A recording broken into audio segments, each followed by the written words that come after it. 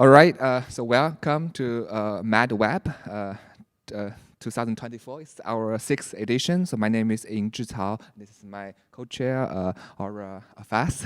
So we welcome you to MADWeb.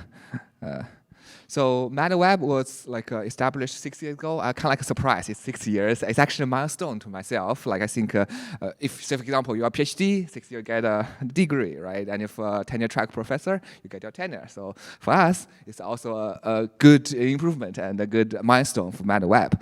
So when people established MADWeb, I think there are several goals. For example, like attracting researchers who work on those browser evolution and web security. So it's a very specialized venue to focus on web security and privacy. And I think it's a great success at its 6th anniversary. And I think we did have web security being grown to a big area over the years. And also we encouraged different junior researchers to explore different ideas. So before you public in for example, NDSS main conference or publish in other top tier conferences, and you can explore your idea at MADWeb and do a discussion. So this is a great venue for junior researchers to explore their ideas. And this is our agenda today. So we'll have Pierre over there to present a keynote. Does the web evolved too quickly? And then we have our first session is network security on the web. We have 3 amazing papers. And then you guys will have lunch in the beautiful San Diego. And then we have the second keynote speaker from Shuo over there about the web as a multi-mind computing paradigm. And then we have a work in progress. We have 2 papers there. And after that, we have the program language security on the web. We have 2 papers. And lastly, we're going to conclude the workshop with best paper and presentation award and also closing mark from my co-chair. So some statistics. We started in 2019. So we have 60% accept rate is pretty stable over the years with a few exceptions. And this year we have 41.6% acceptance rate for 4 papers, and we have 58.3% accept rate for the 4 papers plus work in progress.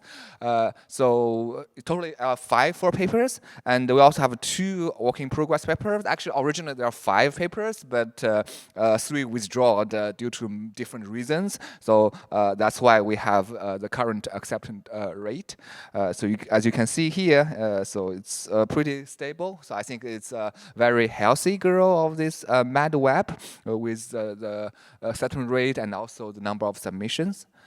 And also want to thank everyone, including the authors. Without you guys, there's no way to make this a workshop, and also our 2 speakers. So they put a lot of effort in coming up with the speak and attendees that you all have here, and also NDS organizers and our steering committee, Zubir over there, that he's last year's chair, and our co-chair Aura. She did a great job. I learned a lot from her, and also Zubir as well. And also we'll thank Robin, Xiaojing, and Jelana from ISI, and also all the steering committee members we listed here, and also our program committees that being listed here. So you guys did a great job of coming up of those many reviews and also different comments. Without you guys, we cannot have this workshop. And regarding the awards, so we're going to have 3 awards: 1 distinguished paper award, and 1 run-up paper, and 1 distinguished presentation award. That's what we decided after you guys all present the talk. So be prepared and talk well. So you may be one of them. And my co-chair are going to present this award until the end. So please stay here until the last minute, and you may get a surprise. So thank you, everyone. Have a great workshop.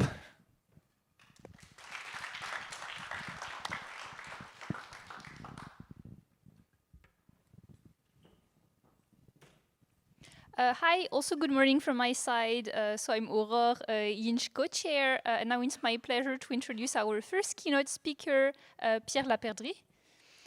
So Pierre is a research scientist for CNRS in the Spirals teams in Lille. So Lille is a beautiful city in the north of France.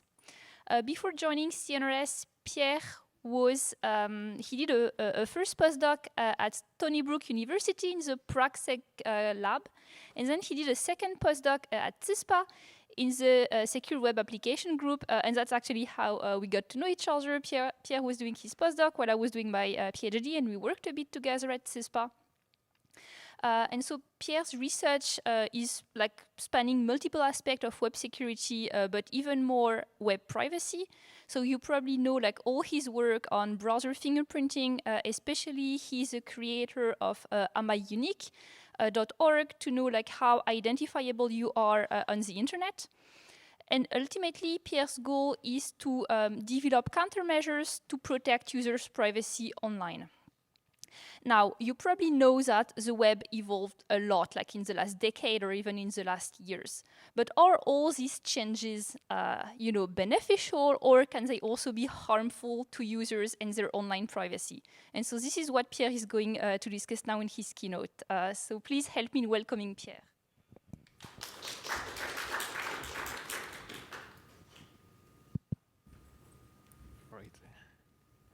So yes, thanks Aurore for the introduction, and also thanks Yinxin for the invitation to do a keynote here at MADWeb. And so when I was asked to do a keynote, I asked myself, what I wanted to present. And one topic that kind of emerged a lot in my research, and something that I noticed in the past 10 years, basically I started doing research in academia, is that the web evolves really fast. It's fascinating in a way because as a researcher, you always have something to investigate, but sometimes it can be pretty daunting to keep up the pace with everything that's happening there. And so I wanted with this keynote to kind of explore that question. Are all the evolution of the web always positive, or sometimes could it be negative in the way they are done? So yeah, really quickly, I'm from the Spires team, and so I live in France, and I work in Lille, and sometimes you may see one of my co-workers in the paper that I'm working with.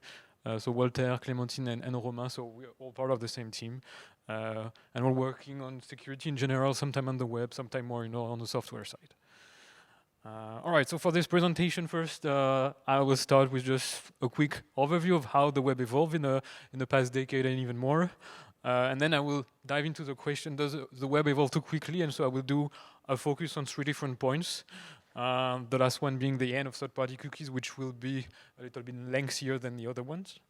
All right, so let's get to it. So in 1994, you had the very first browser, which was Netscape Navigator. So it's a screenshot of it. So you could see, you had the URL bar. You could render text and images. And then if you go up now 3 decades later in 2024, you have a browser called the Arc browser. And so in a way, it still does the same thing. You have a window, it renders a web page, but then, in 3 decades, what's running on this page and what's running in the background is very, very different.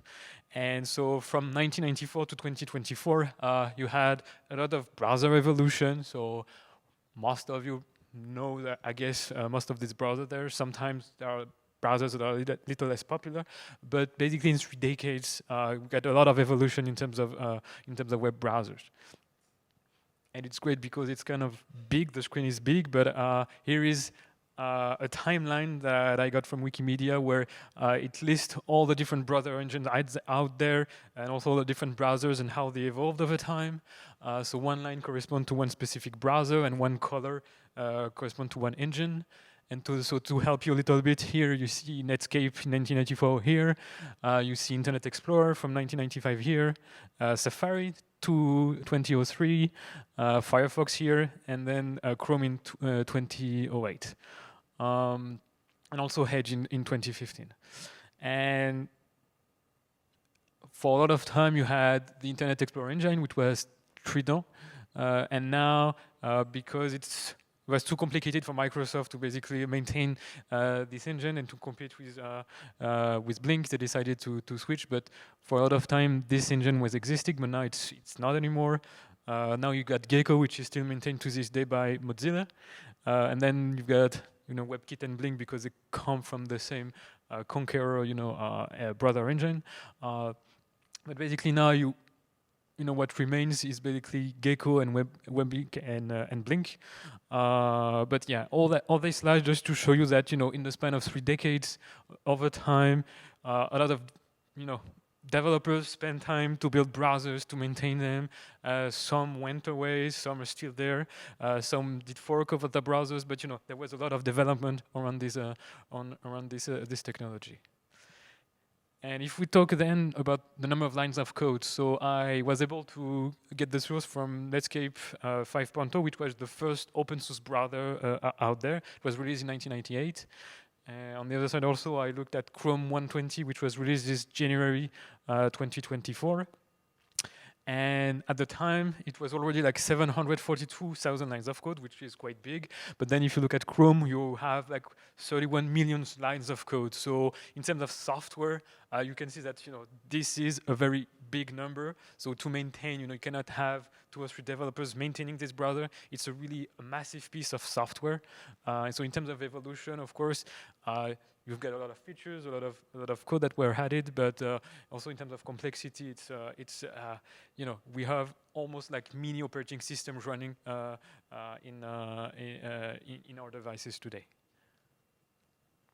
And then also in terms of APIs and features, so on the bottom you see a lot of APIs that have appeared over the past decade since Chrome was released at the end of 2008. So you may recognize some names like maybe geolocation, WebGL, maybe WebAssembly, but most of them are pretty transparent in our usage of the web. Like a lot of developers sometimes just use them, and then it's it's out there and it's running on your device without necessarily you noticing it. But a lot of efforts were made just to really bring these features out on the web.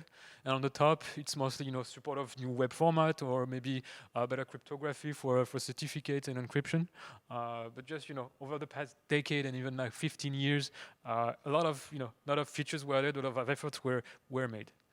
Also in terms of okay, I'm seeing there's this. I'll just yeah. In terms of hardware also now, the browsers support natively a lot of hardware. So you get GPU, gyroscope, accelerometer, gamepad. We can also communicate with USB devices or also over Bluetooth and virtual reality. So you need a lot of code also to support all this kind of hardware. But now all of them natively, they can work with a web browser. And then also because it's kind of famous at the moment, you also have the introduction of Gen AI in some web browsers.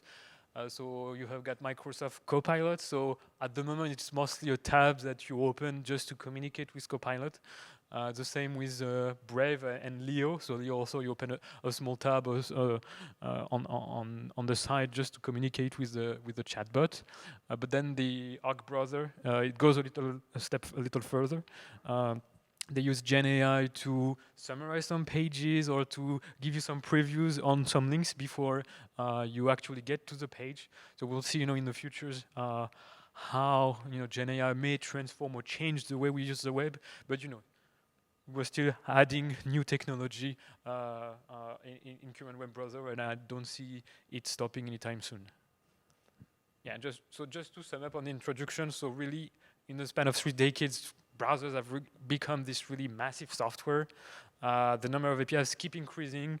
There is no sign of stopping there. We always keep adding features and technology inside our web browser. Also have better and more complete support of hardware. And then comes the question: what about security and privacy in all of that? Because it's great to offer more features to the users, to make the browser a centerpiece of our daily life by making it usable with a lot of different things on the web. But what about security and privacy? And so this is the question that I wanted to dive in today. What about it? And does the web evolve too quickly? And so another way of asking the question, does the web evolve too quickly? Another way of saying it is, when is the right time to introduce a new technology, a new API, or a new feature in the browser? And so throughout this presentation, you will see that some example that I will give, you will see that some aspects that I'll show here concern some of the examples that I will give. And so one aspect to consider first is the maturity of its design of the draft or the standard. So is the draft mature enough? Has it been iterated enough so that we're sure that there is no security or no privacy problem? Has it been maybe discussed enough among browser vendors so that nobody has maybe identified a problem, at least from the very first design? Then another aspect to consider also the correctness of its implementation. Maybe the design, everything is perfectly fine. There is no information leakage, no security problem. But maybe when you actually develop it and incorporate it inside a web browser, maybe this is when there is something wrong that happens, or maybe there is a small problem that creates a bug or some information leakage. Another aspect which is also very hard at the design stage is to consider how this new API, this new feature can interact with maybe other parts of the browser or maybe also other parts of the operating system or the hardware. And so I have mostly in mind everything about side channel attacks and all the attacks that you can run on caches and in the hardware. But sometimes it's interesting to try to think about how a new technology or a new API can affect this part of the device. Another thing also to consider sometimes is also how would this technology, this API, this feature would behave in the real world, because maybe on a few devices it works well, everything is perfectly fine, but then when you deploy it to millions of users and to billions of devices, maybe the way it works is very different, so you don't necessarily know. And also the final aspects to consider sometimes is also the legislation around it. Does the current legislation allow me to deploy the APIs the way it is, or do I need to make some special modification to make sure that it's ready and in comply with the current legislation? So I have in mind mostly, when you have maybe some collection of personal data, maybe you need to ask the user for consent, but maybe it could take another form.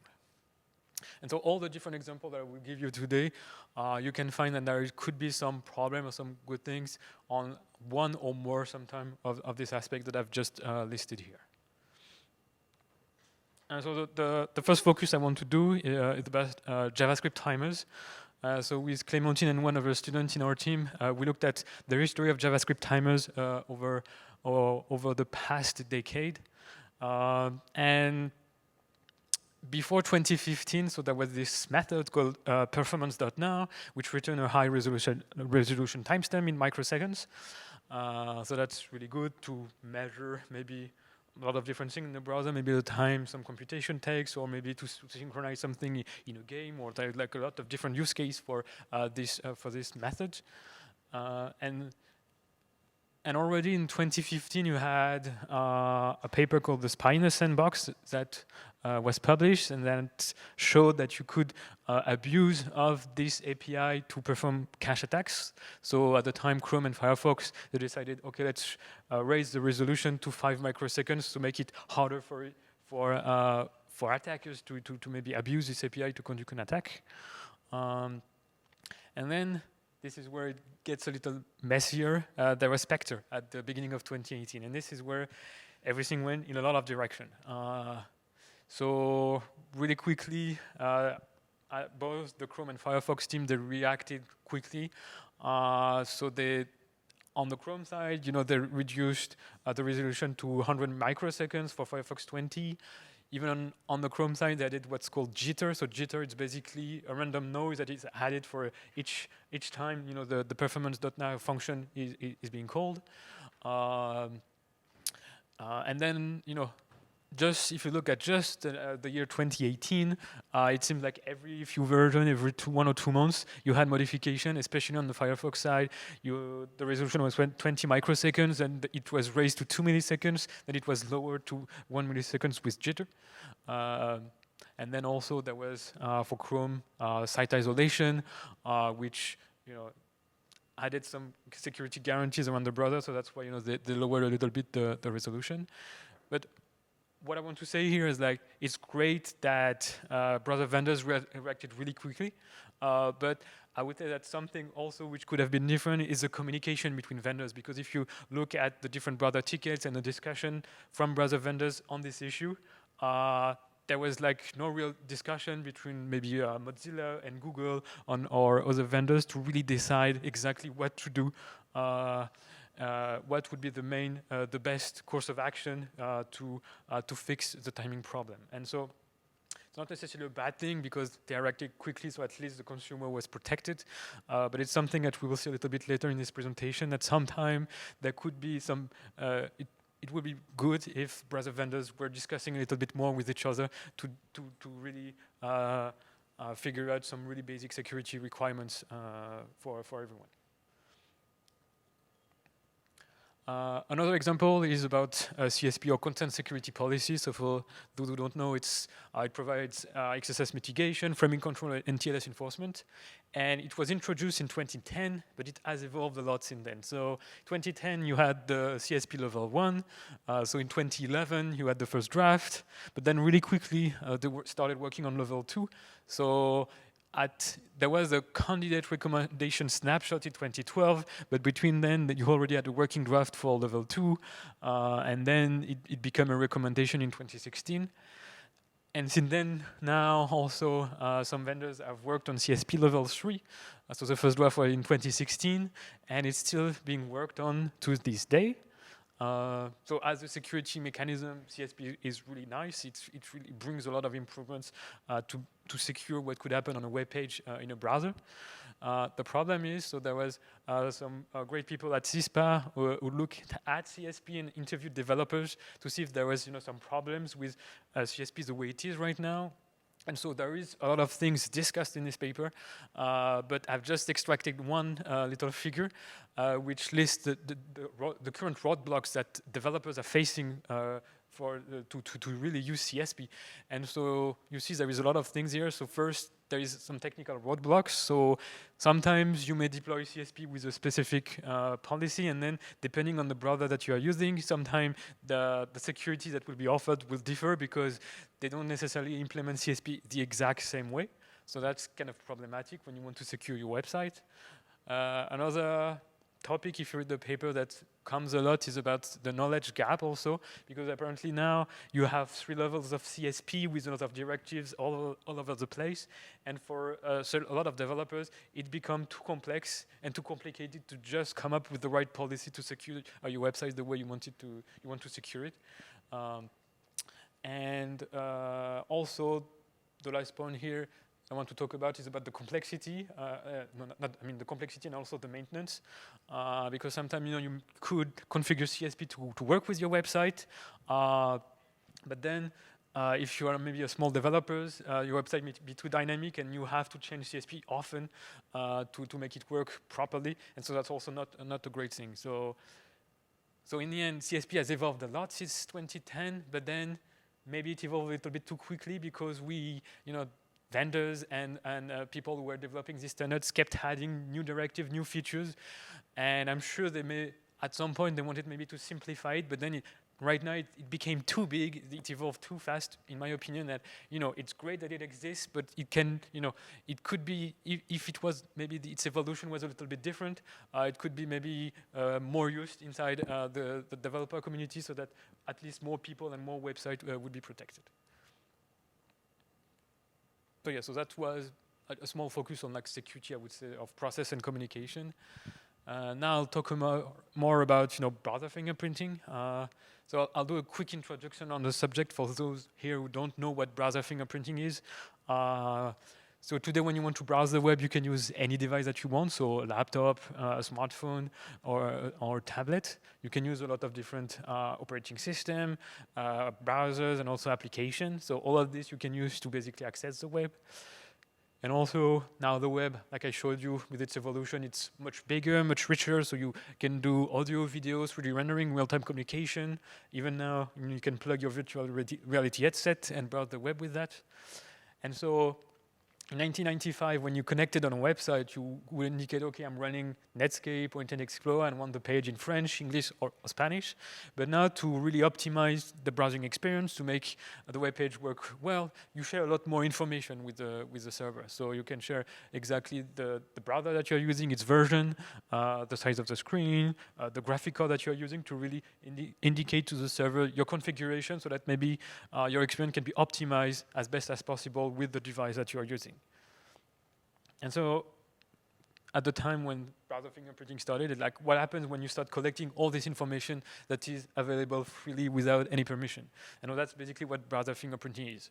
And so if you want to see maybe how a browser fingerprint looks for your device, I invite you to connect on the amaionic.org website. So it's a website that we launched in 2014 now, so almost 10 years.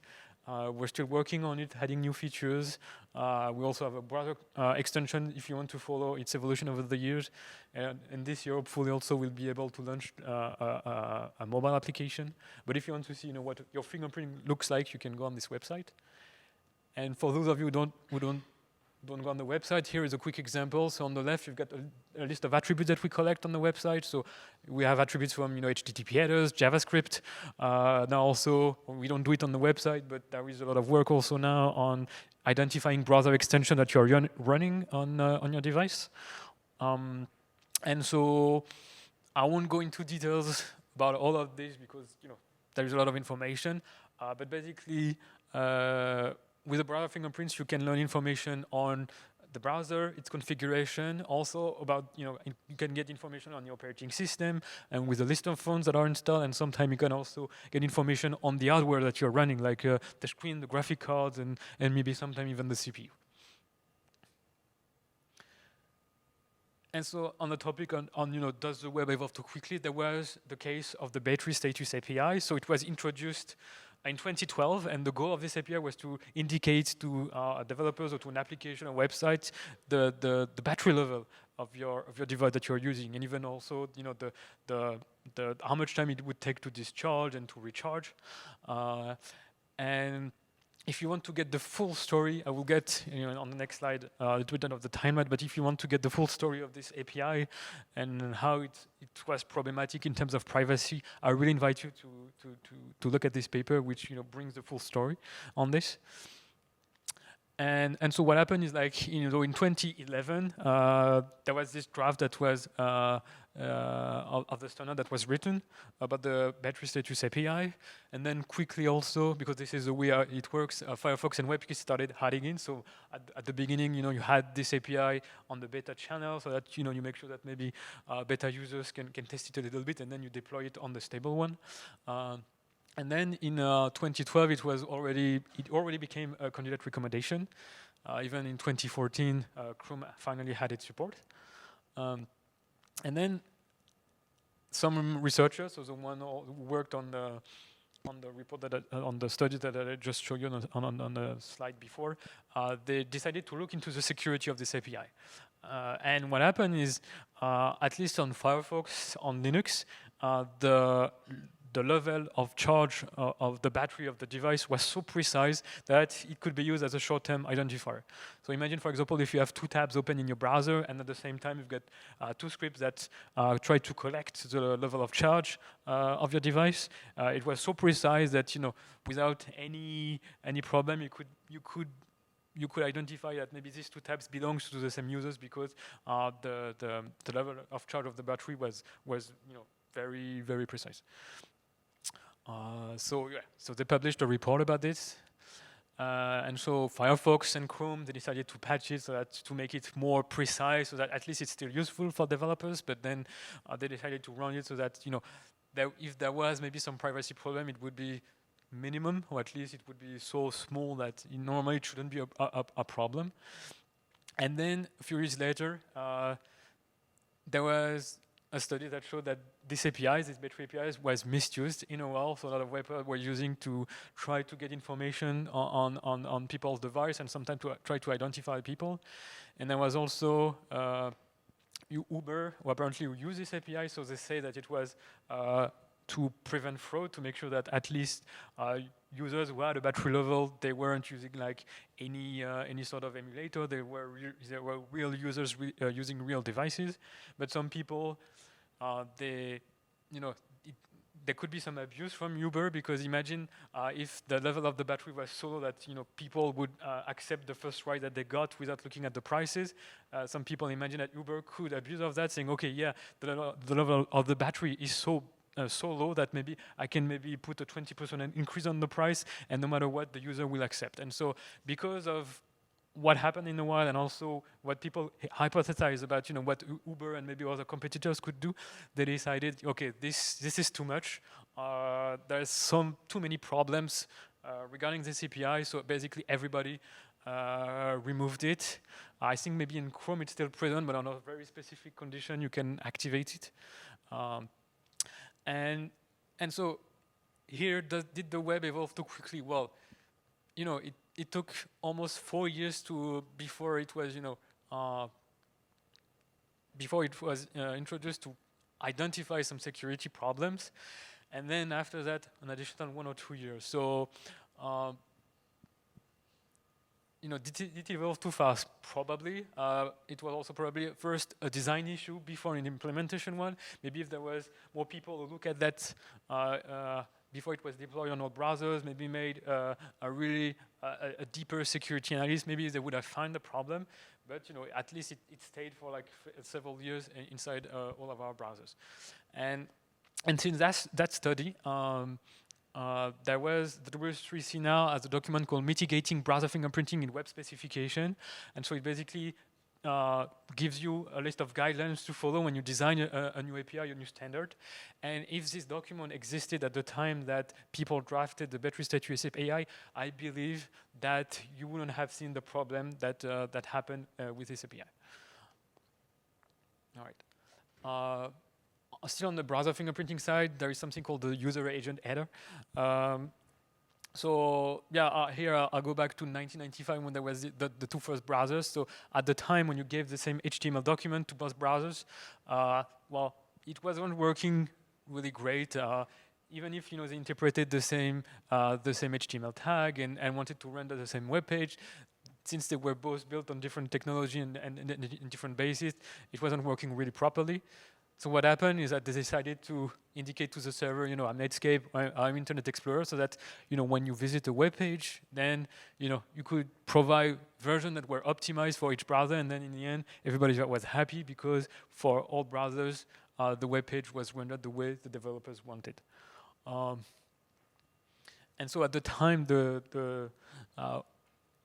what it was called, it was the user agent, so it's still something that exists to this day inside our web browsers.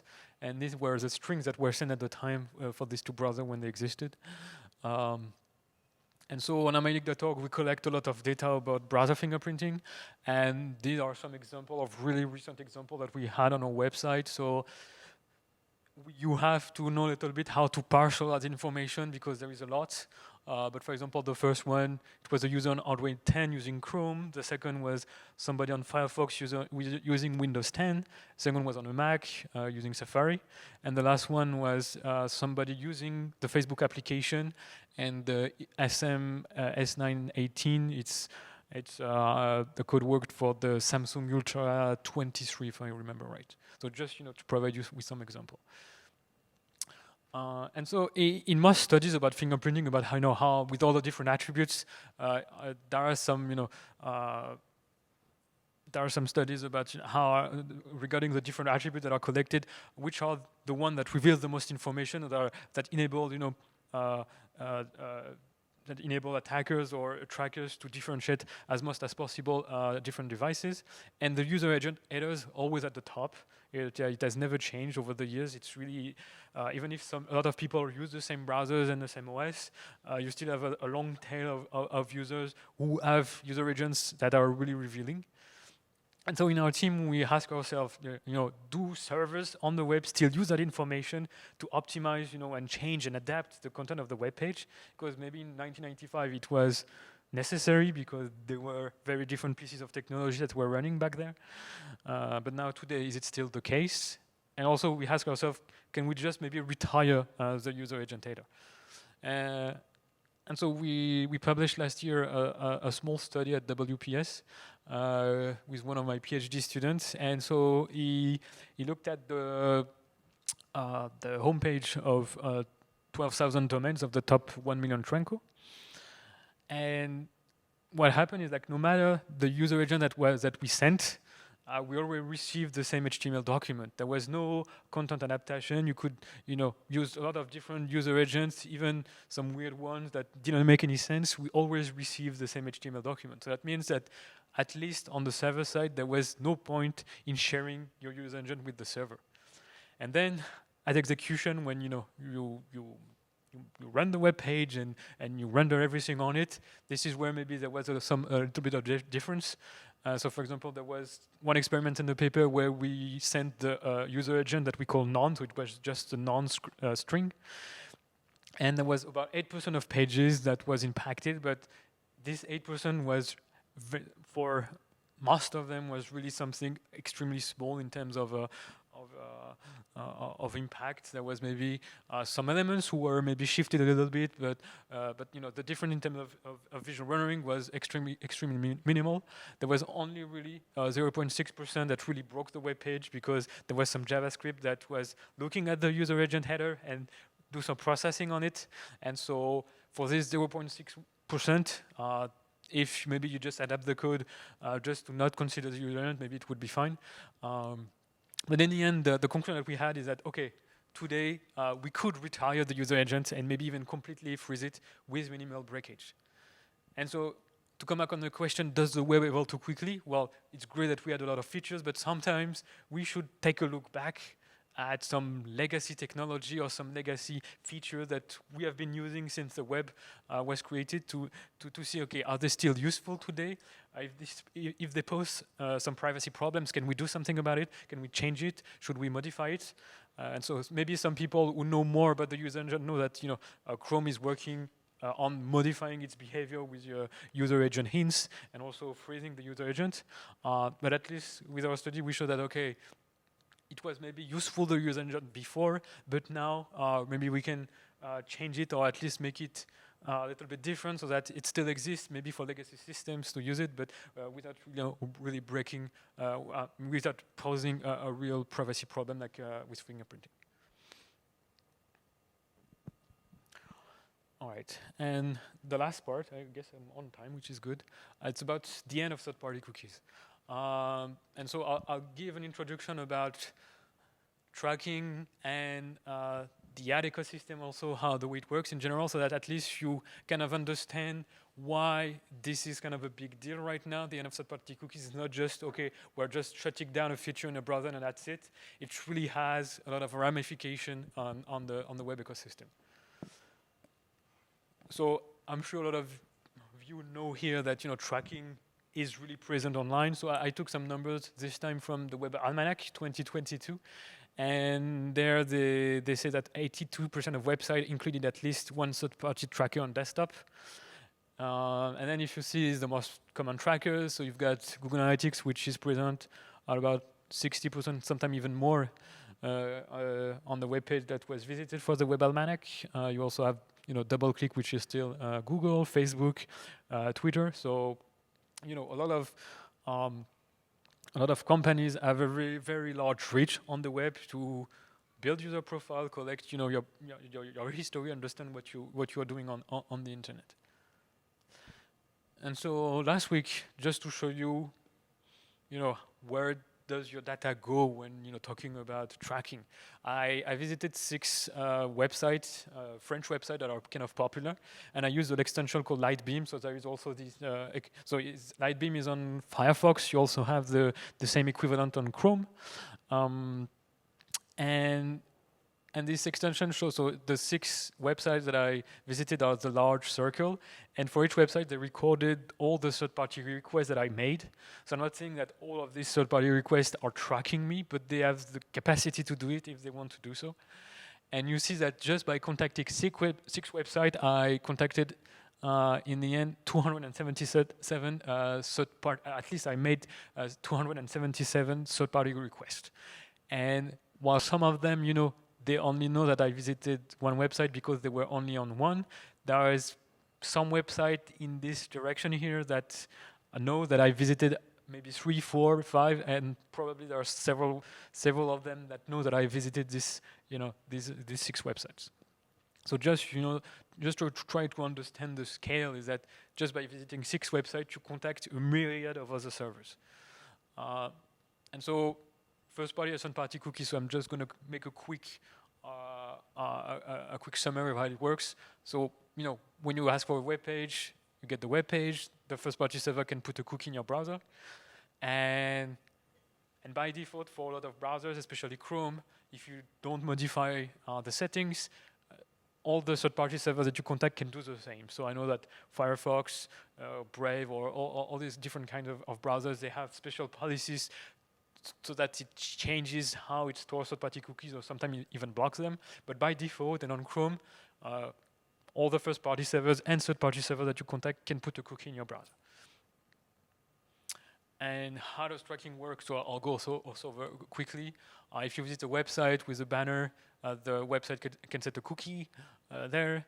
So the cookie is here on the left. If you visit the website a second time, by loading the banner, you also send the same cookie. So ads.com here knows that you have visited the website a second time.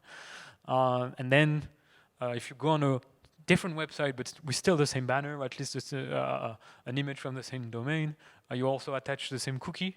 And so in the end, ads.com here, in this example, we know that you have visited site1.com twice and site2.com, you know, once. That's basically how third-party cookies work and how third-party tracking works. It's very, I mean, there are a lot of different nuances and more complicated systems, but the most simple one, this is it.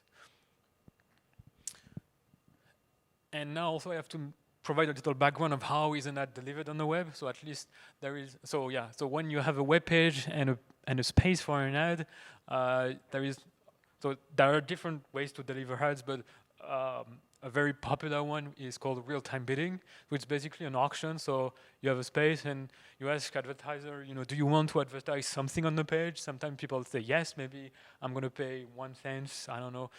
Here I just put a random example. So 75 cents, 25 cents for a different ads, and then there could be other factors to consider, but at least here it's the highest bidder that wins. So here it's like, okay, 80 cents is the winner, and then we can show the ad on the web page. So this is, in very simple terms, how real-time bidding works. But how is an ad truly delivered? Well, it's a little bit complex. This is in a high-level overview of how it works. So you've got on the right, you've got SSP, which is the supply-side platform. So it supplies ad space. So it's in contact with, you know, the people who have website, and it supplies the ad space for advertisers to advertise their products. On the left side, we've got DSP, which is a demand-side platform. So advertisers, they demand ad space. And in between, you have what's called DMP, so all the platforms that store client user profile in real time. And to link all of them, you have, you know, ad exchange, ad network. So it's complex. It's, you know, it's there is a lot of different companies and actors involved. And to add also more complexity, when you want to deliver an ad, of course, you don't want the ad to be shown 3, 4, 5 seconds after the page has loaded, because maybe the user has already clicked on something else, or he has already scrolled and looked at a different part of the page. And so from the time the user loads the web page to the time the ad, the winner is chosen and the ad is delivered, most of the time the requirement is everything has to be done under 100 milliseconds. So imagine all of this, all the communication, all the links that happen in the ad ecosystem, everything has to be made, the bidding and the selection of the user profile in under 100 milliseconds. So you need to have the kind of technology to really support this high speed and high level data and this high level of data exchanges. And so I took this from a company called Playwire that provides kind of an overview of the company that I involved in the ad tech landscape. And so here I just kept, at least for me, the names that I knew when I started looking into all of this. So here there is Amazon, there is Google, there is Unity and Adobe. So these are names that probably most of you are familiar with.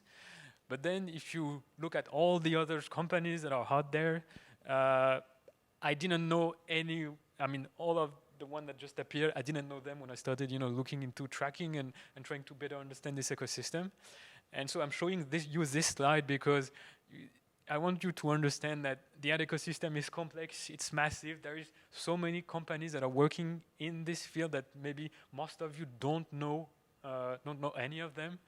And if you start to change the way the web works and third-party cookie works, you will have an impact on probably, I won't say all of them, but a lot of them, because the web built itself, at least the ad ecosystem built itself in the past 15, 20 years on all of this. So a lot of technology has been developed on all of this, and a lot of companies are working in this field. And so to come back on the topic at hand, which is the end of third-party cookies. And so in January 2020, Google said, well, let's just end the support of third-party cookies. And so in a way, for users around the world, it's great because, well, if you look at the academic literatures around third-party tracking, there is so much. There is a lot of tracking everywhere. So if you start to stop that, it's obviously a positive for users, so that at least you don't have an aggressive and wild tracking of users on the internet. And so originally, it was planned to come into effect at the end of 2022, then it was delayed to 2023, and then 2024.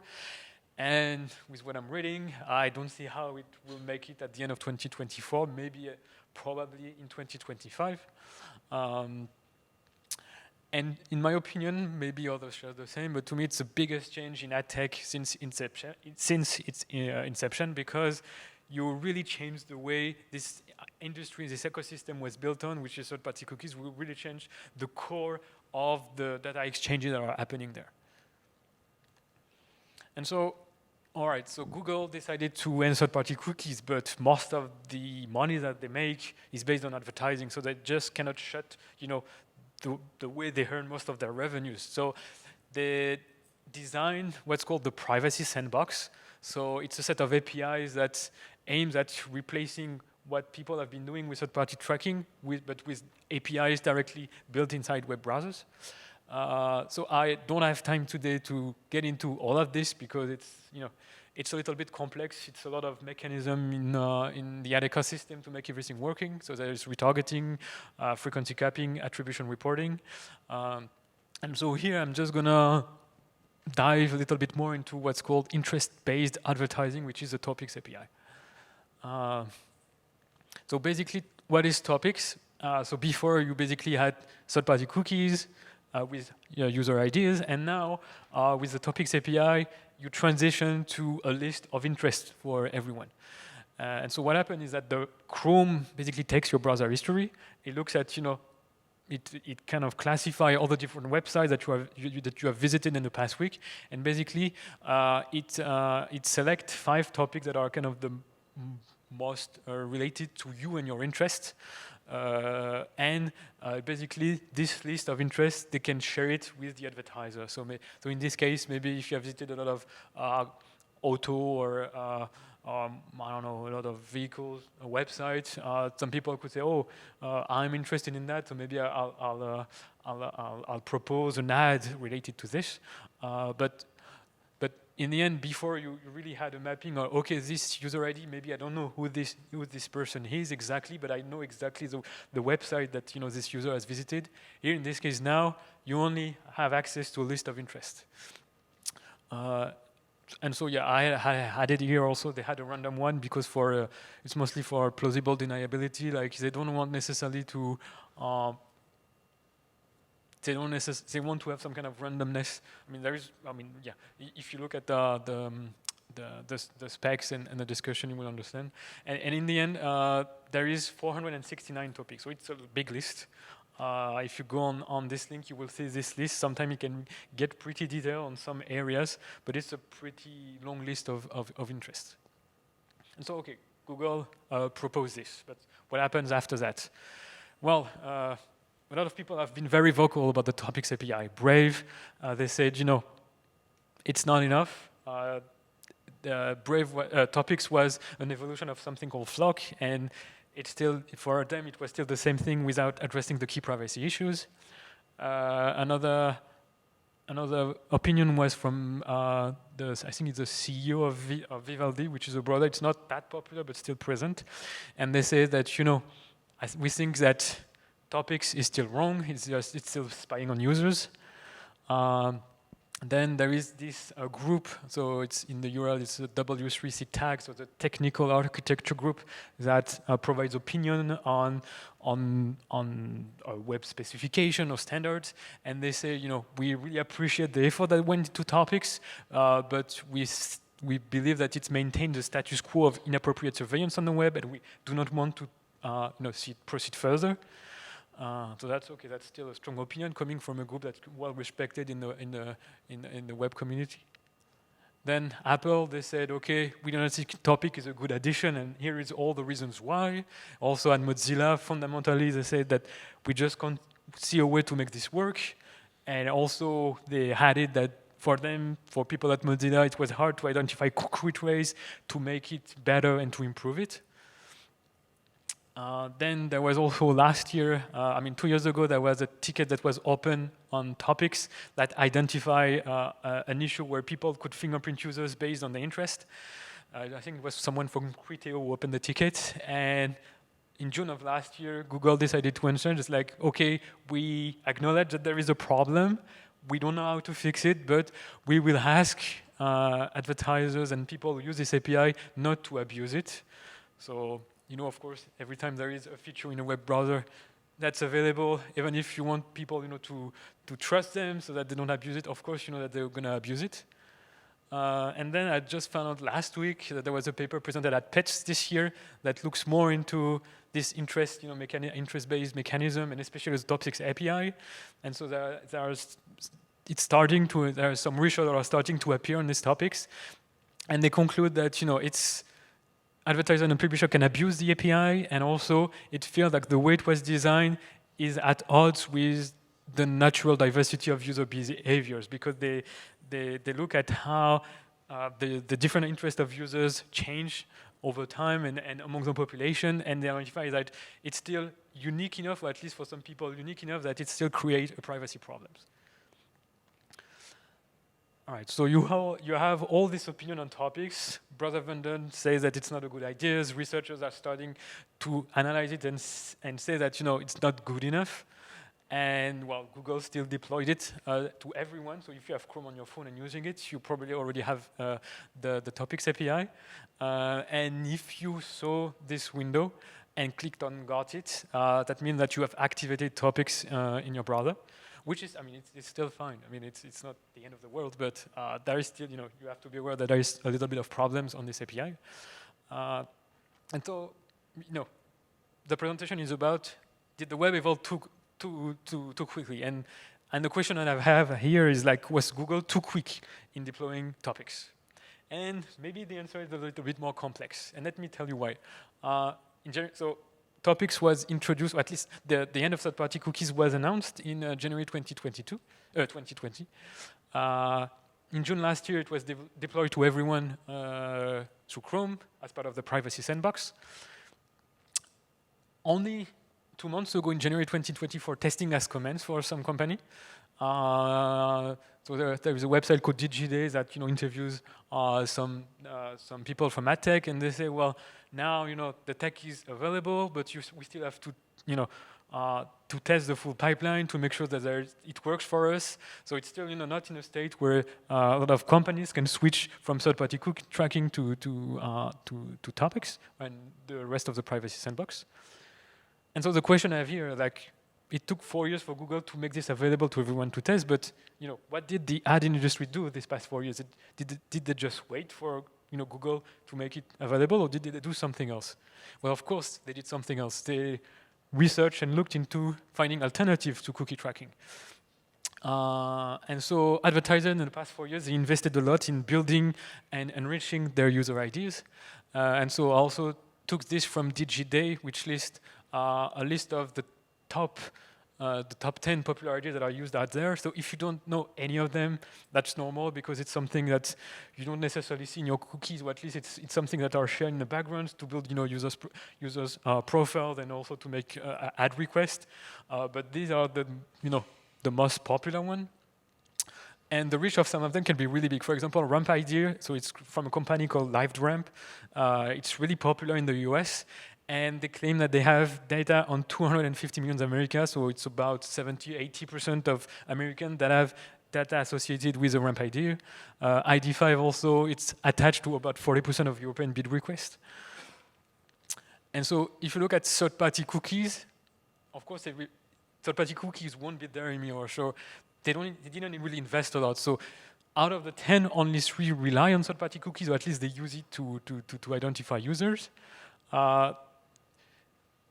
Some of them also are invested in using device data. So when I say device data, it's IP address, maybe a little bit of browser fingerprinting, and also first-party cookies. But most of them now, they switched to use first-party data. So when I say first-party data, it's mainly email, phone number, your postal address, or even your phone number. Because if you get this information while it's precise, you don't need to guess that this user already belongs to this user profile somewhere. You know that it's Mr. or Miss, or this person living at this address. It's also easy to get, and also it's an important thing right now is that it's compatible with current legislation. With everywhere when you have to have consent to collect data, if you provide the website with your own name, or if you log in maybe, and you get into a logged in session, you basically allow the website to collect data on you. And so a lot of efforts in the past 3–4 years were made by advertisers to really build on this system that collects first-party data. There is also things about the conversion API. So there is a term walled garden, which are basically big companies like Amazon, Google, or Meta that have a lot of users' data. And before, you had maybe some tracking script or some pixel that were present on a page to identify that this user was connecting there, and then you could build some user profiles over time. Now, because these are blocked or they are going away, they are relying on the website own server to really collect data. And so all the big tech companies have this kind of APIs. So it's like Meta, Amazon, Microsoft, they have all their names, but they are all using this kind of API. Then you can ask yourself, okay, but what's the difference between before having some data from a tracking pixel from the data that you can collect now? And so I found a presentation from Meta called The Importance of Good Data. And they say that, unlike the Meta Pixel, the conversion API isn't just for website data. And so they want you to basically provide all this company, or at least here Meta, with any data that you want to help them make more targeted advertisement. So first, they talk about channels, so it could be apps or website, but it could also be a physical store. Like if you have a Fidelity card linked with your name or your phone number, they may also collect data on this.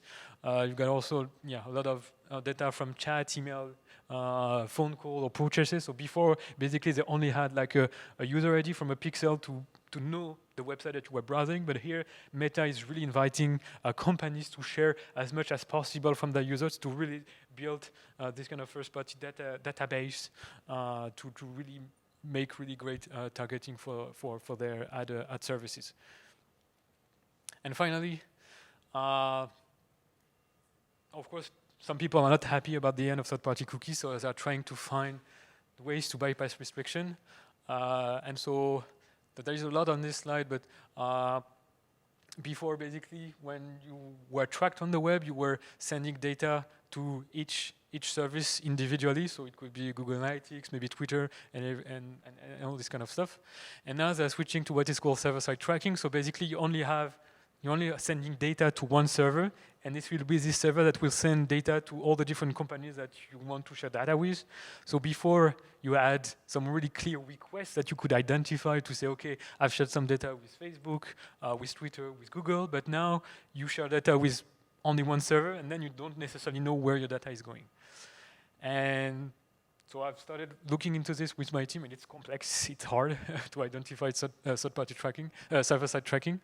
And it's also a big big threat to transparency because at least ad blocker doesn't work, but also for all the legislation and regulatory bodies, before they had a way of monitoring what was happening on a web page, but now since everything in the background, it's hard to get a sense of what's going on. And so yeah, to conclude on the end of third-party cookies, like I wanted to show here, the ad ecosystem is massive, and this one decision from Google has a lot of ramification on the industry and on a lot of different companies. We saw that at least for the adoption of topics, it creates a lot of division between browser vendors. So that's one thing. Also, to make the current system work with the privacy sandbox, ad companies really have to change the way they build their profile and exchange data, which costs money, and so they're not all ready to make this transition. And in my opinion, because it has taken so much time for Google to make the privacy sandbox available, I believe that at least in the short term, that the desire to remove third-party cookies, it kind of was more harmful to consumers because in the span of 4 years, advertisers really have built their infrastructure to really rely more on first-party data, which is a little bit more privacy invasive than having just ideas from third-party cookies. All right. Okay, so I'm getting to my conclusion now. So does the web evolve too quickly? Well, you have seen it's complicated. There are many factors to consider. A lot of time, a lot of money is involved, so it pushes some decision on one side. But in a way, no, because there is a lot of great web features, a lot of great things that happened in the past decade and more inside our browser for consumers. So there is a lot of progress on that side. But also, yes, history has shown that improvements could be made. We're learning that, and we're progressing, we are getting better at reviewing API, testing them, at asking, feedback from a lot of different actors in the industry. Also, legislation is still a little bit slow, but it's starting to catch up with the latest improvements. At least also what I believe is there should be maybe a more uniform voice for really basic security requirements, because depending on which browser you are using, sometimes you may have not the best security compared to another, but for very basic security requirement, there should be something more uniform. And on my last slide, I want to finish with this. So this is the evolution of the browser market share over the past 15 years. So in green, you see when Chrome was starting, so at the end of 2008. In blue, it was Internet Explorer that just dropped completely. And in orange, brown, it's Firefox. So at the peak of its usage was about 30%, and then it's dropped completely. And so today, there are more than 75% of users who are using a Chrome-based browser. So yeah, and as we saw, for example, especially with the Topics API, Google really now position themselves as one of the main driving force today behind major web changes.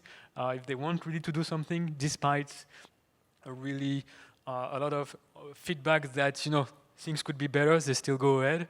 And so I will leave you with this question: first, can companies keep up with the pace of Chrome's development? Because Google is such a big company, they can invest a lot and do a lot of development on this. And so in a decade from now, for example, how will the web look? Will it be a Google web? Will it be only maybe Apple and Google driving the web's evolution because they will be the only one having the biggest team to be able to work on this massive software?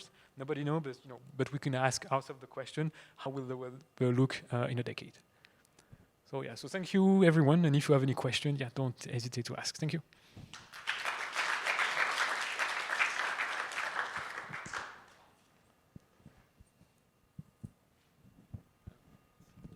Thank you, Pierre, for this amazing keynote. So we have some time for questions. So please state your name and affiliation and go to the mics.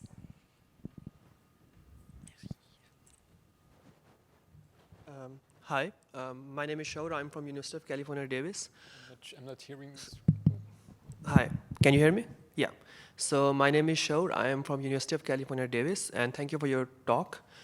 I know you mentioned that the decision of Chrome to block third-party cookies, it's a complex question of whether it evolved too quickly or not. But we have seen that some other browsers were first to block third-party cookies in 2018, 2017.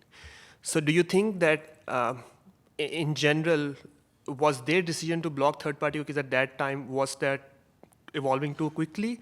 Or has Google been too slow in their decision to block third-party cookies? Which approach do you think is better for the ecosystem now that we have seen more surveillance in terms of first-party data that these companies are collecting? So which approach do you think was either too quick, or is Google still too slow in blocking these third-party cookies? You mean in terms of comparing what some browsers are doing by blocking cookies, and with Google?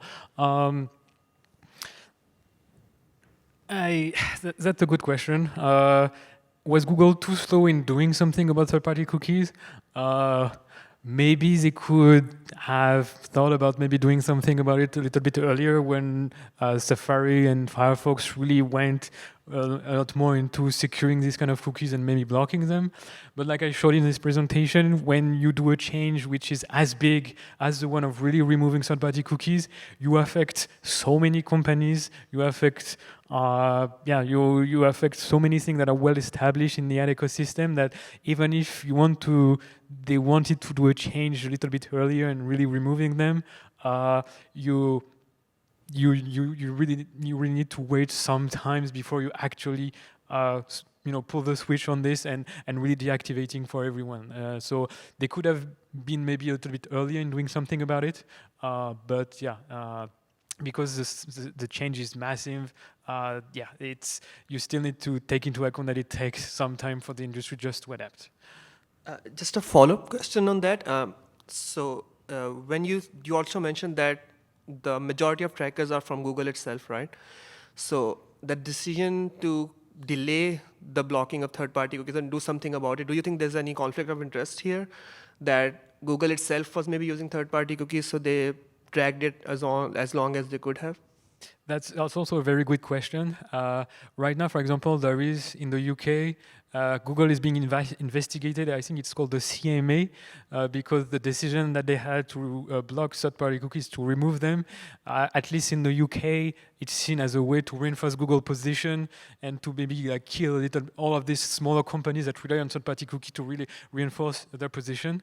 And that's tough to ensure, because on one way, there is clear benefits for the users to have just this cookie disappear because they have been abused so much, you don't necessarily know where this data is going.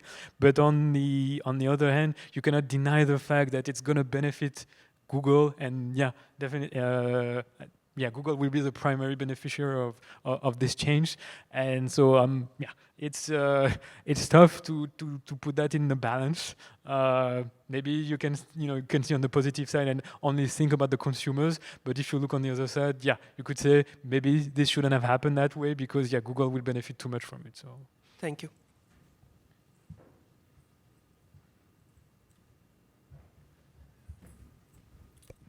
I have also a question for you. As a web privacy expert, so do you have any tricks or recommendations? How do you protect your privacy online? Because you can't really rely, on Google or browsers to do that for you. So do you have any tricks, or how do you do that personally? Well, personally, I'm not, because at some point in the past I was a little bit paranoid. I would use the latest tool that would block a lot of things, and then I would just get frustrated because a lot of web stuff wouldn't really work. So I just use tools like Brave, which by default does a lot in terms of privacy to block a lot of things, and use extension like ad blockers and everything, and also use services that I know could be more privacy preserving. I still have a Google account and use it, but at least I try to make sure that Google doesn't know as much as possible, and at least also configure my Google account to just disable all the tracking made by Google as much as possible. But I also don't want to completely cut myself from the world and make it difficult to browse the web, so I kind of find this balance where I use tools that are good for privacy and then maybe respect my privacy, but I don't also completely use a VPN and block as much code as I can, because it's becoming too complicated. Yes. Hi, Carl Magnus Brunner, Linköping University, Sweden. So great talk to begin with. I have almost a follow-up on what you just said, because we are, I guess, a lot of us here are very privacy aware. We're trying our best to hide our tracks and use VPNs and whatnot. But in the end, looking at the stats that you showed in the last slide, people tend to continue using Google products. And it's like most people don't really care about, they do care, they see it in the news, but what can we do to really make an impact? Because people don't tend to really change browser in order to preserve their privacy. Yeah, that's a really good question, I guess, and it's something that I also seeing on my end when I'm giving talks about security and privacy on the web is education goes a really long way, because most of the time, even if tomorrow you say people use an ad blocker or be careful, you need maybe to spend a little time with it to educate themselves on maybe the risk of being tracked and what that means for them, and maybe show them the problem that could come with it. And then even if the day after they won't change the way they browse the web, maybe this one time when they see a pop-up, they will maybe think about the discussion about the dangers of online tracking, and they maybe this time, instead of clicking accept just to hide the cookie pop-up, maybe they will just click on reject and maybe change over time their habits. So I don't think we can from in a span of just a year, just completely change user habits and the way they're using products, but maybe just by education, by informing them maybe about the dangers, gradually over time, I guess they can change the way they use the web and maybe make more decision for them that's better for their privacy. Thanks. Zubair Shafiq, UC Davis. Thank you for the great talk. So I was trying to figure out what's the takeaway of your talk. It seems to me that you're suggesting that APIs are being added too quickly without considering privacy implications. And then some of the features that were removed, maybe they were also removed perhaps too quickly. So what is your recommendation? Should we continue to try to add new capabilities and APIs to the web? Should we really stop and slow down? Do you have a recommendation one way or the other? I don't want to say we should slow down, because I guess we wouldn't be where we're here today. Imagine if we had a lot of roadblocks or a lot of steps that we had to meet just to deploy API on the web. We wouldn't be where we're here today, where we have a lot of great features and great technology in browsers. But maybe I think I mentioned that there was the W3C with the fingerprinting at least the thing that you should consider regarding fingerprinting when you design some specification. I guess also maybe it could be good to maybe slow down a tiny bit just to make sure that maybe some specifications, some standards are reviewed enough that, okay, maybe if we get a consensus with many different people that, okay, this seems fine, and then we get to the testing phase and then we do enough testing, maybe we could entice people maybe to do more testing to make sure that there are no privacy problems. I guess this could go a long way towards better privacy, because it seems a little bit before we could launch stuff a little bit too quickly without necessarily analyzing it fully. But then if we maybe slow down and entice maybe more users to use beta version and to reward them just for testing stuff, maybe we could go towards a world where we can introduce API in a safer way, I guess, somehow. Thank you for a great talk. I'm Shuo from Washington State University.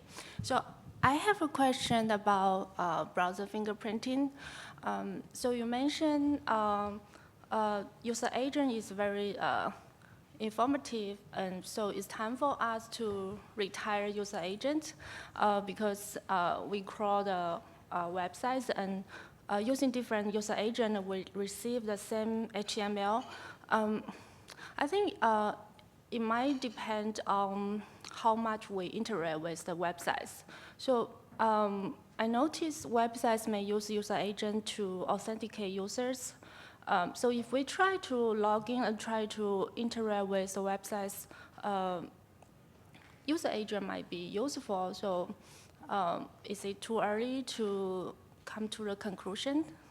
Yeah.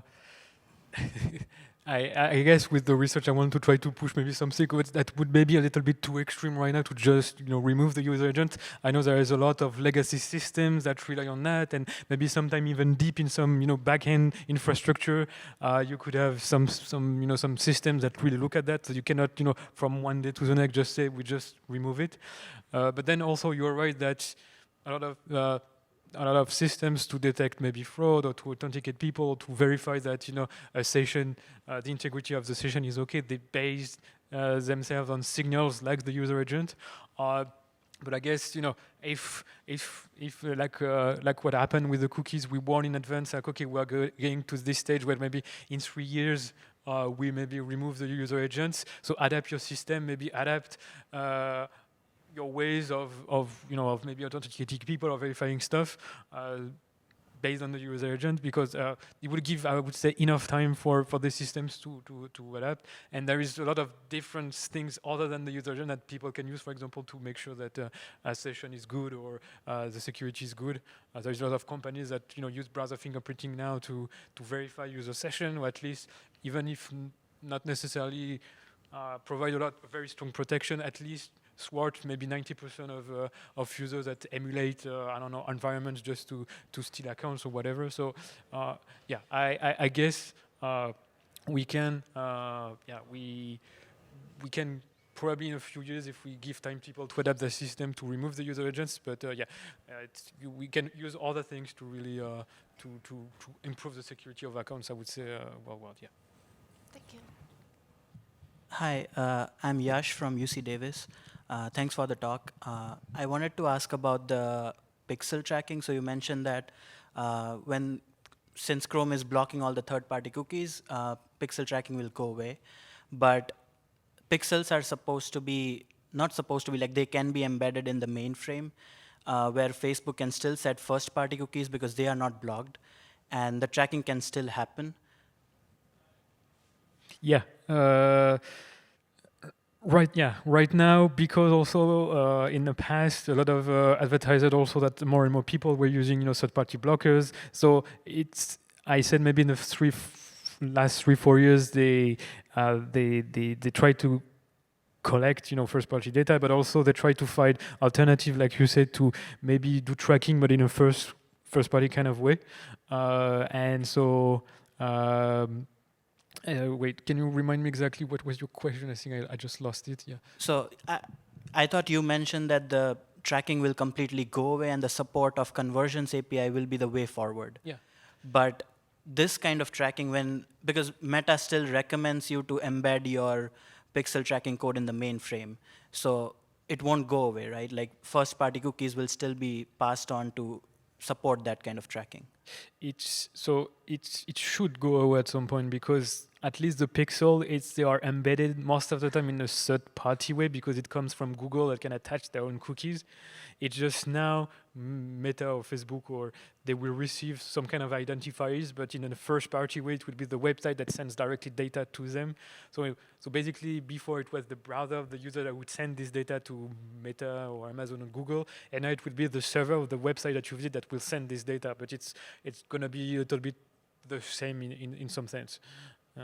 Do you understand what I mean, or? I mean, we can discuss offline if you. Yeah. Yes, that's what I wanted to suggest. We're running a bit out of time, so Yash and Pierre, please continue talking offline. And so let's thank Pierre for this amazing keynote again. Good morning, everyone. Welcome to the session 1, Network Security on the Web. I'm Shujiang Wu from I5. In that session, we will go through 3 very interesting topics. Each speaker will have the 20 minutes to the 25 minutes, and then we will have the QA sessions. For the first paper is about the impact of data having post-quantity TLS 1.3 on the time to last bit of web connections. This is a very interesting cartography papers, and Will from the AWS will give us the talk. Thank you.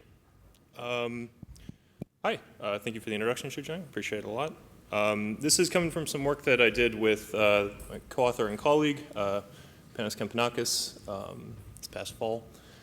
The basic goal of this is to evaluate the performance impacts of data-heavy handshakes on web connections using a slightly different metric than has been established in the literature.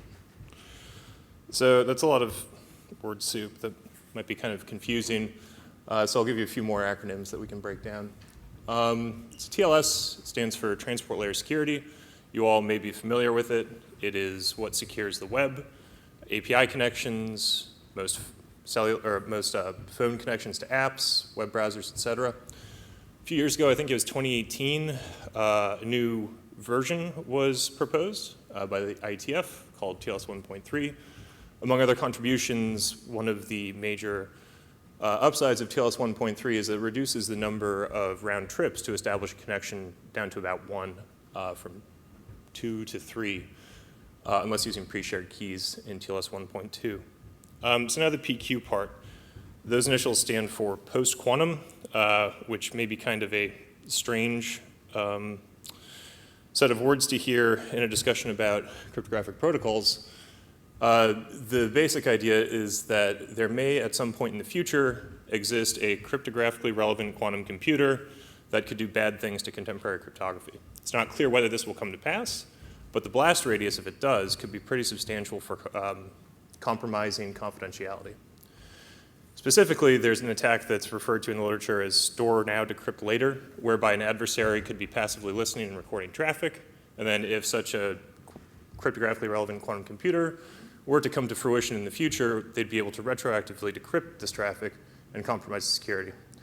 So across the industry and throughout government, many different organizations are looking to roll out algorithms that are resistant to these theoretical attacks. This has been ongoing in the academic literature since, oh man, like, I don't know, about 20 years, but it's really just in the last few years that we started to coalesce and then eventually standardize which particular algorithms will be used. These algorithms are shown here. They've been given the NISTified name of MLChem and MLDSA, previously known as Kyber and dilithium, respectively, for key exchange and signatures. This table, yeah, so they come from a family of cryptographic primitives called the PQ crystals project, hence the Kyber and dilithium science fiction references. They're very fast. We don't have numbers on that here, but we've shown them to actually be faster than classical counterparts in micro benchmarks. But there is one cost, and that's the size of their artifacts. Both public keys and ciphertext or signature sizes are much, much larger, between 40 and 70 times as large as their classical counterparts. So we want to know what impact this may have. There have been a number of different studies in the literature that have already looked at this. It's been very useful. I'm not going to go through each of these in detail, but I do want to call out in particular 2020s with Peck and et al., benchmarking post-quantum cryptography in TLS. This paper took a look at a bunch of different then candidates for the NIST standardization process and did work very similar to what we've done. We actually forked their simulation setup for this paper. So it's a good paper. I recommend it. But one thing that these papers all have in common is that they only measure the TLS handshake. They don't measure the actual full lifetime of the connection. So for that, I'm going to call it time to first byte, or TTFB. You can think that as handshake only.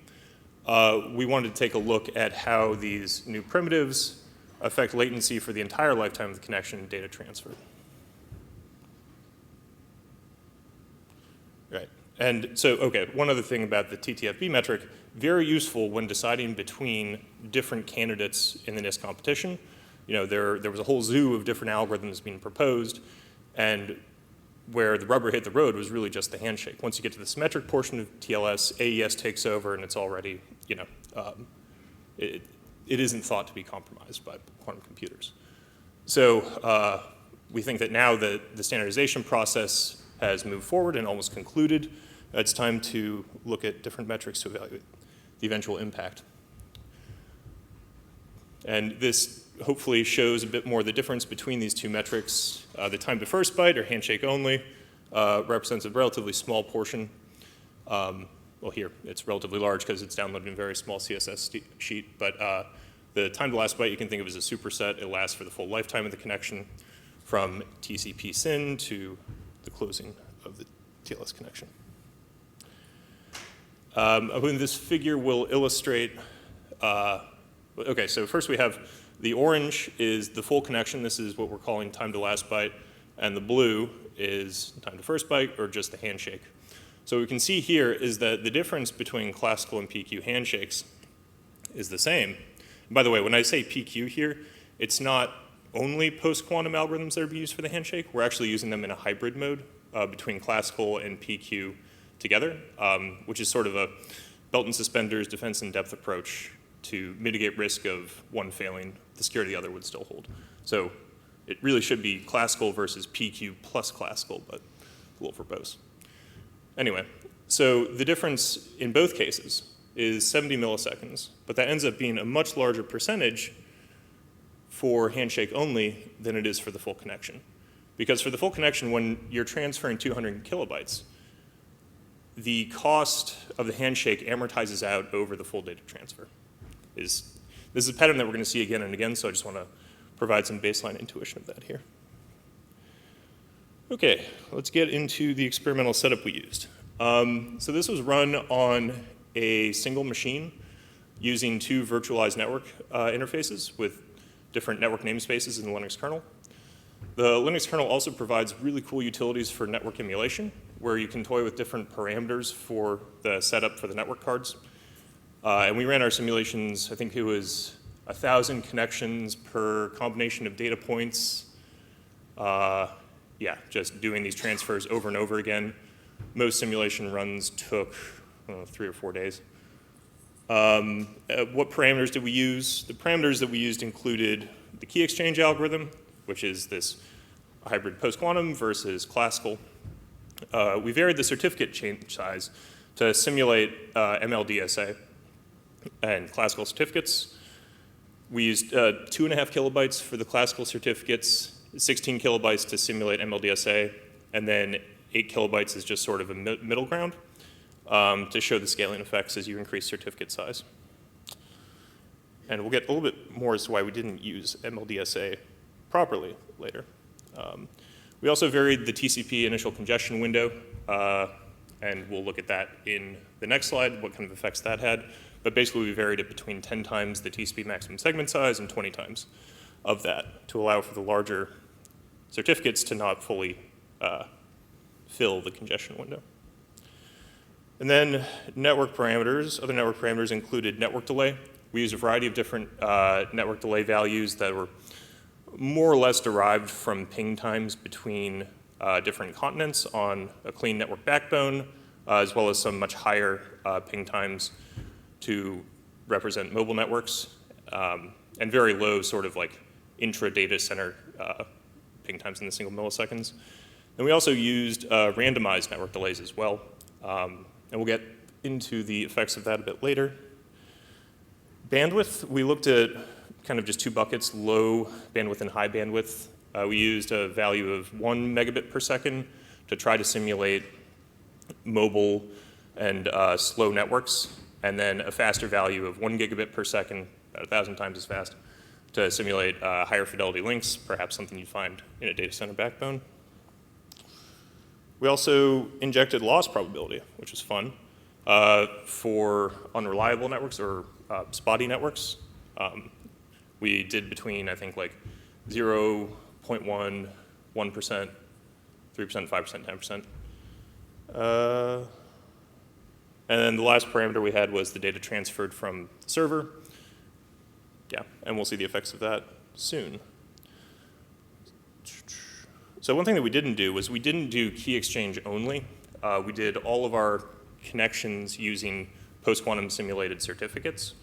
Now, I'll talk a little bit about the end about what actually happens with key exchange only. The spoiler alert is that it's pretty much indistinguishable from classical.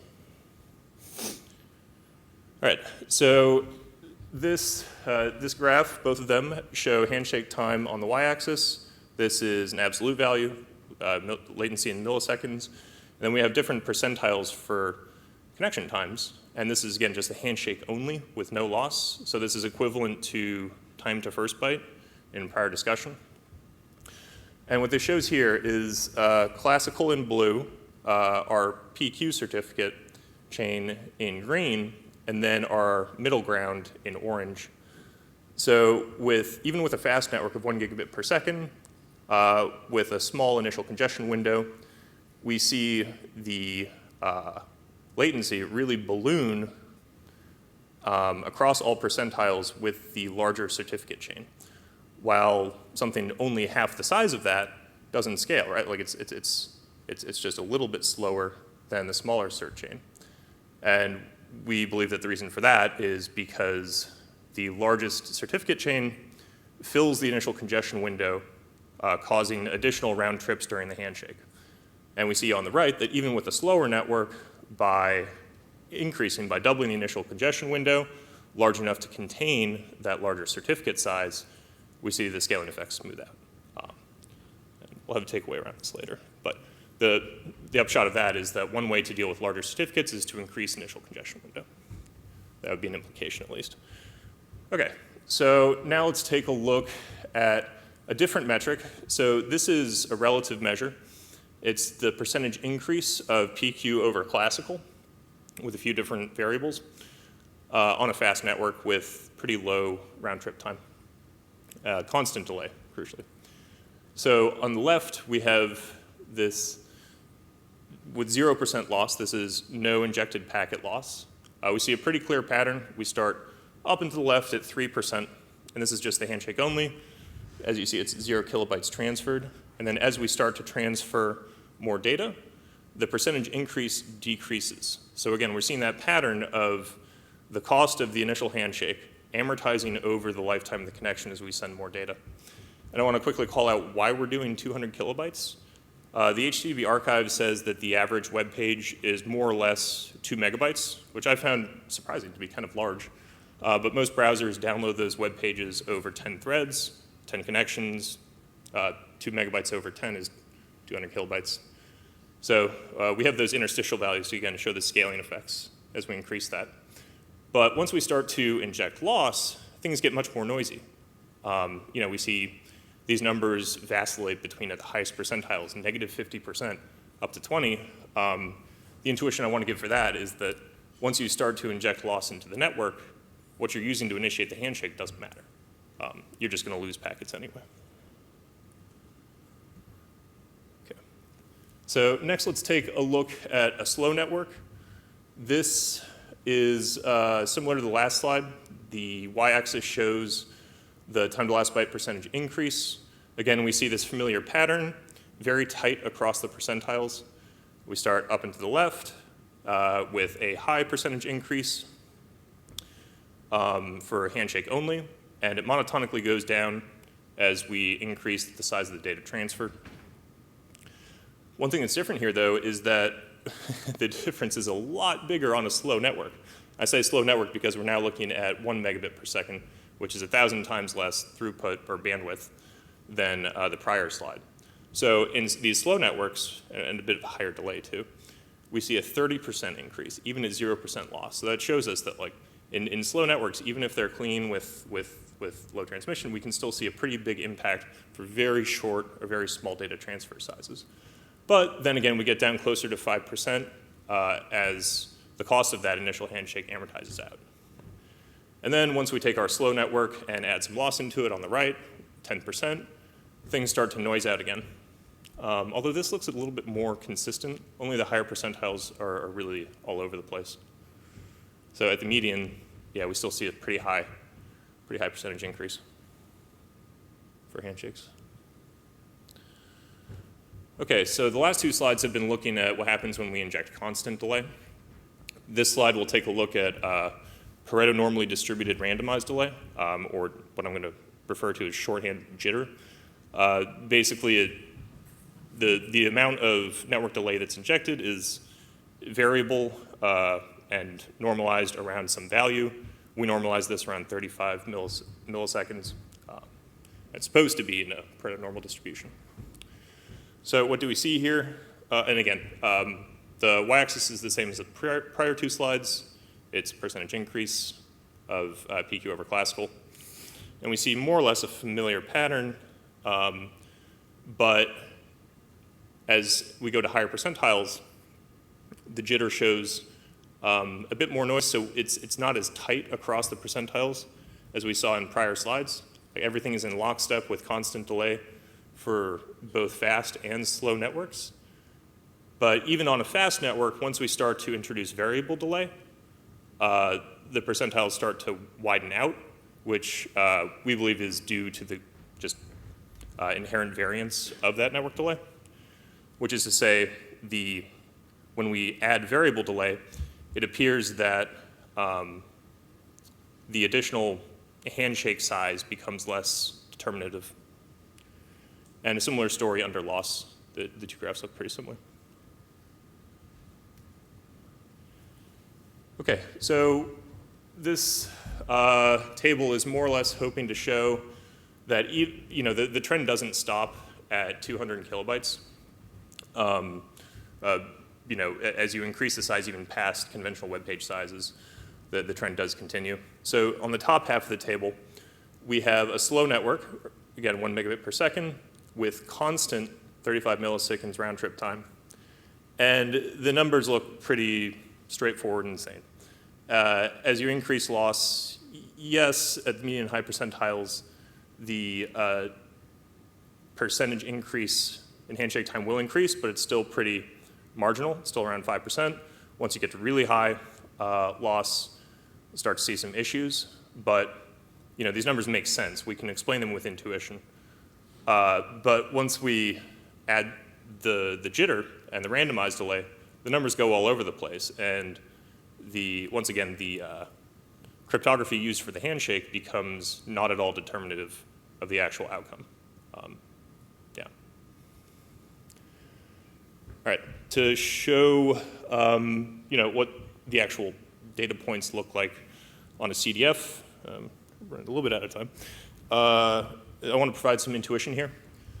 So when you see the straight lines, that means very low variance. And the curved lines show a long tail, or kind of higher variance distribution. And the sooner that the curve starts to go up and to the right, the higher the variance is. So looking at only the handshake time, again, this is the TTFB CDF, we see at 0% loss, there's basically no variance whatsoever. Nothing's really affected by the loss. And then we start to see higher variance as loss is introduced. Again, the blue, green, purple are all the straight lines with loss at 0%. But moving over to the time to last byte, we see something kind of similar. Again, the straight lines are things with 0% loss.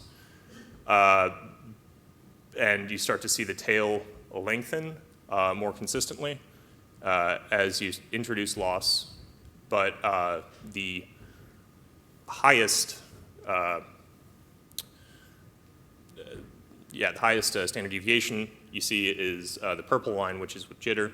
Again, the noise of unreliable networks without predictable latency at the network layer cause more of an issue than the underlying cryptography. Okay, so I wanted to hopefully distill a lot of that into a few takeaways. We present time to last byte as a metric for consideration as you're evaluating network performance in real-world scenarios. And when we have done so in simulation, at least, we see that it increases. Its increases do remain low as we add post-quantum cryptography, as the transfer size increases. If you're dealing with some issues with large certificates, a quick first step could be to increase the initial congestion window so that the certificate doesn't fill that. By default, it's usually 10x the maximum segment size. Doubling that might help. And then observations about the full connection time to last byte metrics that we looked at. Under stable fast network conditions, probably won't see any impact from post-quantum cryptography. You might in high loss, low bandwidth connections. That's something to keep an eye on. But if you have unpredictable latency, then the handshake itself becomes undeterminative of user experience overall in the first place. So with that, I want to thank you for your time and take some questions.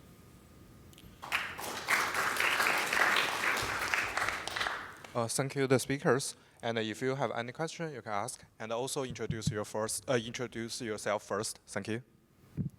Hi, I'm Rob Jansen from the U.S. Naval Research Laboratory. Oh, cool. Are you familiar with the latest studies on which part of the connection is most important for a user experience? My understanding might be outdated, but I thought it was the case that time to first byte is more useful because when a user starts to see content show up on their page, they don't give up on the connection. Whereas the last byte, like I don't care if the YouTube video takes longer to load. So I was wondering what the latest is on that.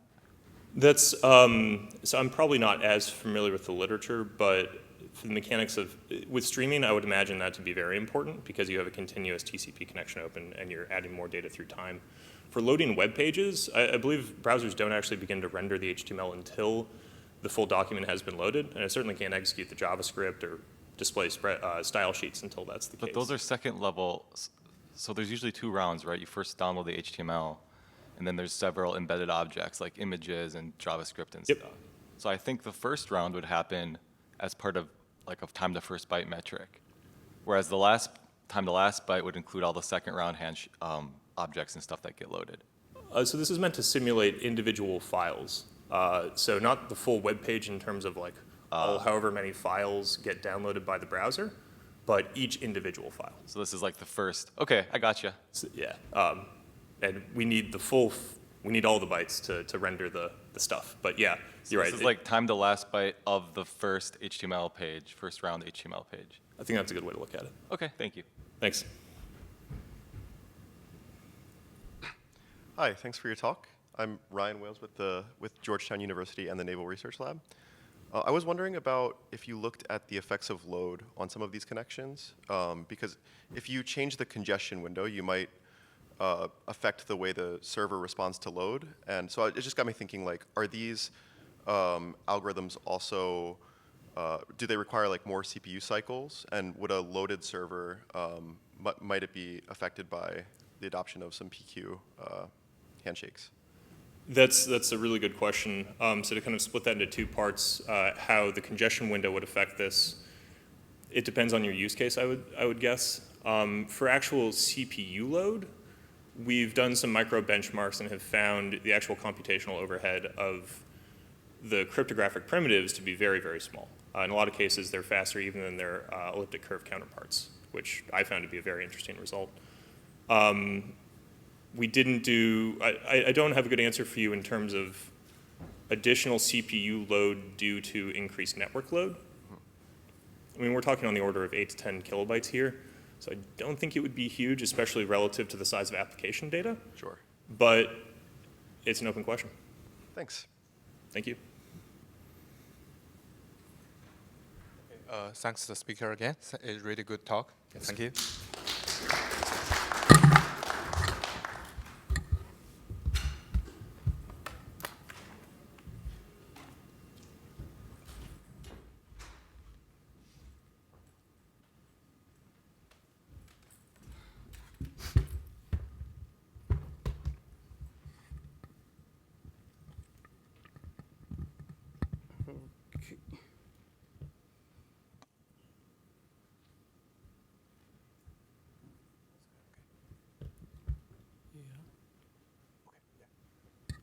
The second paper is the EM masker, EM obfuscation against the website fingerprinting. It's a defense system for set channel attack. And the speaker is Mohammed from the Clemson University. Yeah. Okay, thank you for the introduction. Good morning, everyone. My name is Mo, or Mohammed, and I'm a PhD student at Clemson University. I'm not sure, can you hear me fine? Okay, so I'm here to present our paper titled EM Obfuscation Against Website Fingerprinting. And first of all, let's quickly go through like what is website fingerprinting. We've been talking about it since the whole morning. So it's basically when an adversary is trying to know like what the user is visiting, or what website the user is visiting over an encrypted connection.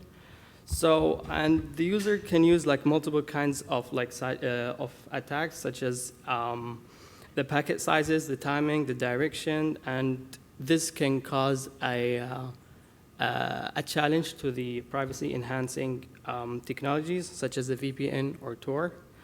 So, and there are some traditional website fingerprinting attacks, which I would go quickly through them. First, we have the packet inspection, which when the attacker analyzes the individual packets, sizes, and directions, that's because like different websites generate different packet flow.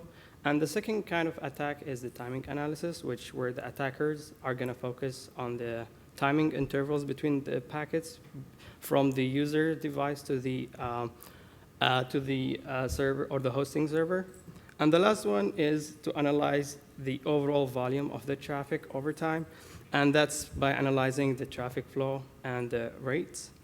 So after the data is collected, or after the attackers collect the data, they use like statistical and machine learning techniques in order to find any pattern within encrypted traffic. First, they collect the data, obviously, and then they pre-process the data according to whatever they find interesting. And then they train a model in order to find any specific pattern. And this applies to almost any website fingerprinting, especially like in what I do is side channel, or what I used to do, not anymore. So now we have the side channel website fingerprinting attacks, and that's where when a user accesses a different website, the attackers can exploit unintentional information that leaks from the user's device or network infrastructure. And this kind of leakage can be achieved or can be captured, and then they analyze it as side channel data. So there are multiple methods to capture this kind of data, such as probes, sensors, oscilloscope, and then they can use like power consumption, EM signals, temperature, and so on. So there are multiple kinds of side channel attacks. Here I'm going to talk about like the three side channel attacks that I know of. I'm not sure about the details of the other ones. So the first one is the microarchitecture attacks. I'm not sure why did I put like the zombie load logo there, but I guess it's cool, although it's not related. For microarchitectural attacks is when the user abuses the cache. And there are two kinds of cache attacks, but not only two kinds. I don't know how much is there out there. So for the timing, attackers basically exploit from the fact that the web browsers use caching in order to reduce the loading time. So if a requested file is stored in the cache, it loads faster compared to when a file is fetched from the web. And this enables the attackers to infer if a website is loaded from the cache. And the second kind of cache attack is the cache occupancy, which each website may use different combinations of resources, such as images, JavaScript files, CSS files, and so on. So different websites may have different effects on the cache occupancy. So because they have like unique resource loads. So this can create identifiable pattern that the attackers can take advantage of. And moving to power analysis attacks, that's where the attacker is going to monitor the power consumption when a user is visit a website. So, and this method actually uses the fact that different websites impose different loads on the CPU, which can cause like different frequency because of the dynamic voltage and the frequency scaling, which is known as DVFS. So, and then we jump to electromagnetic emissions attacks. That's the focus of this paper, actually. So, electromagnetic emissions refer to the waves that is released by electrical and electronic devices. And because of the electric current in a device circuitry changes over time, it naturally results the creation of electromagnetic signals, so, or EM. So for EM-based website fingerprinting is the attackers exploit the electromagnetic emissions that is generated by electronic components within the machine during the website interaction. So to achieve this kind of attacks, the the attackers needs to use like antenna in order to capture the emissions, and then they use amplifier to increase the strength of the signal, and then they use oscilloscope or spectrum analyzer to record and analyze the electromagnetic waves. So why did I focus, or why did we focus on EM signals, right? So what makes EM like so unique is because it's non-intrusive. That means it does not require a direct access to the network, nor to the user's device. And as you can see here, this is like one of our previous works, not this one, where we show each website has identifiable, clear pattern AM signal. And the second reason is its stealthiness. That means electromagnetic emissions are typically invisible, and they're very hard to detect without specialized equipment. And this is like the same work that we did before, where we show like, just by looking at the signal, we know like the exact timeline of what user is doing within the browser. You can see like open YouTube, and then the user opened a new tab, and then he moved to Twitter. So lastly is the proximity. This is one of our other works where we show that it's what makes side channel or EM is different from other side channel attacks. It can be penetrated through walls, and it can actually approach to approximate distance of 6 meters. So in this specific work, not this one, but in our previous works, we show that the EM signal can penetrate through different walls, which you see on the picture. I don't know if that's clear or not, but you see like the victim office, and then you see like the attacker office. And we were able like to infer the EM signals. Yeah, for the known like EM mitigation is, in order to mitigate against such EM attacks, is of course by using better shielding, which to prevent the radiation and also like to filter out the current and the voltages. However, this shielding can be expensive, and it may increase the size, the weights of the devices. Also, it can influence the other components within the machine, for example, like the wireless communication. Also, it can affect the airflow or the cooling of the device itself. So when we did this study, there are some few observations that we can take advantage of in order to block such signals. We noticed that the GPU is the primary source of the EM emanations, not from other components. And then we noticed that each GPU has different frequency levels, and the frequency level can shift based on the workload. And last observation that we find that the attacker can only observe one frequency at a time. Although it is like in this specific work, we just assumed that the attacker can, and we didn't assume that. In our thread model, in order to track a single frequency, the attacker needs to have like multiple measuring components, which I will come later on. And these components can cost up to $2,000, $3,000. And that's why we say if attacker wants to observe or wants to, if the attacker wants to observe like multiple frequencies, he will have to have like multiple devices. So it's kind of expensive if the attacker wants to observe more than one frequency. So that's why we just said that the attacker can only observe like one frequency at a time. So in this work, we used rendering noise within the GPU itself to obfuscate the EM signal. And then we ensured that our method balanced between the obfuscation and the effectiveness with minimal system efficiency impact.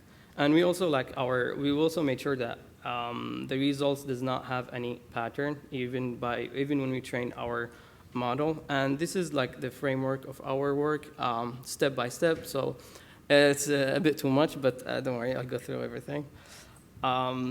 So WebGL noise rendering attack is something I think we talked this morning. So given from the fact that in our first observation that the AM signals mainly come from the GPU, so we used that. That's why we used like WebGL in order to render noise within the GPU itself. And also, like the WebGL, it allows direct control of GPU rendering within web browsers. So that means the attacker can, that means we can create a canvas on the HTML using JavaScript in order to render noise within the GPU. So as you can see here, first the HTML is parsed with using the JavaScript, and then we call the WebGL, and then we send back the updated HTML with the rendered object. And then we use WebGL because we can dynamically adjust the complexity and the intensity of the graphic being rendered, because each website may have a different noise. We don't need to apply the same noise with all devices, with all websites, because we care a lot about the practicality, which means we don't want to use a lot of GPU utilization. And lastly, WebGL can be applied to almost across major web browsers. That means we can apply this defense as extension to make it like more practical. So far, this is like our few steps. So the user open a website, and then our tool is going to be activated. And then that's where we're going to initiate the WebGL on the targeted website. So for the noise generation, we used the WebGL shaders in order to perform intensive rendering tasks like the displacement mapping to generate small load on the GPU. And then how do you make sure that the frequency has been rendered is because we need to make sure that any noise that is generated, it has to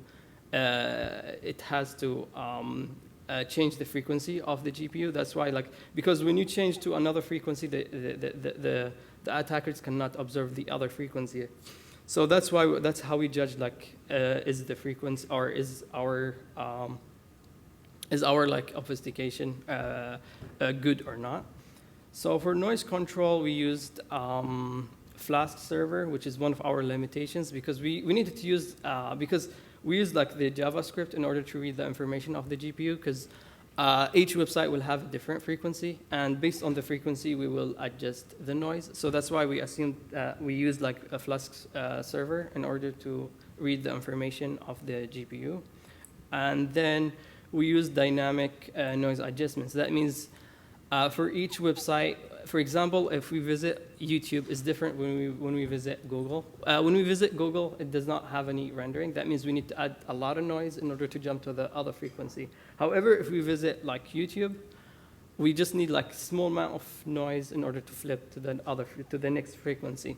So and then we didn't in order to make sure that we don't utilize a lot of GPU resources, we didn't make our noise generation constant. We tried to make it random. Also, it stops from I think from 1 to 7 seconds, which is enough to flip to another frequency.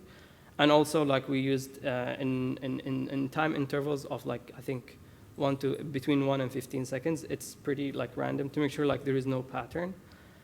And here, now I described the first part, the defense part of our framework. Now I'm gonna move to the website fingerprinting attacks. How did we, the implementation part of it. So this is the components that we used to capture the data. So we use, we have here, in the middle, you have the antenna, which is used to capture. And then we have the SDR, and specifically, we use the USRB component in order to amplify and pre-process the signal. And that's the machine where I said in the beginning it's kind of expensive, because that specific one is about, I don't know, I can't remember the exact price, but it's about $2,000. So that's why we assume that the attacker cannot use the same device for multiple frequencies, because it's kind of expensive. And then we have the victim machine. This is just the measuring components, but not the actual environment. But in our case, we did I think about 3 meters away in order to capture the signals. So we used, we focused only on five websites just to prove and that our work actually works. So we opened each website like 350 times, and we collect the EM trace of each website. That means we open Google, we wait for it to load, and then we close it. We open it, we wait for it to close, and then we open it again. So we did that for every website, and so and we collect the trace of each loading time. So in total, we got about 1,750 EM traces. And then we move to the second part, which is the signal pre-processing. So for the signal pre-processing, we used the spread spectrum clocking, spread spectrum clocking, which is used to amplify the persistence of the targeted memory clock. And then we use the Fourier transform. And also, like, we use, this is similar to our previous work, so we just use the same signal pre-processing. So, and then we used the strong noise contamination effect reduction, and this enhances the exploitation of the EM from the GPU, even if the signals is significantly weak, or if it's overwhelmed by the background noise.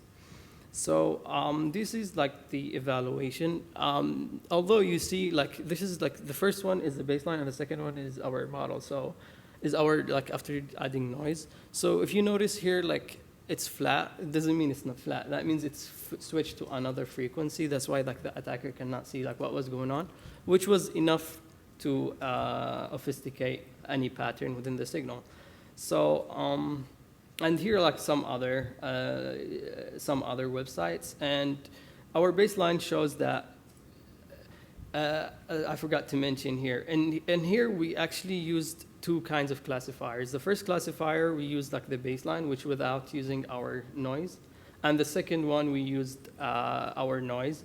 So here we used, like, the baseline. We found, like, accuracy of, like, 82%. That means there's a pattern within the signals. And then after we added our noise, the accuracy reduced to 22%. And then here we use, like, the I think this is, like, the GPU resources. So we use, this is still, like, not very good, but at least we prove concept that that it is somehow practical. So in our noise generate, like, influence about, like, 7 to 13% of the utilization. And then the main takeaways that software, the main takeaways here is to shine some light on the software approaches instead of, like, better shielding or any physical components in order to obfuscate this kind of attacks. And also, like, we use here pretty, like, straightforward approach by using WebGL to render. However, I'm pretty sure there's more complex and more advanced techniques in order to render such signals. And in this specific work, we focused on EM side channel attacks. Is because that's what we already have, like, some results before. So, and we have the knowledge, that's why we focused on it. But however, it can be extended to power analysis or to microarchitecture attacks, because we used, like, different, we used our noise, like, used different workloads on the GPU, which is enough to obfuscate any temperature attacks or timing attacks and so on. So, and yeah, that's all for my side. And if you have any questions, please let me know. Thank you. Hi, Ihan from Web5. Very interesting talk. I have a question regarding the signal measurement, because I've also done some work about EMI attacks. Oh, okay. So, from my own experience, the measuring probes needs to be, like, put very close to the target, like the victim device. But I saw that you mentioned about, like, 3 meters, or there's a picture that you are measuring across the wall. So can you elaborate more on, like, how you did the measurement and how you can achieve, like, such kind of low noise signals and based on your setup? Yeah. First of all, like, even if you put, like, the GPU inside a microwave, you are able to track, because it's all about, like, the frequency. That's why I mentioned a lot of frequency going on. And to answer your questions, it's all about, like, the signal preprocessing. And it depends on if there's, like, any noise within your own environment. For example, in our case, we made sure like we made, actually, when I did this work, I faced like a lot of like noise problems, because you don't know if the noise come from another component or maybe from another device. In my case, actually, my laptop was right next to the AM, so there was a lot of noise. So I had to move to somewhere like isolated, just to make sure that there is no noise involved. Also, like a lot of time was put on the signal pre-processing. So that's how I did it, at least. I hope that answers your question. Okay, thank you. So my second question is, I didn't quite get the part that the attacker can measure one frequency at a time, because from what I understand, like if you record a signal and then you compute like DFT or FFT of it, then you will be able to see the whole spectrum. So can you explain that? Actually, no, because in this specific, I don't know if you can see that, in this device, you can only set like one I don't have the GN radio graph, but in this specific device, you can only set like one frequency to observe. Oh, so it's USRP like set up, so because if you replace it with an oscilloscope or something, then yeah, but not in the same time. You have to flip between the frequencies. For example, like if I used in this, let me show you quickly. Yeah, I understand your question. Yeah, for example, you have to set it for, in our case, we set it to this one, for example, 810 megahertz. Okay, so yeah. you're measuring the signals at a specific frequency? Yes, a specific frequency, because you can only set the device to one frequency. That's why we said, yes, it is possible to observe more than one frequency, but you have to have like multiple SDR devices or USRB devices, which can be like expensive. Oh, okay. Yeah, so that's why we focused on one frequency at a time. But yes, you can flip to another frequency, but it's still like in our attack, we flipped between the frequencies. So even if the attackers move to the second frequency, there would not be any pattern. Okay, got it. Thank you. Mm-hmm. Oh wow, so many people. Hi, Pierre Laperdrix from earlier. You are using WebGL to provide the defense. Do you know if you could use WebGPU? Maybe you're familiar with that. WebGPU is like a more recent API to communicate with the GPU. So do you believe you could use WebGPU to provide a similar defense? And if yes, do you expect maybe any differences, any improvements that could be made from WebGL? Yeah, thank you for your question. I completely understand your concern. In this specific scenario, we more focused on the proof of concept. We focused on like, can we actually just use like web-based scenarios in order to obfuscate the signal? That was like our focus. But as I mentioned, like in the main takeaways, maybe like the usage of WebGL was not actually good. But this is just a proof of concept to show like it is possible. And there are so many ways to do it. But to answer your question, we just use like WebGL just to render, just to prove the concept that just by using like software-based scenarios in order to obfuscate such signals. Okay. Thank you. Mm-hmm. Hello, Rob Jansen from the U.S. Naval Research Laboratory. So I don't quite understand your threat model, because the adversary is spending thousands of dollars to get the signal processing devices. Wouldn't they just be able to use that money to get a position in the network to do like traditional network analysis, fingerprinting? Yeah, maybe it's possible, but this work is about like EM. So we mainly focused on EM. So I'm not sure if it's possible on the network traffic or not. So in our case, we just focused on EM signal. So because in EM signal, you don't have to have like specific access to the network. Also, you don't have to have specific access to the user. Right, but if they're going to spend money to buy the devices to do the EM analysis, yeah, they could spend the money to attack the network, to get a position in the network, to then do like an attack that has a higher accuracy. So with your results, it seems like they're going to be wrong a lot of the time, and they're going to maybe knock down someone's door because they thought they went to some website. Mm-hmm. Yeah, and then they were wrong, and then, whereas if they had a passive, okay. Interesting. I just wanted to see if you had any other thoughts on the threat model. Unfortunately, I don't. Okay, thank you. Thank you for the question. Zubair Shafiq, UC Davis. I'm a big fan of the obfuscation approach, but I have a few questions about like practicality of it. So when you do the evaluation on effectiveness of the EM obfuscation, did you consider the adversarial threat model where the adversary, for example, has access to the obfuscated version of the EM wave, and they can try to train a model with access to the EM waves where the noise has been added? Did you consider that at all? Because I don't think we didn't consider that because we made sure that our noise is not consistent, and also like we made sure like the noise generates in different times. So we did to directly answer your questions. No, we did not consider that. But like based on the hypothesis that we used like randomization, and also like we used for each website has its own like obfuscated, we generate like different noise on different websites. So this hypothesis, maybe it's enough, but did we consider that? No, we didn't. But we tried our best to make it as random as possible. So my suggestion would be to actually test that assumption, because the fact that you're generating different noise for different websites is probably a bad thing. It can actually help the adversary to learn the noise that you're adding. So just a suggestion. Thank you. Thank you. Appreciate that. Thank you, the speaker.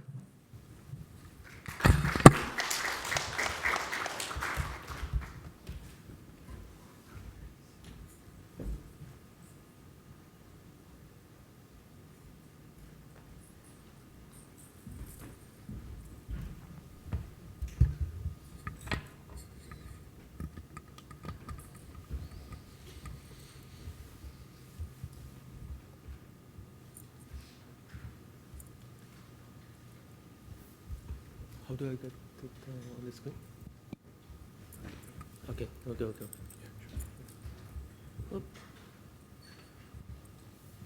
Okay, for the third paper is a measurement paper for the flow proxy and mask vulnerability and the longevity analysis for free proxy service. And the speaker is Naive from the University of Lille. So thanks for the introduction. I'm going to present my free proxies and masks paper. So I'm Naive Merna, and from the University of Lille, and this work was done with Walter Rudametkin, my advisor, with Pierre Laperdrix, and Antoine Vastel from Datadome. And so, how do we get it working? Okay, it's fine. So there are many kinds of proxies. You can have transparent proxies, you can have anonymous proxies, you can have light proxies, and it all depends on what you need when you are using a free proxy. So for transparent proxies, you use them when you don't need a lot of privacy because they are going to give away your IP in the HTTP headers. For anonymous proxies, they are not going to give away your IP address, but they are going to say that you are using a proxy to access the website. And for light proxies, these are the best kind of proxies that you can get, and they don't say anything about being a proxies or what is your IP. So they are very private, but they come with a price. So you're not going to find, you're very unlikely to find a free proxy that is going to be a light proxy. And so you can also have different type of IP addresses depending on your need. You can have a residential IP address. So, for example, an IP from someone's home. You can have a mobile IP address. So what you use when you use data internet. And it's going to depend on your need. If you're doing mobile crawls, maybe you're going to prefer a mobile IP address. And you can get the pretty common type of IP address, which is the data center one. And also, you have many proxies that support different protocols. So you have HTTP proxies, which are going to only support HTTP and HTTPS. You have SOX proxies with a pretty lower level, which are going to support way more different protocols. So you have different kind of proxies.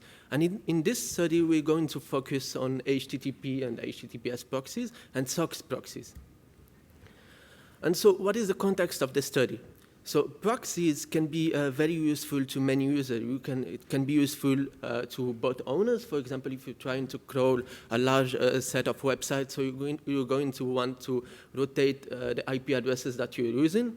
You can use it yourself. For example, if you're in a country that blocks given content and you want to access it, so you can just change your location very quickly. And so paid proxies are pretty expensive. So a lot of users are going to prefer to rely on a free proxy because they are very easy to find, very cheap. So it's free, it's not cheap. And so another point of the context of this study is that free proxies have been used in many different attacks. So we have a different report on attacks using free proxies. So like the one I'm showing on the screen, you can check it. You can check it on your laptop. And a lot of attackers are interested in using lots of free proxy services. Free proxies are still very common on the internet, especially for attackers and even for normal users. So another aspect of this study, a personal aspect, is that when I was a kid, I used a lot of free proxies because I was a very curious kid. I was a French-speaking kid that lived in another country, so I couldn't access a lot of free of French websites. So when I was a kid, I used a lot of free proxies. I had no idea about the security implication of using free proxies. And it was back when HTTPS wasn't widespread like now, so there wasn't any HTTPS. So thanks God, my parents didn't trust me with banking details. But yeah, I used a lot of free proxy, and maybe attackers could have seen what I did, could have changed the content that I expected to see. So actually, paid proxy owners are going to have a financial incentive. So they are going to get money in order to get you a proxy.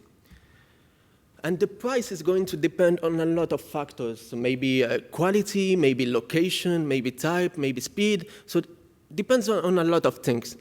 But actually, what do free proxy owners get from hosting a free proxy? There's no financial incentive, and they don't get a lot of things from it, as we're going to see because of HTTPS. So we don't know what is the point of having a free proxy. And so in the past, there has been a lot of studies that have looked at the characteristic of free proxies. So they look at the stability, the reliability, and how they are widespread on the internet. There are a few studies that investigated the malicious aspect of proxies, how they can do ad injection, so they can inject ads from with their ID in order to get the money instead of the ad that was expected to be shown.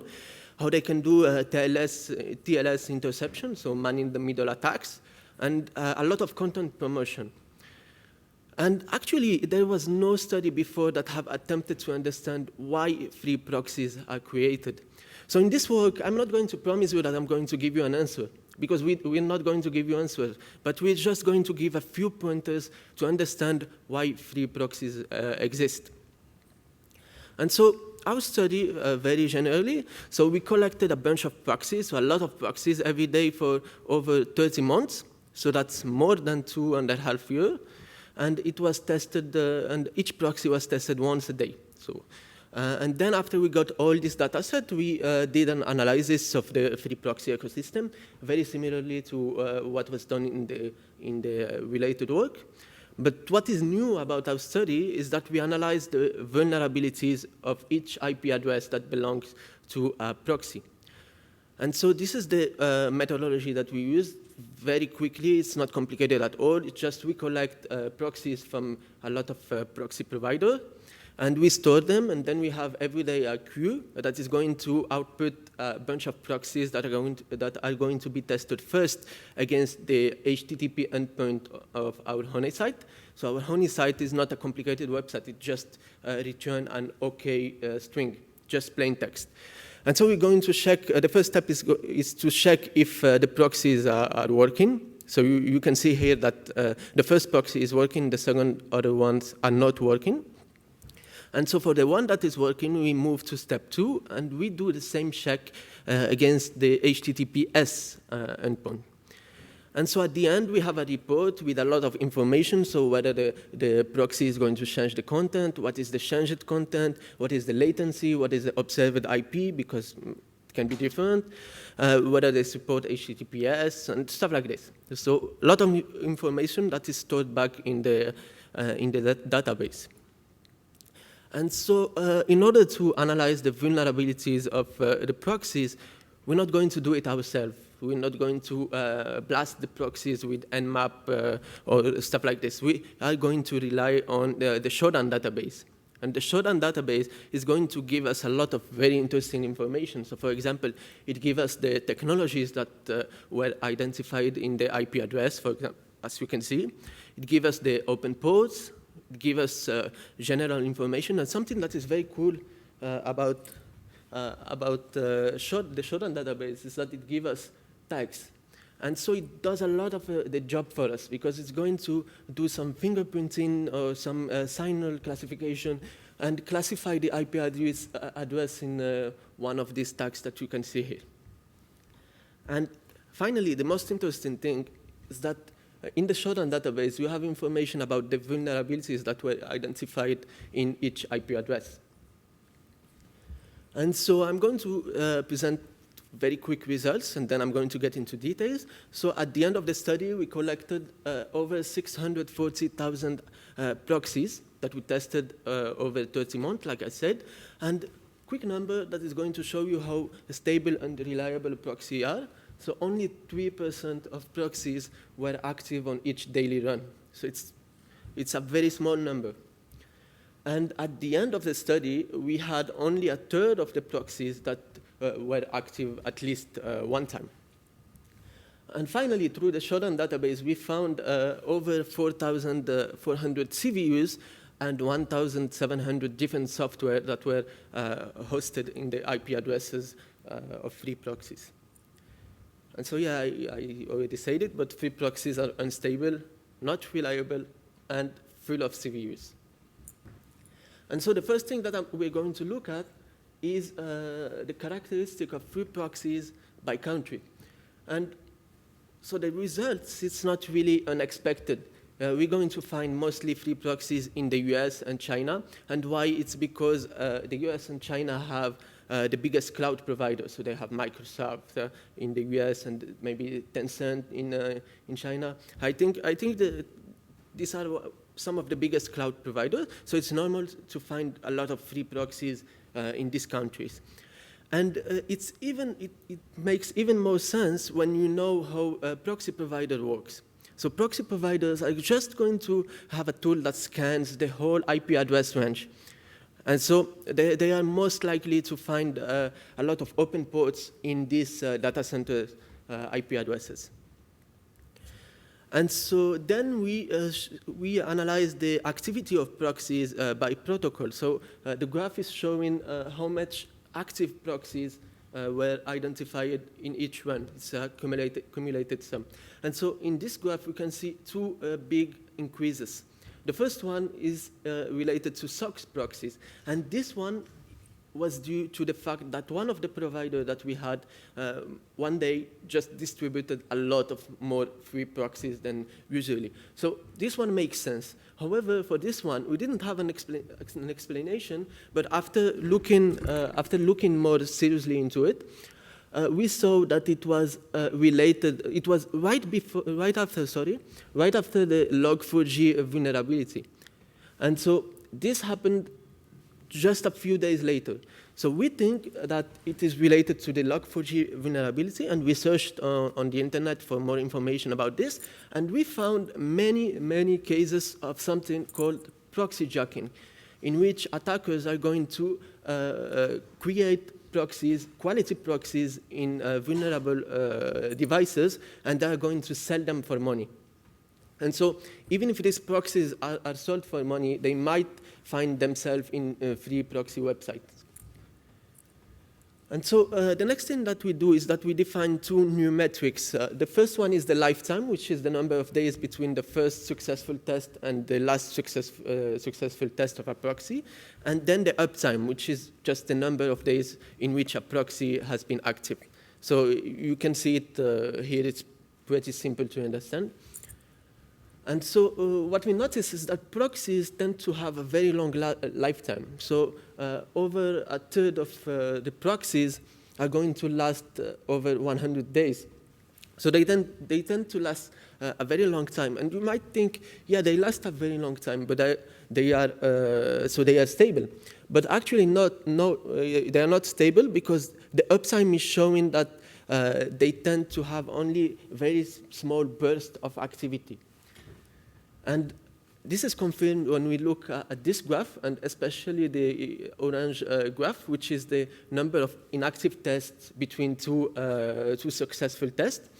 And you can see that most proxies can go quiet for 10 days, so 10 successful tests, 10 non-successful tests, and then come back to life and act as if nothing has ever happened. And we also have some cases of proxies that were active in the beginning of the study for a few days, and then they just stopped working, and then they started working again after 800 days. So you can see it here. Proxies, yeah, they tend to live long, but they are not that stable. And for this one, we might have an explanation, and the explanation is that maybe proxies are infected devices that are not always on, or infected software that are not always on. So you are going to want to use the proxy when the device is on and when the software is on. So we do one test a day. So maybe we didn't get the timing right for this kind of proxies. And so our proxy is trying to be snaky. And we found that most of the proxies do not support HTTPS. So only about 375 proxies do for each run.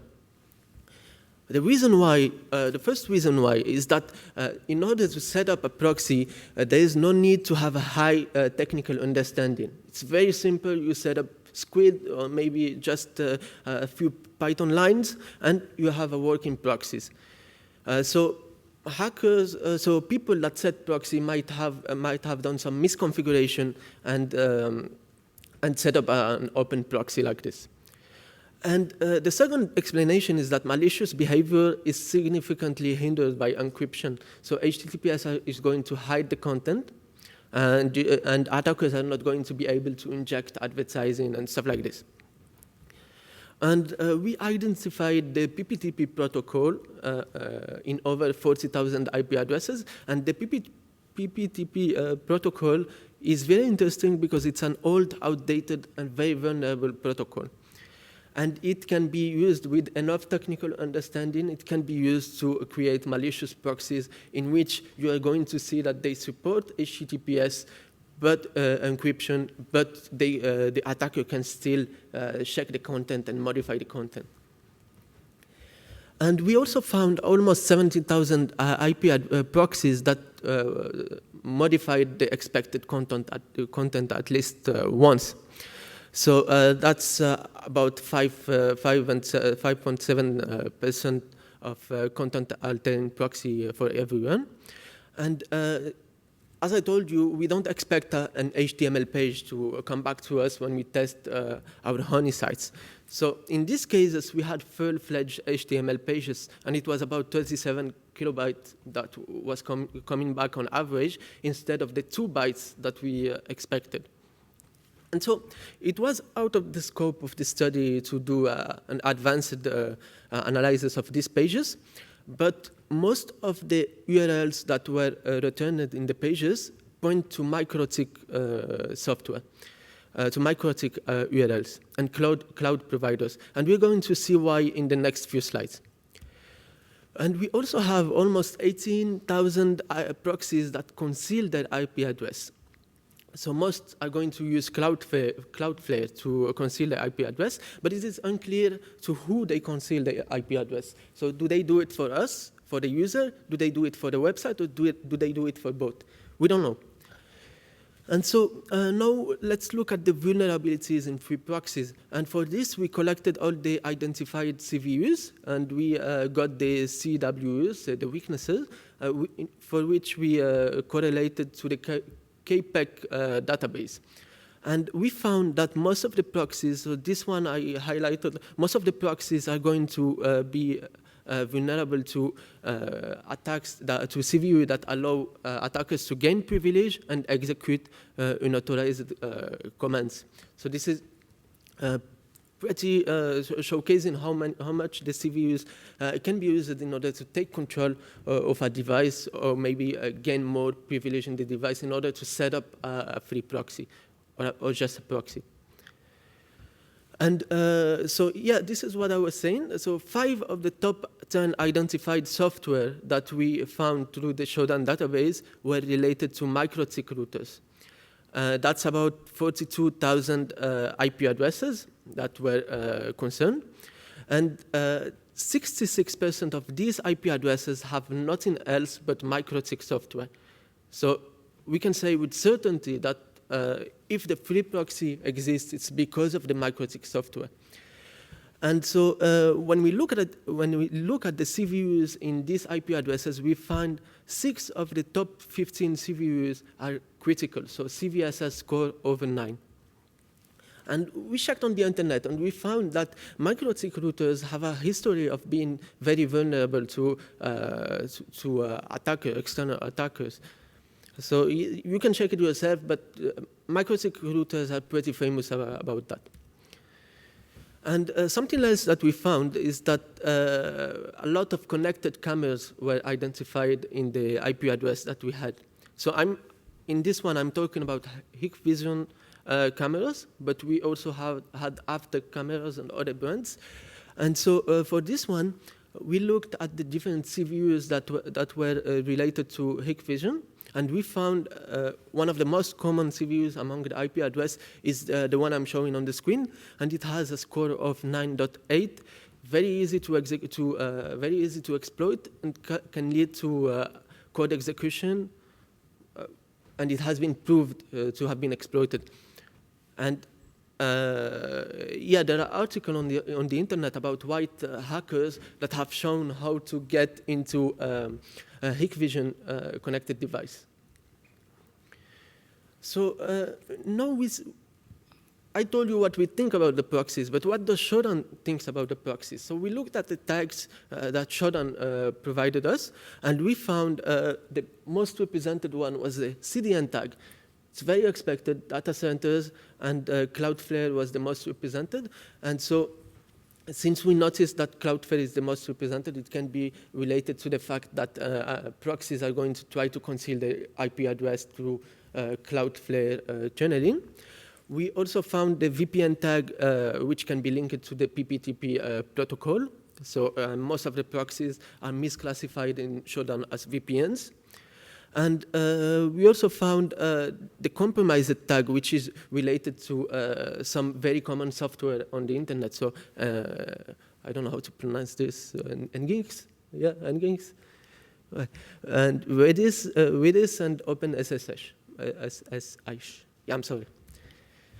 And so what is the motive to host a free proxy? I'm coming back to the first question that I asked. And so it's not so easy anymore to use free proxies for malicious purposes because of encryptions. So before, it was a cool way to get a lot of data, to inject advertising, to do a lot of stuff. But nowadays, browsers are going to enforce encryption. And so it's very complicated to still use a free proxy for malicious purpose. But there are proxies that are still going to try, because we also analyzed the SSL manipulation, and we see that a lot of proxies are going to provide an SSL certificate, but not the right one. So normally through browsers, you're going to be protected against this, because they're going to check the SSL certificate. But if you use some outdated software or something that doesn't perform enough checks, well, it could go through, and you could see the little lock and still believe that it's safe. And we also found many cases of very stable, reliable, and safe proxies. So we had a lot of cases of proxies that worked every day and that did not advertise our IP address. So a lot of very reliable proxies are still available, but you have to find them. And in order to find them, you have to test them for a long time. So you can just go to a website and take any free proxy and hope that it's going to be a good free proxy. And there are cases where free proxies are created legally. So what I showed in this presentation is that many proxies can be created illegally through exploiting CVUs, but a lot of proxies can be created legally without the user knowing. So that's why I am putting that it's not ethical. So there are cases of software that are going to you're going to install them, for example, VPNs. And one of the most famous case, I think if I remember correctly, it's Hello VPN or something like this. So when you install the software, you're going to, if you use it for free, you're going to have a proxy that is hosted in your laptop. And they say it in the condition, they say it in the CGUs, but who reads the CGU? I don't think anyone does, right? Yeah, so yeah, it's not ethical, but it's legal. And yeah, so vulnerability can offer some pointers, but as I said, I didn't promise you that I'm going to give you an answer. But I gave you a few pointers because we don't have access to the servers. But it is possible, it is very possible that many free proxies are the results of compromised software. However, in order to check this, you have to get access to the servers and perform a lot of advanced checks. So that's it. Thank you for listening.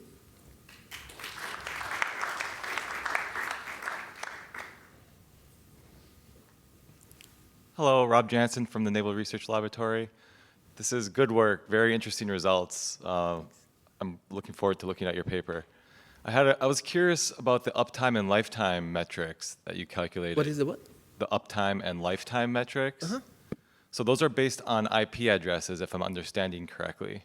So I was curious if some of the nodes that would disappear for a long time and then come back, could that be a case of someone releasing their cloud instance and then someone else getting a new one on the same IP address, or is that not how it was set up?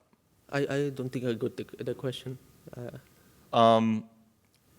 For the proxies that showed up at the beginning of your study, it's on slide 20 if you want to go to it. This one? Next one. And this one, yeah? Yeah, so you have some nodes that are showing up with over 800 days, you say here. Like they show up at the beginning of your measurement, and then 800 days later, they show up again, right? Well, I don't know, actually. No, okay. We can take it offline. Issue, so I can't understand very well.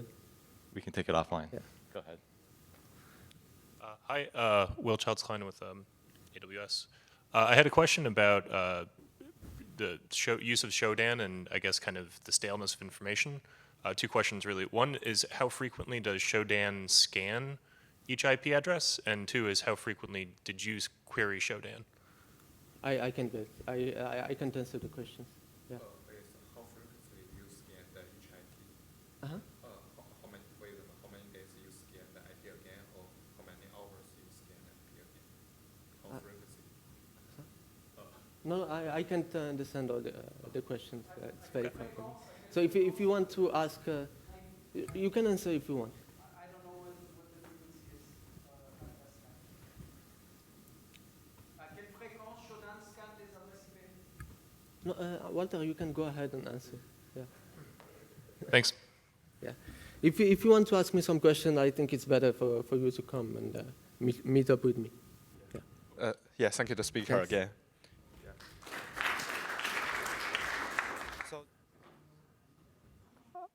All right, so welcome to the afternoon session. So it's my great pleasure to introduce Shuo. So he's a senior principal researcher at Microsoft Research Redmond, and his research interest is about studying operational systems to understand their security challenges and develop systematic solutions. And his past work is being reported by many different venues like CNN, CNET, MIT Technology Review. You can read his bio online, but I want to just introduce something how I know about Shuo in the past. So I still remember when I was a PhD student, in 2008 and 2009, Shuo used to maintain a blog to talk about how to start a PhD, and that inspired me a lot. I always feel Shuo is kind of a person with a huge wisdom and a big vision in the past. And then after that, I remember I read one of Shuo's paper on single sign-on. I think that year's Auckland best practice paper, and the attacks on payment system is super sophisticated, and it's really of all the wisdom that I have ever seen. I remember I read the paper I forgot 5 or 10 times back then. So it's really my great honor to really introduce Shuo and to hear about his today's talk on the web as a multi-mind computing paradigm. So it's all yours. Thank you very much for this really generous introduction. I'm very happy to have this opportunity to attend this workshop. So the title is The Web as a Multi-Mind Computing Paradigm. So I have worked on many topics about web security. There are certainly good reasons why I'm so attracted to this area.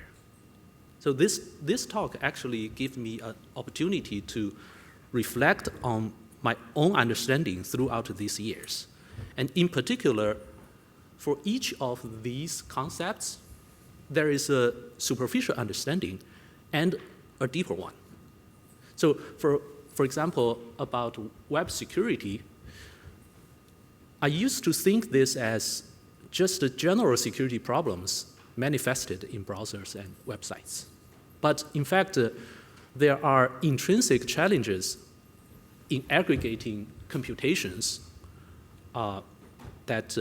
with potential conflict of interest. This is a very unique aspect. And then about defense, I think many people think about defense technologies as just a matter of isolation and sandboxing. But in fact, they are more fundamentally about security policies of object references and consistency. Now, hot topic, Web3. I think instead of seeing this as a gimmick word to promote the blockchain technology, I see it as a natural next stage in the evolution of the web. So the point I want to convey in this talk is the importance of recognizing the web as a multi-mind computing paradigm, which I will talk about in the next slide. I think this will give many novel research angles to view web security problems. Now, talking about multi-mind, we need to be conscious that it is different from multi-machine. So multi-machine is like a colony of bees with a single mind. But multi-mind is like a human society. Then the close synonym of multi-machine is perhaps distributed, but multi-mind is decentralized.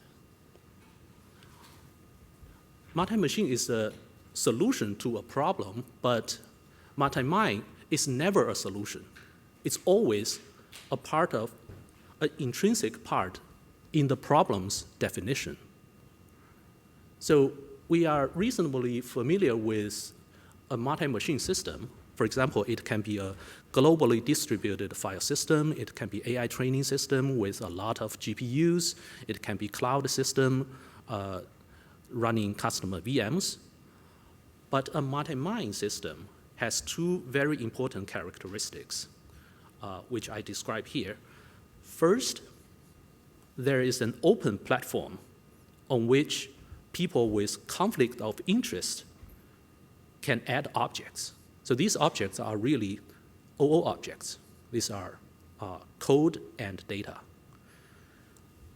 And second, app functionalities are achieved by running through multiple conflict of interest objects. So the model here is that there are different mines with conflict of interest, but in the end, you want to achieve a common goal. You need to get something done, despite the fact that people have potential conflict of interest.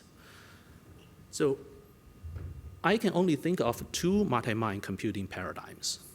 The first is the web paradigm, because browser aggregates computations from different websites, which represent different mines. And the other is the smart contract paradigm, also known as Web3, which I will talk about later. Now, some people see browser security as traditional security problems manifested in the browser. So when they think about attacks, these are buffer overrun, drive-by download, and other attacks. They just happen to affect the browser. So the focus is mainly on isolation and containment. So this mental model is like this separate glass bottles containing different contents. In fact, a more appropriate mental model is like you should think about the browser as a circuit that connects many electronic components. And even, and moreover, this circuit is produced on the fly by script.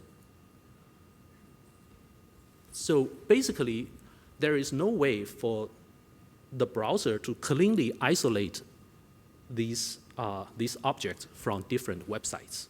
So I think we need to acknowledge that this is a problem by design. And then security crucially depends on the references and the consistency between these objects. That is the essence of the problem.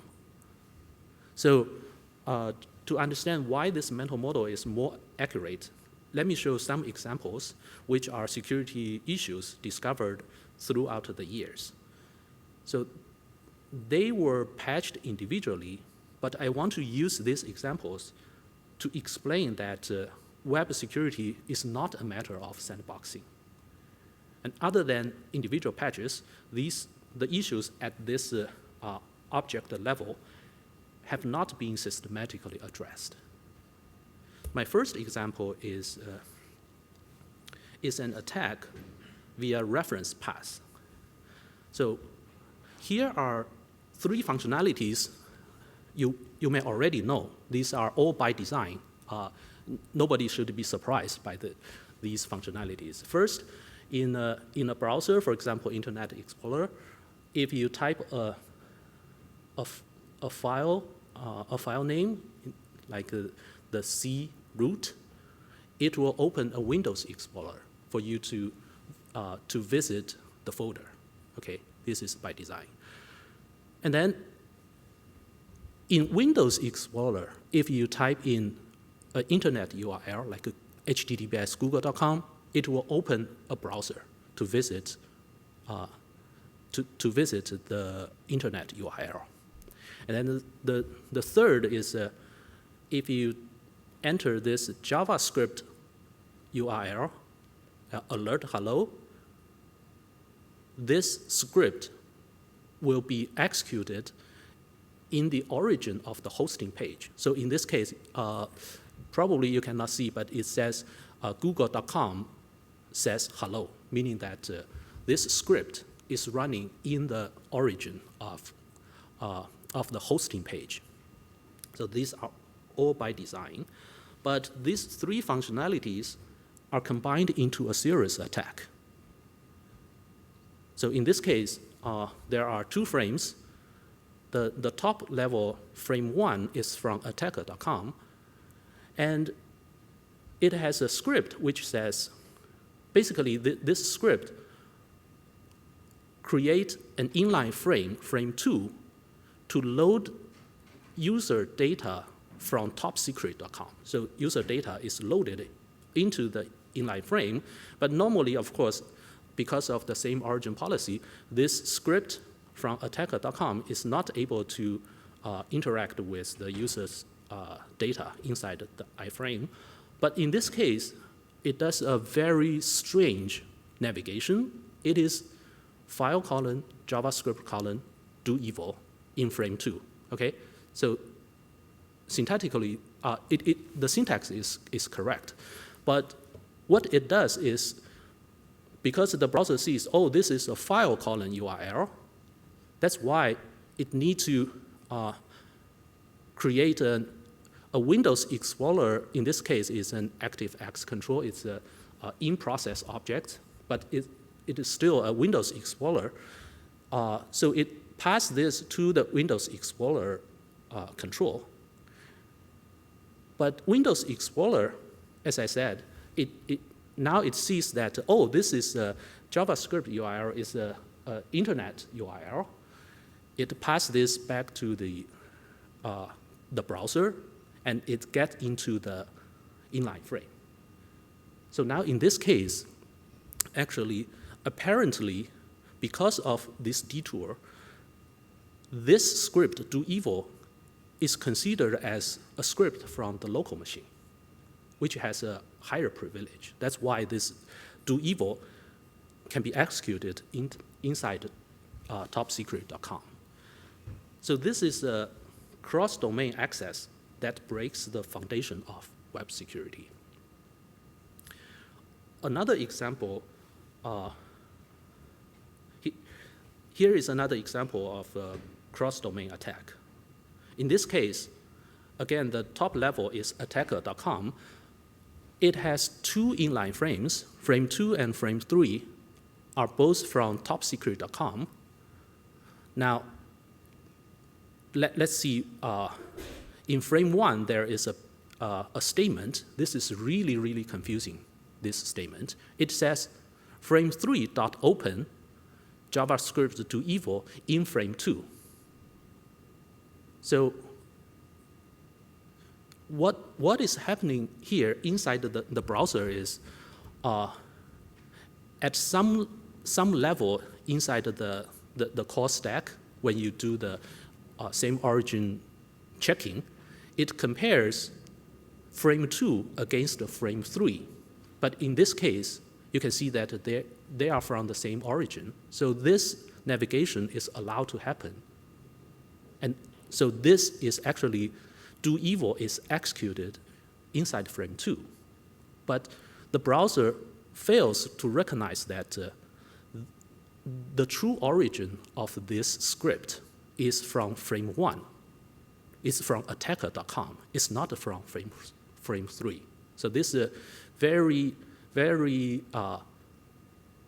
dangerous when you put a frame 3.open, as if this whole thing was initiated by frame 3. It is not. It is from frame 1. Okay. So I hope you can appreciate the complication here. Here is another example, which is also due to origin confusion. So first, you know these two things, not surprising. First, if you visit an HTTPS website through a web proxy, basically the proxy creates an encrypted tunnel so that there is an HTTP provides the end-to-end security. So basically, HTTPS is secure even if the proxy is malicious. That's almost the whole point of HTTPS. And then the second thing you may know is that when you visit a non-existent HTTPS website through a web proxy, in this case, it will give you a 502 error page. And then this 502 error page is rendered in the origin of the domain that you try to visit. Okay.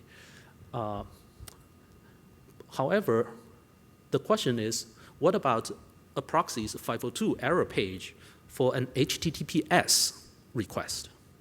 And it turned out that before 2009, the behavior was exactly like in this HTTPS scenario. So this leads to a vulnerability which allows a proxy as the man in the middle to completely break the HTTPS end-to-end security. This is what can happen. So for example, your browser visits https://bank.com. Now in this case, the proxy is malicious.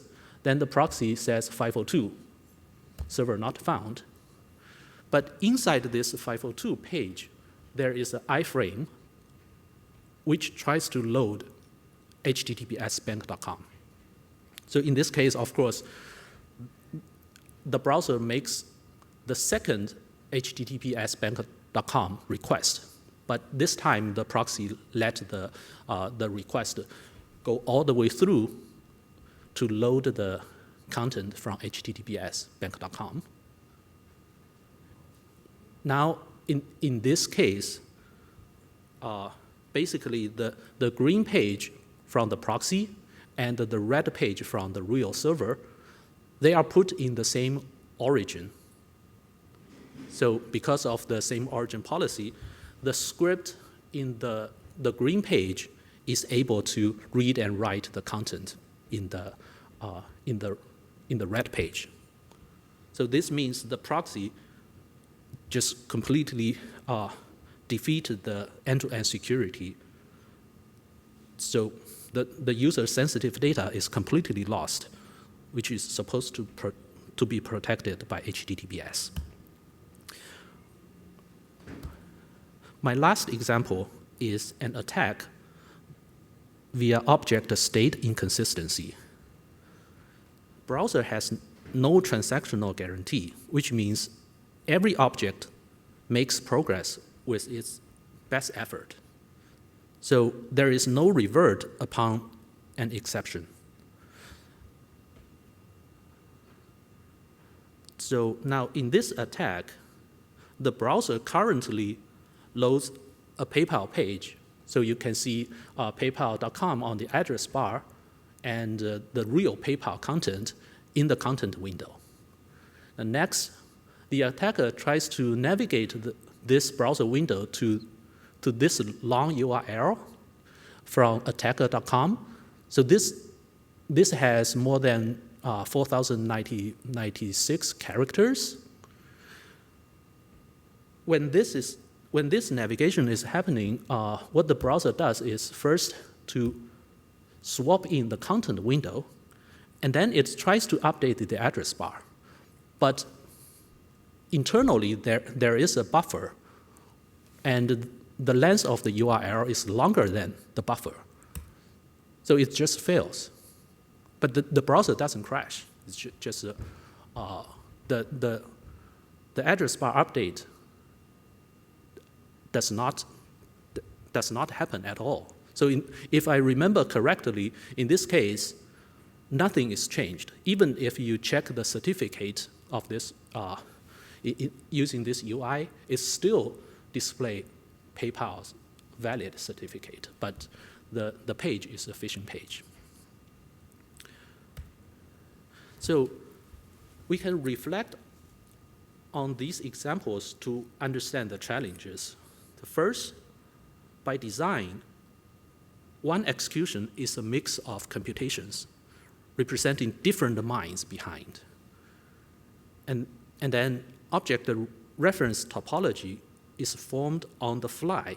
This is not predetermined. It's pretty complicated. And then third is navigation is hugely complex, like stirring a pot of soup. During navigation, many things become unsettled. Then also it is very hard to define and ensure consistency between objects without a transactional guarantee. This is why it is not helpful to think of this glass bottle mental model, because the nature of the web is a complex, interconnected object topology, and that is by design. There's no way around. So this understanding leads to a different angle for defense. It is orthogonal to sandboxing. I want to explain some approaches that can hopefully inspire further research. First, I need to say that black hat style bug finding is very important in practice, but sometimes not very methodological. So let me put this aside. I would like to talk about these 4 approaches: encryption, type checking, modeling and verification, and also transactional guarantee. The first approach is to use encryption to deal with browsers' complexity. The question is the following. Given that browser's code is too complex to understand, how can we ensure the same origin policy? So in this particular case, the problem is, the question is, a script originated from a.com can travel into a.com's frame, can be executed inside a.com's frame, but how can we make sure that this script cannot travel into b.com's frame? The problem definition is pretty clear in this case. However, this looks like an information flow tracking problem. Right? You want to tag the script so that it can go somewhere but not other places. Right? Looks like a information flow tracking problem, but browser is very complex. It has HTML engine, it has a JS engine, other engines. Practically speaking, it is almost impossible to do information flow tracking, given the complexity. So our idea is to use encryption instead of information flow tracking. So what we do is to give a key, give every origin a key. So for example, for a.com, we have this key A. When a.com tries to send the script S, we first use key A to encrypt S so that it becomes S prime. So this S prime script can travel inside the complex browser. Then normally S prime is expected to get into another frame of a.com where it is correctly decrypted using key A. But if for any reason S prime can travel into b.com's frame, it will be decrypted using b.com's key. So in that case, that will result in a piece of random text. So the attack will fail. So let's see our previous example.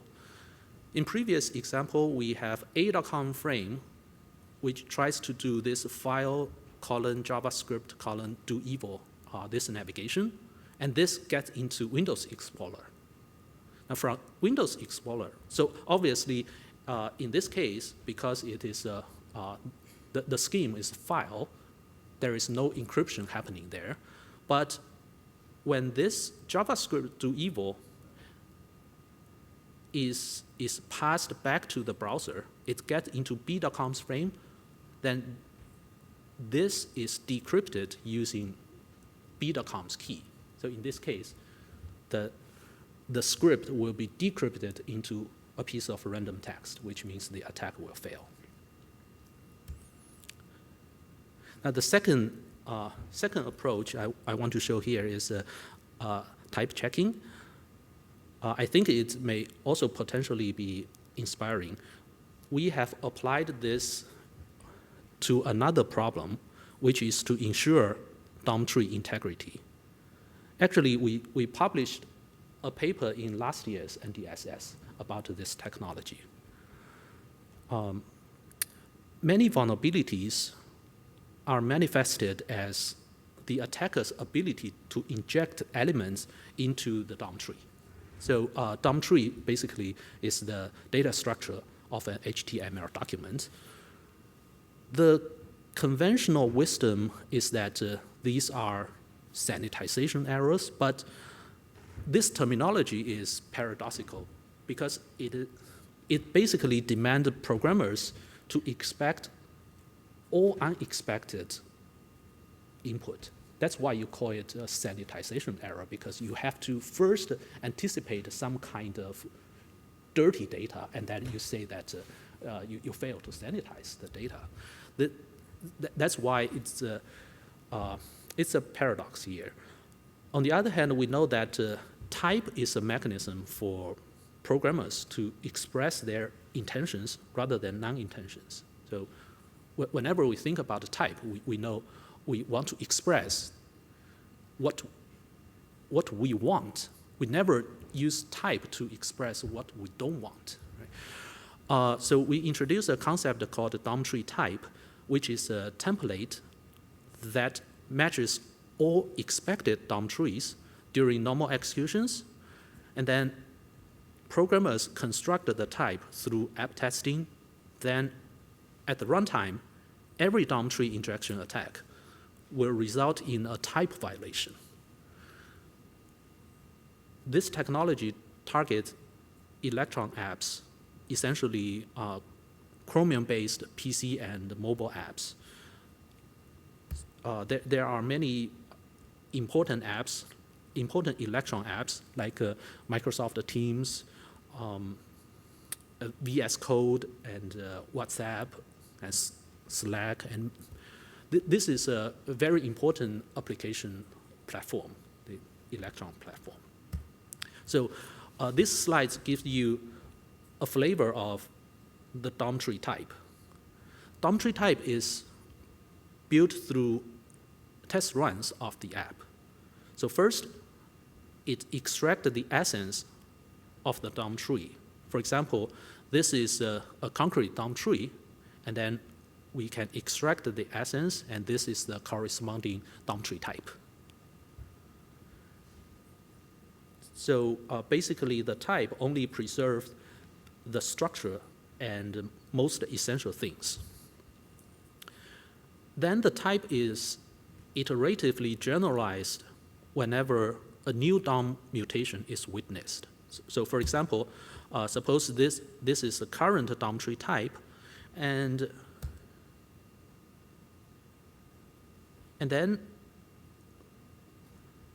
suppose we witness this mutated div element in a new test run, then the DOM tree type will be generalized by computing unions and decoupling siblings. So basically, when we witness this mutation, we combine the red part and the green part, and this will be our slightly more generalized new DOM tree type.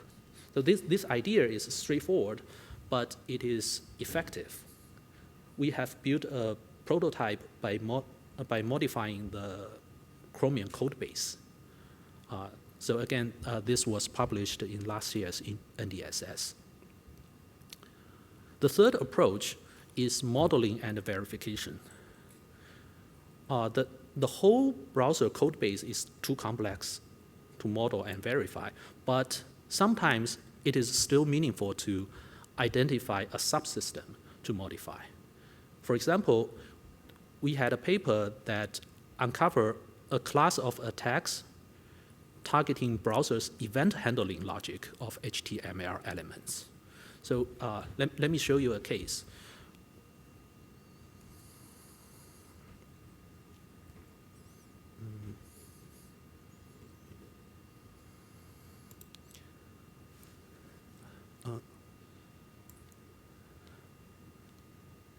Okay, so in this browser window, you see a link. So if I mouse over this link, if you pay attention to this portion, you will see, you can only trust me. So it says https paypal.com, which is the target link of this, this element.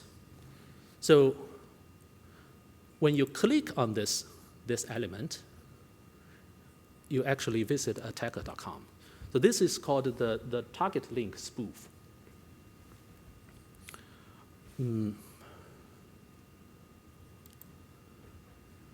There are actually many ways to spoof the target URL. So one way is the following. If you have a submit element inside an anchor, and this anchor, the href is paypal.com, but this anchor is inside a form. So if you have this element stack, what is happening is that when you mouse over the this submit element, the submit element says, I don't know how to handle mouse over. I bubble up the event to my parent.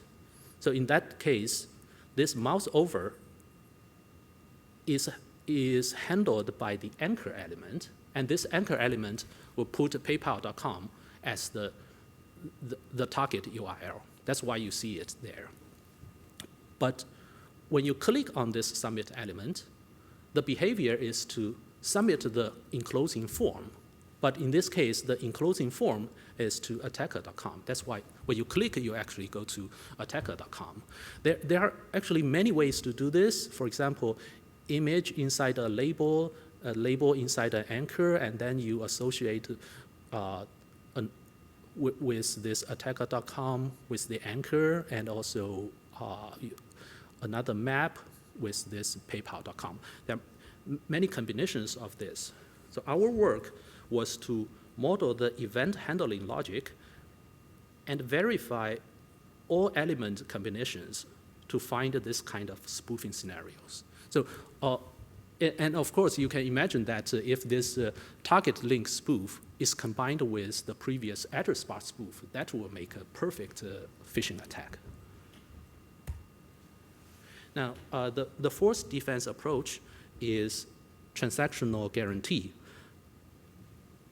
It will be very important to make every transaction, every navigation a transaction. So that means a navigation will either be completed or reverted, but not stop in the middle. So otherwise, the consistencies between browser objects will remain impossible to guarantee. I need to say that this is still an open problem for browser. On the other hand, for smart contract, this guarantee is ensured by the platform. This is actually transactional guarantee is very basic for smart contracts. And this leads to, this is related to the last part of my presentation. I believe that Web3 is a natural stage in the web evolution. So first, what are Web 1 and Web 2? This is my understanding. Web 1 is mainly about public information sharing, and Web 2 is personalized information sharing and software as a service. And they together basically build the transportation infrastructure for information. So it is often said that we are transitioning into the information society, but if you think about it, a modern society consists of not only the transportation infrastructure, but also the financial infrastructure. So in this sense, Web3 is about contract, governance, trade, finance, etc. In other words, if we only consider Web 1 and Web 2, we are thinking about the information society as a planned economy. So in my parents' generation in China, the price of everything and the allocation of all resources were determined without any market mechanism. But in the last several decades, the economy in China grew incredibly, mainly because of the transition into the market economy. So I think Web3 can have this significance in the information society. Now, of course, I need to say that there are many gimmicks when people talk about Web3, but I think we should see through all these gimmicks and be impressed by how much this concept has been enriched in the last several years, especially by the decentralized finance technologies. So I think if you pay attention to that, there are good reasons for you to get excited. There are good developments there. So now, what are essential about the future web?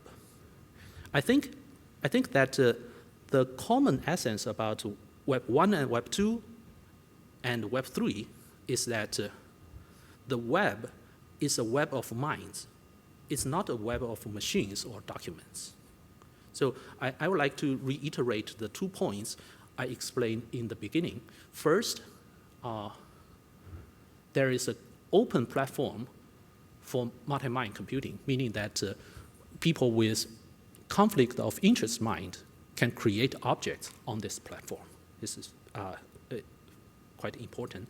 And then second, executions, both on the client side and server side, run through multiple conflict of interest objects. So these are the most essential part in my mind. And the next level is the actual security policy and mechanism, which is somewhat important. For example, for Web 1 and 2, we talk about the same origin policy with cross-origin communication. This is somewhat important. And Web 3, we talk about consensus, immutability, transactional guarantee. These also depend on the application scenario. It's somewhat important. But what is not important is the actual runtime. So, for example, HTML, JavaScript, and blockchain. And in particular, I want the concept of Web3 to be decoupled from blockchain, because Web3 is about multi-mind application scenarios. It is not so much about the actual runtime platform. No matter whether you run it on blockchain or not, it's not the most important point. So an area we are working on is formal verification to ensure smart contract security. A smart contract platform like Ethereum is an open system, which means everybody can create a contract as an OO object. And these objects are interconnected through address references. So in this sense, conceptually, all programmers are co-developing a single gigantic program. So as of 2022, there were 1.45 million contracts on Ethereum. So if we conservatively assume that there are 1,000 EVM instructions per contract, then we are talking about a gigantic program which has 1.45 billion instructions. Now the question is how to guarantee safety properties in this gigantic program. We are working on a technology called theorem carrying transaction, or TCT, which addresses 2 challenges in verification. The first is the subjective abstract modeling of the so-called external code. So think about this situation. Suppose you are developing a cryptocurrency contract. This is a single contract. Of course, you want to ensure a basic property of this cryptocurrency. Basically, it says all the account balances, the sum of all the account balances should equal the total supply of this cryptocurrency. This is a basic property. But if you want to prove this property, you basically deal with your external code, which has 1.5 million minus one contract. All these contracts may potentially interact with you, right? So usually when you think about formal verification, you focus on your code, but you use some kind of assumptions, some kind of simplification to abstract to build an abstract model of all these contracts, and then you verify your code against that abstract model. So this is challenge number one. Challenge number two is how to ensure behavioral subtyping. Basically, it means a safety property phi, which is defined in the base class, will hold in all the descendant classes. Right? This is a well-known problem, and it's well documented, and it's well known that this is a very difficult challenge for static verification. First you define the safety property, and then people just derive from your class. How do you make sure that every descendant class is held against this safety property? This is well known to be difficult. So our approach, TCT, addresses these challenges. TCT is a concolic verification approach, and concolic means concrete plus symbolic, but I don't have time to get into the details. We have applied TCT successfully to a Uniswap code base. So if you know about Uniswap, it is actually the #1 decentralized finance scenario. It's, I think it's quite representative. And then in the meanwhile, we show that it has a good verification ability as well as a negligible performance overhead. So let me summarize my talk. First, I think web represents the multi-mine computing paradigm. And in this computation, basically, every computation goes through multiple objects with potential conflict of interest. And this is essential and unique because I don't think that there is any other computing paradigm that is like this. And second, we should focus on security policies about object references and consistency. In particular, web security is not a matter of sandboxing because objects from different origins are interconnected by design. And I talk about some methodologies, encryption, type checking, modeling and verification, and transactional guarantee. And in the end, I briefly discuss my opinion about Web3. I think Web3 is a natural stage in the web evolution because it tries to add the financial infrastructure to the transportation infrastructure. And this, I think this represents the multi-mine human society better. So for all these reasons, I believe that web security will continue to have many interesting research topics. So that's all I have to share in the slide. I'm happy to answer questions. Thanks, speaker first. Any questions from the audience? So let me start with one question. So you mentioned about the encryption idea in terms of doing the origin checking. That's a very great idea. So I do have a question because if you have encryption, you need to do decryption. For example, before the JavaScript is going to be run in the the V8 engine or the JavaScript engine to be decrypted, because otherwise it will be encrypted text. And then after it's being decrypted and it's run in the engine, is unencrypted. And then after it comes out, somehow we need to kind of re-encrypt it. And then the question is, how do we make sure the completeness and of this re-encryption places so we do not miss anything? Really insightful question. So I think, yeah, I didn't talk about this, but the requirement for you to do this is, although you don't understand all the internal complexities, but you need to find all the choke points where the basically ingress and egress of scripts. Yes. Thank you. Thank you.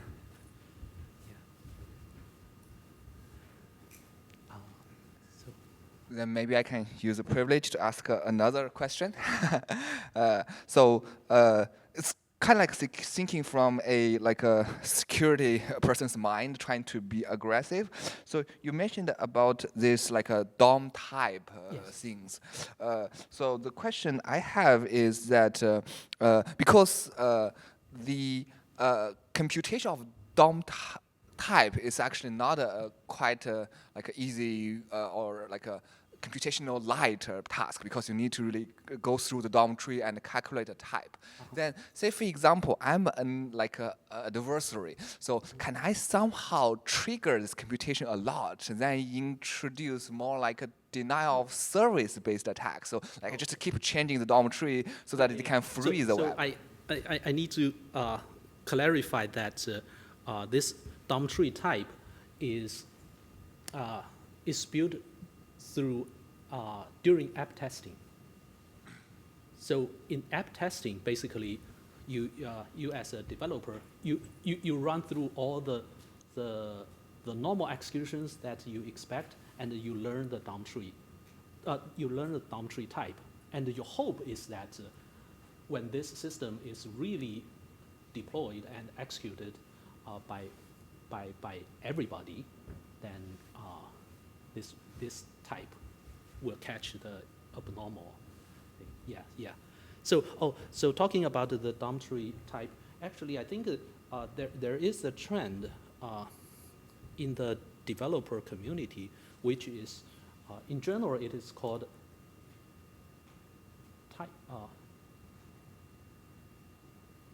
typing through data. I suddenly don't remember that word. Basically, you learn type from actual code. Yeah.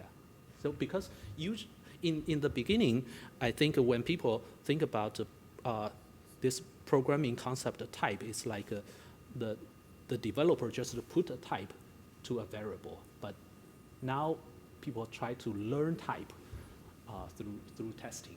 Yeah, thank you very much. Do you have a question? Go ahead. Zubair, UC Davis, thank you for the excellent talk. I really like your multi-mind framing. I think that actually nicely captures a lot of complexity of the challenging threat model of the web. I wanted to ask you about the privacy threat model of the web. For example, I think the first keynote speaker, he talked a little bit about some of the changes that the web is going through. For example, post-privacy sandbox, there won't be third-party cookies, so a lot of stuff is probably shifting to first-party. And I think what a lot of us are probably seeing is a lot of tracking ecosystem is moving to the first-party mainframe. Yeah. And they are essentially different organizations writing code that is interacting with each other's code. So I guess the challenge here is there is intentional kind of mixing of different programs that are essentially written by completely different organizations, and then they kind of like interact with each other. Yes. So do you think like the principles that you have presented, there is any hope that they can be adapted to this kind of a threat model, where same origin policy is like by far like completely useless in isolating? That's an excellent point to add. So two things in my mind. First is that in this particular talk, I didn't think too much about the privacy angle, okay? But now you mentioned this, I think the understanding of this multi-mine nature of web certainly has a privacy angle. And in fact, 2 years ago, we had a paper in the Oakland conference, which was a privacy, basically it is a browser fingerprinting attack based on the timing channel. So, and that turned out to be, the problem didn't exist until Chromium did site isolation. Because once you do site isolation, then we have a much better way to time the page loading time. So I think perhaps a lesson that worth to learn from that incident is that because site isolation is for security purpose, but when you put a security purpose there, if you are if you do not think through all these different aspects of multi-mine computing, then you actually introduce a new privacy problem there. So that's that was 2022 Oakland conference. We have the paper there. Thank you. Oh, thank you. Any other questions? Okay, maybe I can ask another question. So I really like the talk. So in the beginning, you mentioned a lot of different type of like semi-origin related attacks. That's very interesting. So most of them are rooted in Internet Explorer. So are that very unique to Internet Explorer design, or like there are also different type of similar like attacks also exist, say in like a Chrome or other browsers as well? So I think there are. I don't think there is any fundamental difference which makes other browsers more robust of this kind of problem. But the reason why Internet Explorer had many of these problems at that time, because at that time when I did the research in those years, there are many more people who are familiar with Internet Explorer in those years. And so there is a difference for people who can find this kind of problem compared to people who stumble into buffer overruns, right? So these kind of problems, there are only a number of people who are good in finding these kind of problems. How do you find it? Like, is it manually? Some were discovered by other hackers. So, for example, this one was discovered. Right? So I think that somehow they tried different ways to put together syntactically correct script, and then try to get something that. Yeah, I don't know. I think they are pretty. That requires some dedication and deep insight. Yeah, but I don't think there is a reason. There is a fundamental reason why other browsers do not have this kind of problems. Yeah. Yeah. All right. So maybe one last question, given audience quite silent. So you mentioned about this like a multi-mind like platforms. I like the terminology a lot. So given the adventure or I mean the recent advance in those large language models like AIs, so we can consider like one AI maybe like a mind, right? So not like the traditional like case when you do train a model use GPUs, they don't think. But AI, especially in the like artificial general intelligence when they come, and then will become more like a mind. And then they will also talk to each other and with their own conflicts of interest, as you mentioned. So this could be, like, for example, manifested in, like, say, for example, like different, Internet of Things. They have their own AI being manipulating those, say, one manipulating drones and then manipulating maybe vehicles. And then on the road, for example, different vehicles have their own mind when they try to, like, argue and compete the road. So what do you think in those scenarios? Like, how will this like a multi-mind problem applied to the future cases when those artificial general intelligence become available? Yeah, I think it's very likely that we will need to face that situation. Yeah. So I think the direction that the AI community is pushing for is basically, I think they just think, given a single mind, how are we going to make it smarter and smarter? Then this, eventually when this become multiple independent agents, then they will run into this multi-mind problem. And I think these two, probably we can think this as two orthogonal angles of computation, because when you think about even back to those, like in the very beginning when Turing thought about computability, there is no concept of multiple mind, right? You can like sorting is computable.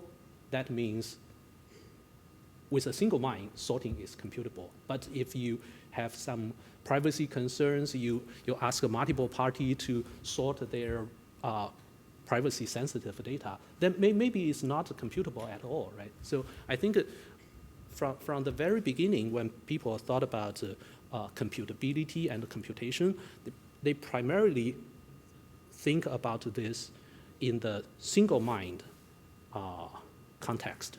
Until we had web, then we start to think, oh, so there are unique challenges when we realize that a bunch of people need to accomplish a single goal, but they have different interests.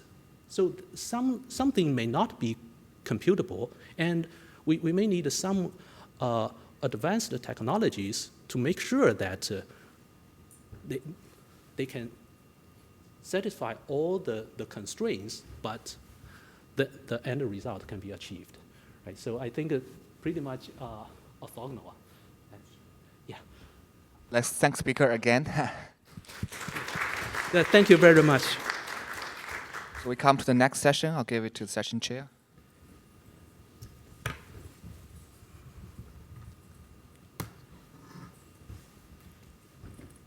Good afternoon, everyone. Welcome to session 2, Work in Progress. I'm Shuo from Washington State University, and in this session, we have 2 presentations. Let's move on to our first speaker, Yihan. He's from F5, and he's going to present a large-scale long-term analysis of online fraud across multiple companies and platforms.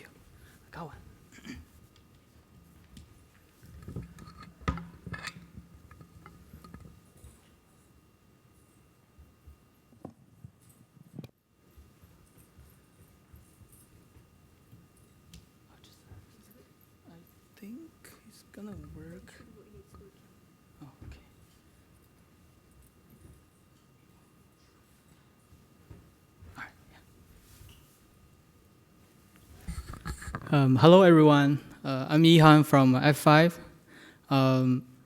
We recently did a measurement study on the online fraud.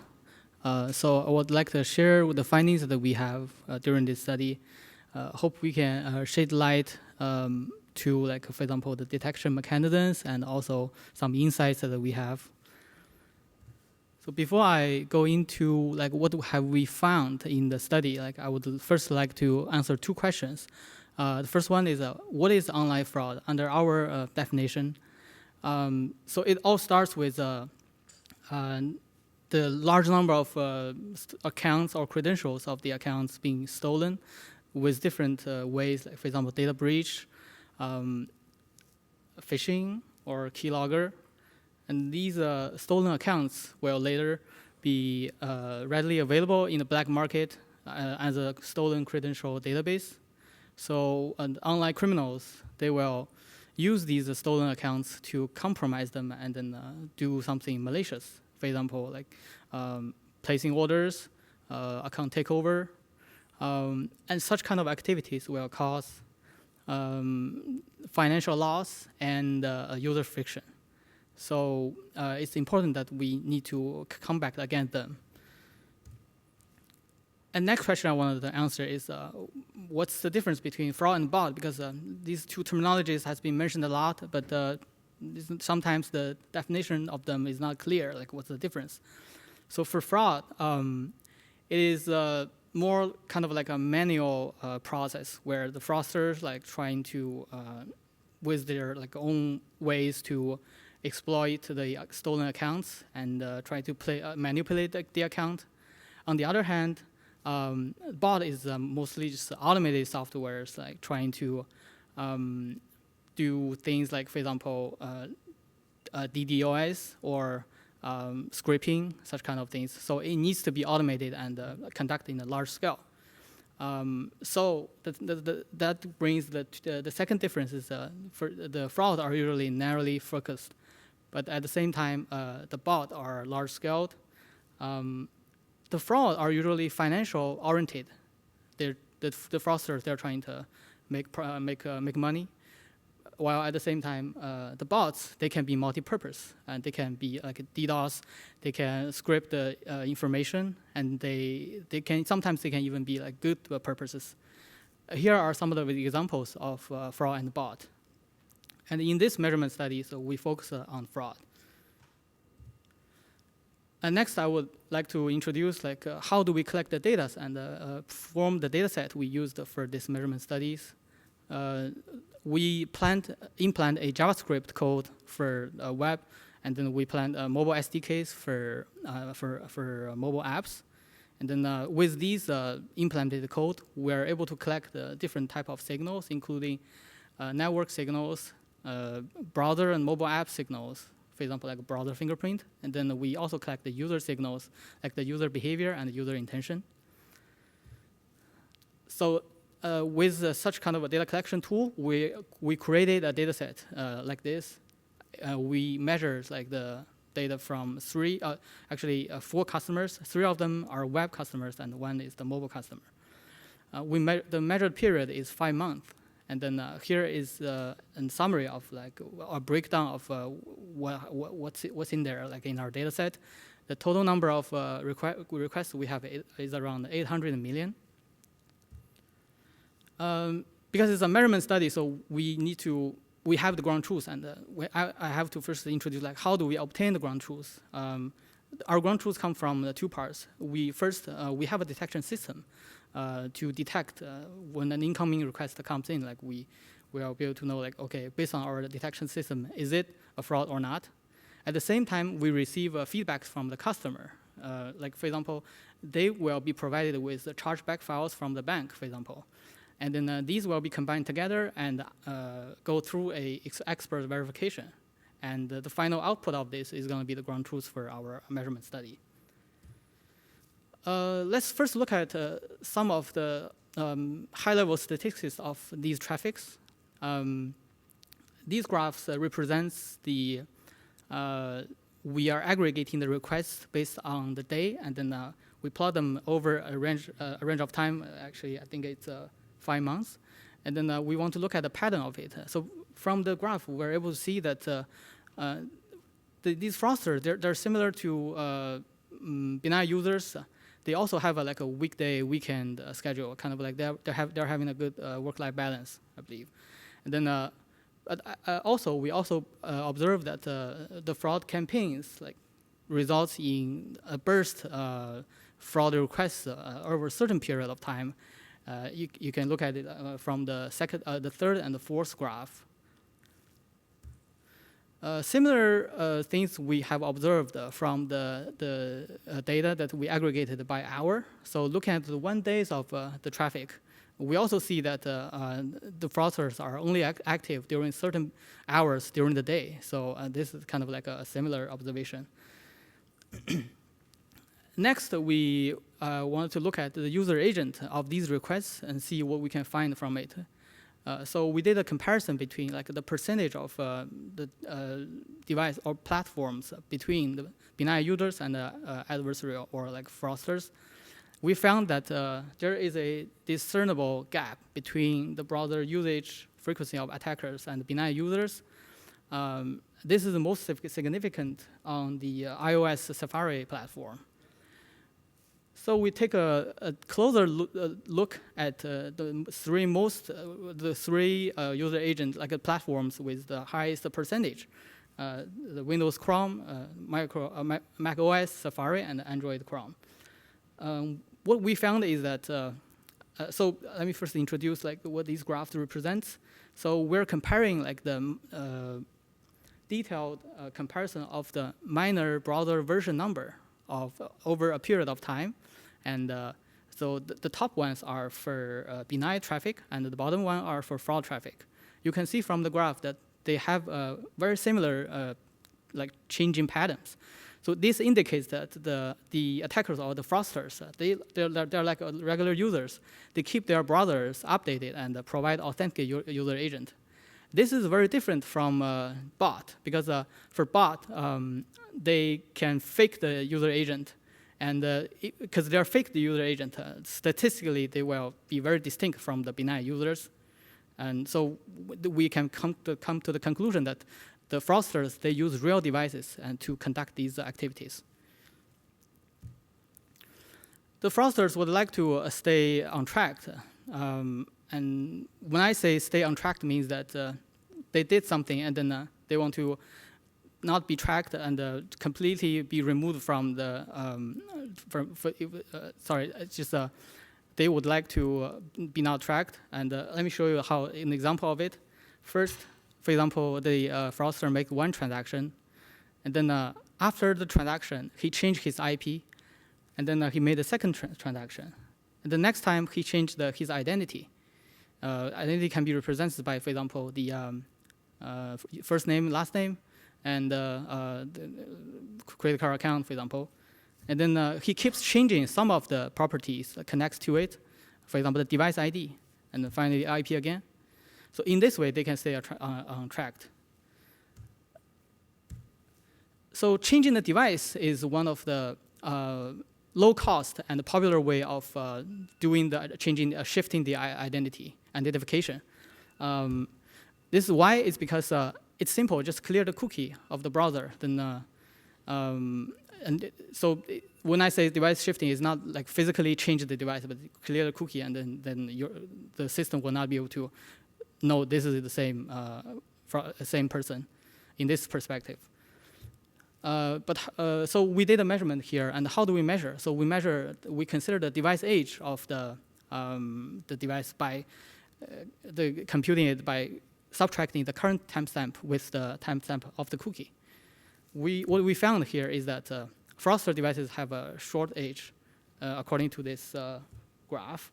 Mostly they're under 5 minutes, so which indicates that once they do something bad, then they clear the cookies and then do it again and then again. So that's why they have a short device age. Then, anonymization is another technique that the fraudsters used to stay undetected. And to stay anonymized, the fraudsters usually use techniques like a proxy data center or VPN. So we did a measurement on like the percentage of the proxy IPs and the data center reactions based on in our data set. What we found here is that it is indeed that fraudsters have a higher percentage of usage of these services. You probably want to ask the question that why the benign users also have a high percentage of proxy IPs. So we took a closer look at one of our use cases, like or fraud cases, the account takeover cases. We look at the percentage of the proxy IPs, compare it with our ground truth labels. What we found is that first, for cellular IPs, the percentage of proxies is very high compared to the cable IP. And then among these, the number of fraud is for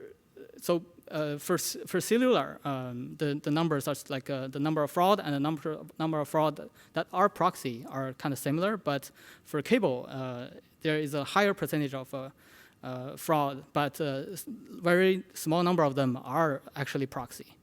And this can be explained by that the cellular IPs are more dynamic. So like someone walk into an area, there happen to be assigned like a cellular IP that actually belongs to a proxy IP. And this can happen most of the time, so that's why they have a higher percentage. The fraudster behaviors are also a good indicator of what's happening like underneath. This is because the fraudsters have a very different workflow compared to the normal users. Usually fraudsters have a large number of accounts in their hand trying to be exploited. So they have to, at the same time, dealing with these accounts as opposed to benign users, and they just stick with their own account and sign up, sign in, and then do the order transfer. So such kind of multitasking behaviors can expose the fraudsters to us. And more specifically, it can be the frequent window switching, maximize, minimize the window, and then the quick navigation and stuff. So we have selected a couple of the features that represent such behaviors. So for blur, it means that the current window or tab lose focus. And invisibility means the current window or tab is not visible to the user. And the time on page means that how many times in seconds a user spent on the page. It can be. We found that there is a distinct gap between like the fraud and benign users on these aspects. Fraudster intention is another indicator because the fraudsters they need to have a purpose and they need to make profit with these large amount of stolen accounts. So their intention with these accounts will be able to expose like what they really want to do. And we measure these with like how many number of logins, number of orders they made like during the past 1 hour. And then here's the result. And we found it is indeed there is like distinct difference between like what fraudsters would do with these accounts and what the benign users would do with these accounts. And finally, we also had some unique observations on the mobile platform, and so here is an example on the Android app. So first, they have different choices of OS versions. The fraudsters, they prefer older versions. It's probably because the older versions, like they are easier to be dealing with and to install the tools on it. And the choice of the device brand are actually also very distinct. Fraudsters like to use low cost and easy to manipulate devices like Xiaomi, OnePlus, and Samsung.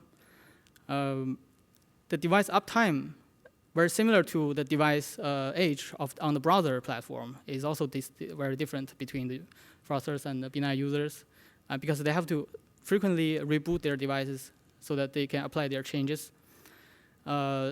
Finally, the device needs to be rooted and hooked to install these attack tools on it. So, and also the emulator is commonly used to perform these activities. So the percentage of these compared to the benign users are also different. So how these findings can contribute to like detection solutions? I found like 3 aspects. First, identify these patterns helps to showing that the complex patterns of the fraudster behaviors. And these can help us to construct the detection rules based on these. Second, these observations can be transformed into quantifiable features to train machine learning models, for example, classifiers or anomaly detectors.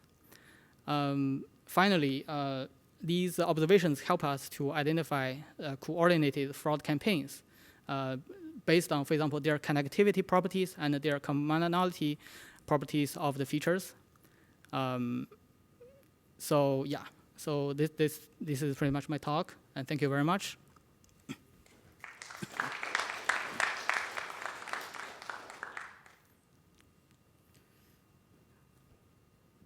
Any question from the audience? Okay, I will start with a question. So I was wondering, how did you identify the fraud traffic from benign traffic in the first place? So we have ground truth, basically, and as I mentioned, the ground truth consists of two parts. It's from our detection system outcome, and also from the customer's feedback.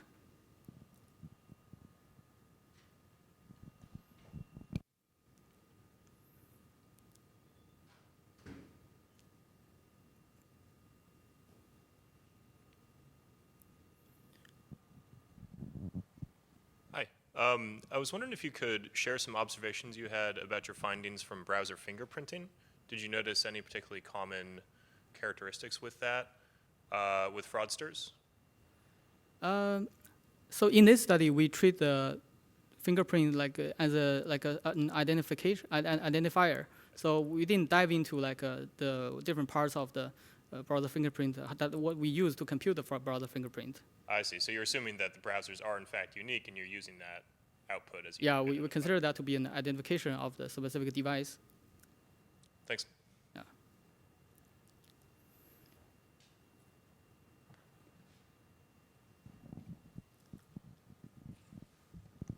Hi, Walter Rudemetkin, University of Rennes. I was wondering how can fraudsters leverage some of your findings to be able to build better distributed crawlers, like using real browsers maybe instead of bots, and maybe regulating the traffic to better hide themselves?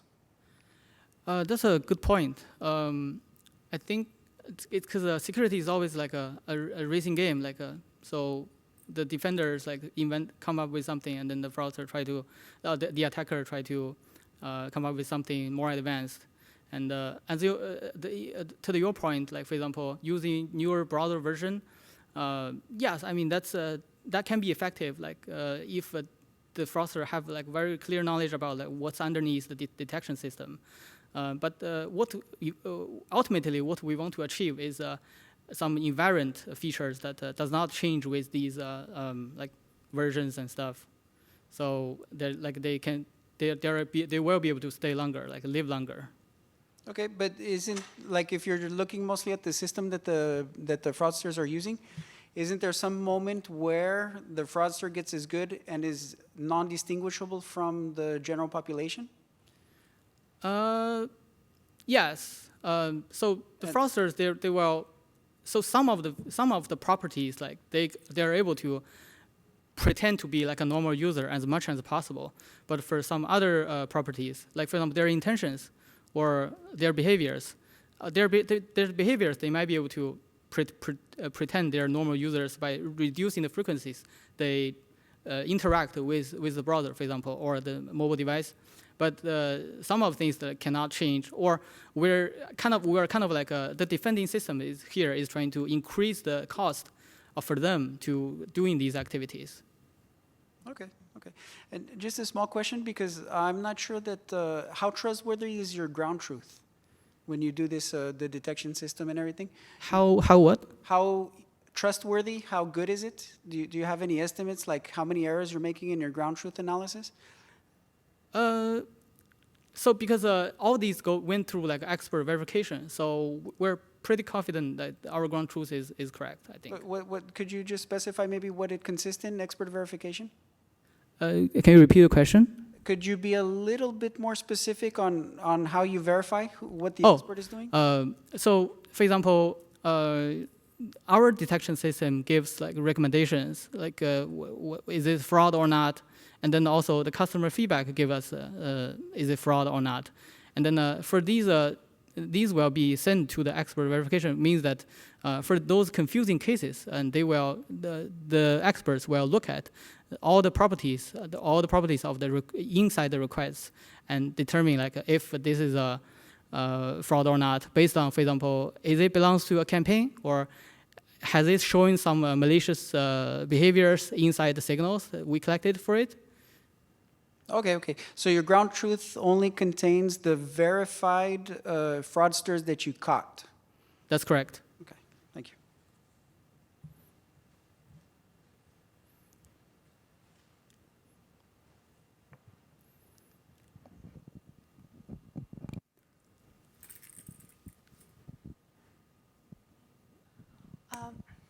Thank you, Ihan.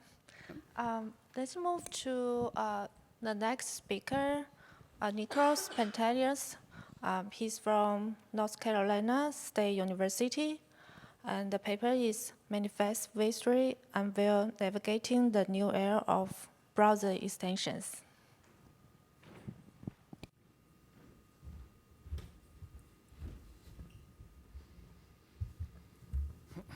Give me a moment to connect.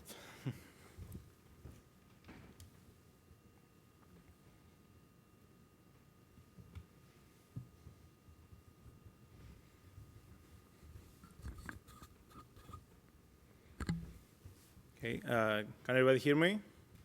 Okay. So I know that most of you flew to San Diego to watch this presentation. I'm Nikos Panteleos, and I'm going to talk today about browser extensions. In particular, I'm going to talk about Chrome browser extensions, and what are the rules, the latest rules that the web stores is implementing to publish an extension, and how does the malicious ecosystem look with the latest rules.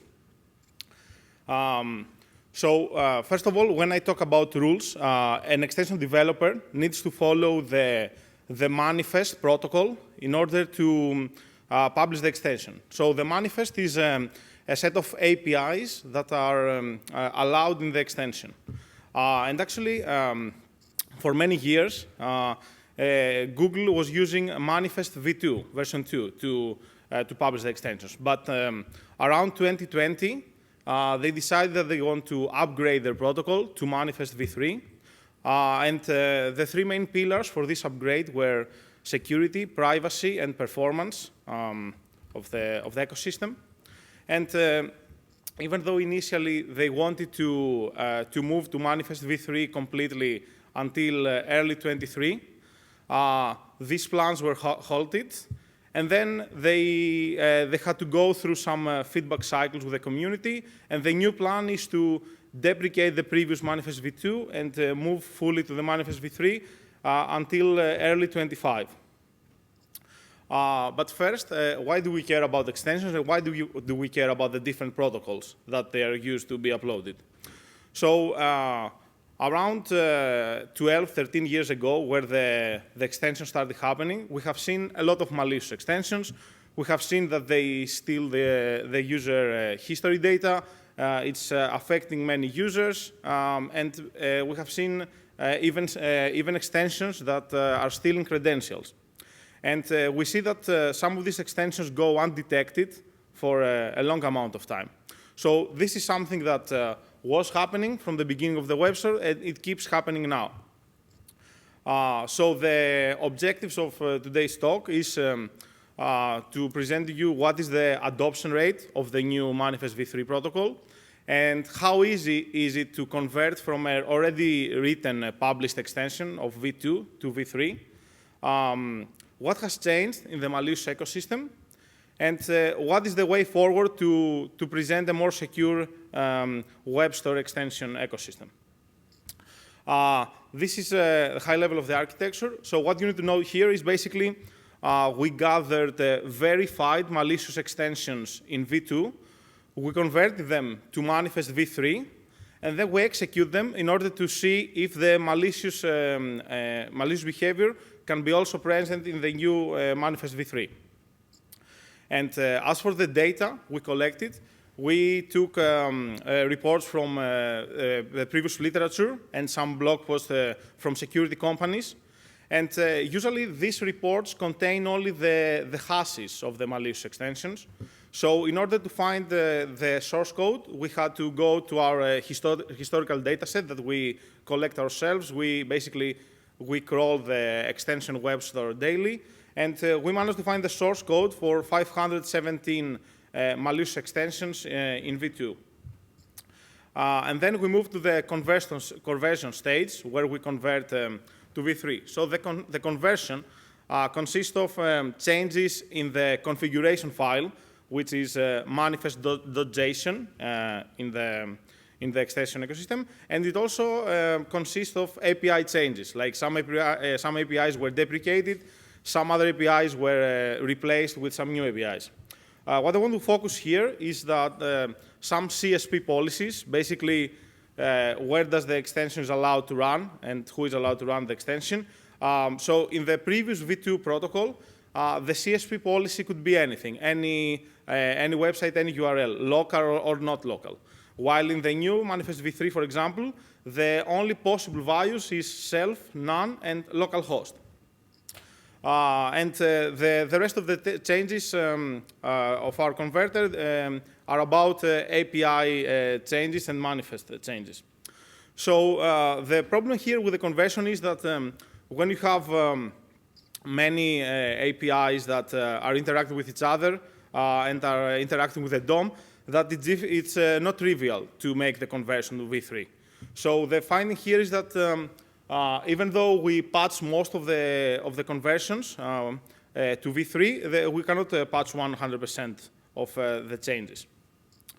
And we measured that basically from the moment they announced it back in 2020 and up until the mid of 2022, what we measure here is the new extensions that are being uploaded daily in the ecosystem. And we measure whether these extensions are in manifest v2, the old protocol, or manifest v3, with the new protocol. So we see up until the point they announced that they're going to delay the new manifest v3, the adoption rate was around 30 to 40%. And after, they went some more cycles with the community, and for example, they had to adjust the maximum number of cosmetic filters you can put in the new manifest. And this helped a lot in order to be able to integrate some of the ad blockers to the new ecosystem. Otherwise, most of the ad blockers wouldn't be able to be functional in the new ecosystem. And actually, this is still a work in progress on how to make the ad blockers work in Chrome v3. And what we see is that as of right now, around 90% of the new or updated extensions are being uploaded in manifest v3. So we see a much better adoption rate. And other than the conversion, the initial conversion where we change the APIs and we make the manifest.json changes. So in the old protocol, basically, it was very easy to do any dynamic code injections from any third-party resources. But with the new protocol, we have to do what we call here a proof of concept, but basically it's how you're going to inject code dynamically in manifest v3. So you go in listing 1 on top, you go to manifest.json, and you include the web accessible resources and the actual URL that you want to run the dynamic code. And then on listing 2, you see how you call this URL for the code to be injected. So one problem here is that even though you can see the web accessible resources and that this URL is going to inject something from this extension, you don't know the URL chain. So maybe the code that comes, that you have no idea, you can check the first chain, but if this code is injecting another dynamic code, basically you don't have access to this unless you follow the whole chain of dynamic injections. So this is potentially still a problem. And before applying these proof of concepts with web accessible resources, our converter managed to make around 30% of the malicious v2 extensions to be executable in manifest v3. And after we apply the proof of concept, around 56% of the malicious extensions were able to showcase their malicious behavior with the web accessible resources. And one of the goals of the presentation is to maybe have a discussion about future direction that we're thinking to follow, or any other suggestion from the audience. So basically, we could expand and do similar measurements in different extension ecosystems, like Firefox Edge or Safari extensions. So even though Chrome is currently the most popular one, there is still enough delta with the other ecosystems in order to be able to study multiple extensions. We can focus on some specific APIs, and we can see that when an extension from v2 is updated to v3, like, did they try to utilize the new APIs that are supposedly more secure, or they provide better privacy and performance guarantees, or did they try to jump through some hoops in order to avoid using the new APIs? We also are working on finding new malicious extensions written in v3 in the wild, and not convert the v2 ourselves. And we also want to have like some type of watcher where we can recursively catch the dynamic executions. So not only get the first part of the dynamic code chain, but the whole chain. We also want to keep pushing the Google to work with the community in order to make sure that they support 100% functionality from the old extensions to the new protocol extensions. The takeaways here, I think I went a little bit too fast, okay? So basically, the conversion rate was very low initially, and the plans were halted. But right now, we see that around 90% of the new extensions are indeed uploaded in manifest v3. We saw that with the web accessible resources, we can make up to 56% of the malicious extensions to work in manifest v3. And the final takeaway is that there is still malicious code still exists in the new ecosystem, and there is still room for improvement for the web store ecosystem in order to find the malicious extensions. This is all. If you have any questions, and these are my contact information.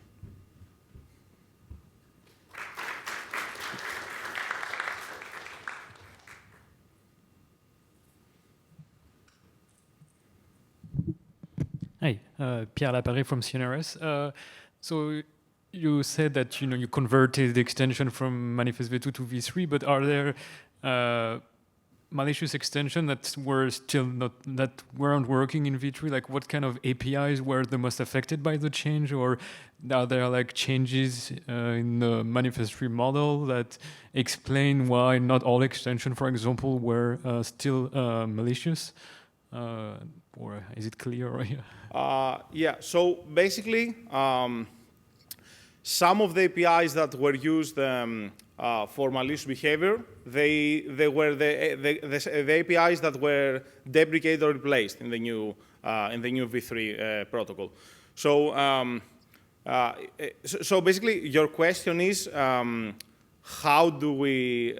Let's go. Let's repeat the question once again. Actually. Yeah. So I was wondering, from the extension that are not malicious anymore in v3, like what kind of APIs were the most affected? So because you said that some APIs were deprecated, but maybe there could still be an equivalent somehow that was maybe more secure. But I wonder if even with some modification, if there are some APIs that were really that didn't find any equivalence in the v3 model, so that they're not malicious anymore. Yeah, we still have the data, so we don't have a frequency of APIs for the v3 affected and the v3 not affected. Yeah, and also we want to highlight that the v3 extensions that were not functional in v3, it could be either because the new APIs provide more security, or potentially the conversion in complicated cases didn't succeed completely. So there could be an error with the conversion process. And so in the conversion, did you do it mostly automatically, or did you had some time really to go in manually to make it work properly? It was mostly automatically, so we had to either replace the APIs or replace the configuration file, the manifest.json. Sorry. Okay, thank you. Thank you. Hi, Will Childs-Klein from AWS again. I have kind of a broader question. So perhaps just APIs or maybe more than APIs, what features of extensions have you noticed are common with malicious, affirmatively identified malicious extensions?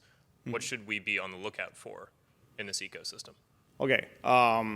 Yeah. So one thing I should have mentioned probably is basically that in the new manifest v3, they want everything to be self-included in the initial source code bundle. So they want all the code that the extension is using, even the static resources, to be included in the initial bundle that they upload to the web store for approval. So since if we can assume that everything that is included initially is being checked by Google or by any web store that before the uploading of before publishing the extension, then we need to look at dynamic injections, and this is why we focus there. For a list of APIs, I think I do mention some APIs in the paper, but we can talk about this offline, about which specific APIs we can look at. Like, okay, for example, eval is the first one that comes to mind, or any history API that is not directly related to the functionality of the extension. Yeah, so you always have to take into account the functionality of the extension, what they advertise they do versus what they actually do. And and that's it. And every third-party request they send, it needs to make sense, basically. Cool. It could be kind of interesting if you to automate that kind of cross-reference between the pro's description and the list of APIs that it uses. Like if you have, a sports game score checker checking your browser history, there might be something fishy there. Yeah, one problem here potentially could be that you are not forced to upload a description. So someone needs to create the description for you. So maybe you go through the images of the extension because they upload a couple of screenshots to show the functionality, or and you created the description yourself if one doesn't exist. But yeah, it would be interesting to match a description to APIs and how this potentially couldn't make sense. Thank you for the talk. Thank you very much.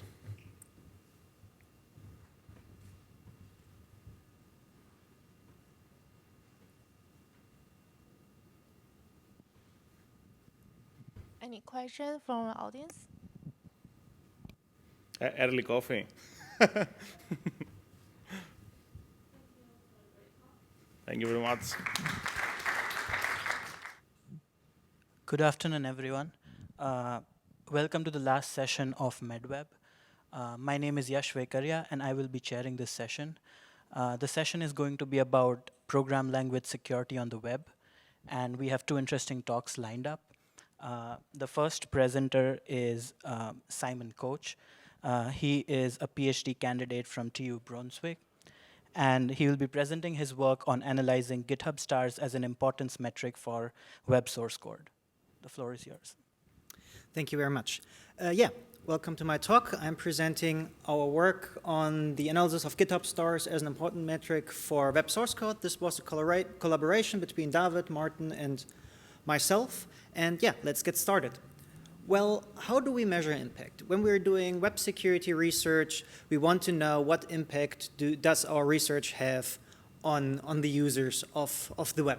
And we have some examples. For example, if we do dynamic measurements, we like to rely on the Tranco ranking to understand when we're finding a security vulnerability on a web page, how important is that web page? What is the impact of fixing a security vulnerability on that web page? And the second example I brought is for JavaScript fuzzing. We have fairly clear targets when we do JavaScript fuzzing, namely the browser engines. And we know then if we find a security vulnerability in one of those browser engines, there are millions of users who would be exposed to that vulnerability, and fixing it does have impact. However, when it comes to static analysis, we are relying on open source code, which is mostly sourced from either the registries or from GitHub. And what we have seen in the literature are two metrics that are commonly used, namely download numbers and stars. And so basically, what does impact mean in the context of static analysis? It means deployments. What we're looking at is we want to know how often are the applications we found a vulnerability in actually deployed. And well, how reliable are those metrics we are using? How reliable are the download metrics supplied by the registries? How reliable are GitHub stars as a surrogate metric for actual deployments? So let's have a look. Do downloads or stars actually signify deployments? And when we look at download numbers, I have looked at the NPM registry. How do they explain what those download numbers mean? And what they say is the download numbers include basically they're counting any 200 response.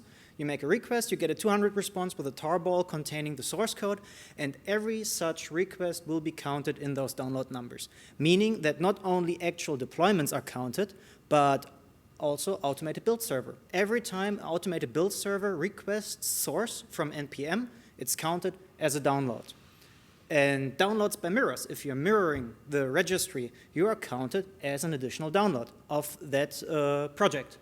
And finally, any security researcher starting to download code to run his analysis on is counted as a download. So the download number already is obviously inflated. Well, how about stars? Well, for stars, let's have a look. What does GitHub actually tell us what stars mean? They say you can star repositories and topics to keep track of projects you find interesting and cover related content in your newsfeed. So basically, we have a Facebook-like. And yeah, do those numbers actually signify deployments? What do those numbers mean? And this is what we wanted to look into. And you might have noticed I'm talking about two metrics. GitHub stars are more common in the literature, but downloads are as well. And the first question we had is, how do downloads and stars actually relate? And for this, we looked into 3 different programming languages which are common on the web, namely PHP, Ruby, and JavaScript. And what we did is we obtained the download and star numbers from projects written in those languages. And we go to the registries, download all the metadata of the projects registered at the registry, and then obtained also the stars numbers by going to GitHub for the corresponding repository, as the repository is commonly linked in the registry itself. So how many data did we obtain? Well, first of all, for PHP, we obtained data for around 91,000 libraries. For Ruby, we obtained data for around 108,000 libraries. And finally, for JavaScript, we obtained data for 726,000 different libraries. And when we have a look at the average download number, we can already see those numbers are huge. For PHP, it's around 1 million. For Ruby, it's around 1.3 million. And for JavaScript, we are around 10 million average downloads for the libraries we looked at. And those numbers are large. However, when we have a look at the standard deviation, we can already see, well, there's a huge spread apparently, as those standard deviations are an order of magnitude larger than the actual average download number. And when we have a look at the stars, well, for PHP, we are around 90 stars per project. For Ruby, we are around 150. And for JavaScript, we are around 1,400. But again, the standard deviation is way larger than the average of stars. So we already can guess that there must be a huge spread between the numbers across the different projects. So let's have a look. How do those numbers actually look when we start to plot them? And this is when we plot, this plot signifies how PHP would look like. We can see there's a large base with a lot of projects at the lower left. And when we go to the larger numbers, it looks a bit like a cone, meaning that we have a lot of projects which are not downloaded a lot, which are not started a lot, and we have a few projects which are downloaded a lot and which are started a lot. Well, how does Ruby look like? Ruby looks a bit different. We still can somewhat see that cone, but it's less pronounced. And we have that weird, well, foot at the bottom. And finally, when we look at JavaScript, well, we have a blue picture. There is no such cone visible anymore. And you can see this also in the correlations. PHP has a correlation between downloads and stars around 0.47. For Ruby, it's 0.33. And for JavaScript, it's 0.14. And I would argue that 0.47 is already in the lower moderate range, and 0.14, there's barely no correlation. There's barely any correlation between between stars and downloads for JavaScript.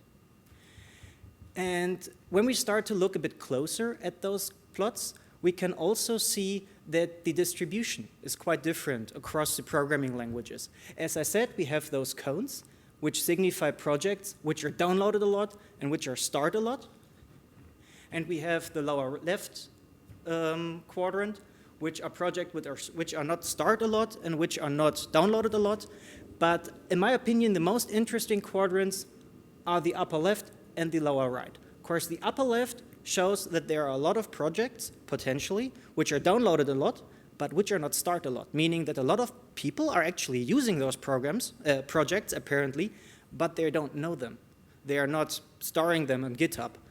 And the lower right means a lot of people know those projects. They are going to GitHub, they're giving those projects a star, but they're not using it, like they're not downloading it. How can this be? And when you compare those quadrants across the programming languages, what you can see is that PHP and Ruby are fairly comparable, as they have a lot of projects which are in the third quadrant, the one where it's neither popular nor used a lot, and they have a few projects up here, and the second and fourth quadrant, they're comparably populated. But if you look at JavaScript, the picture suddenly changes. For the second quadrant, you have way less than for Ruby or PHP, meaning that apparently if projects are used, they're also downloaded.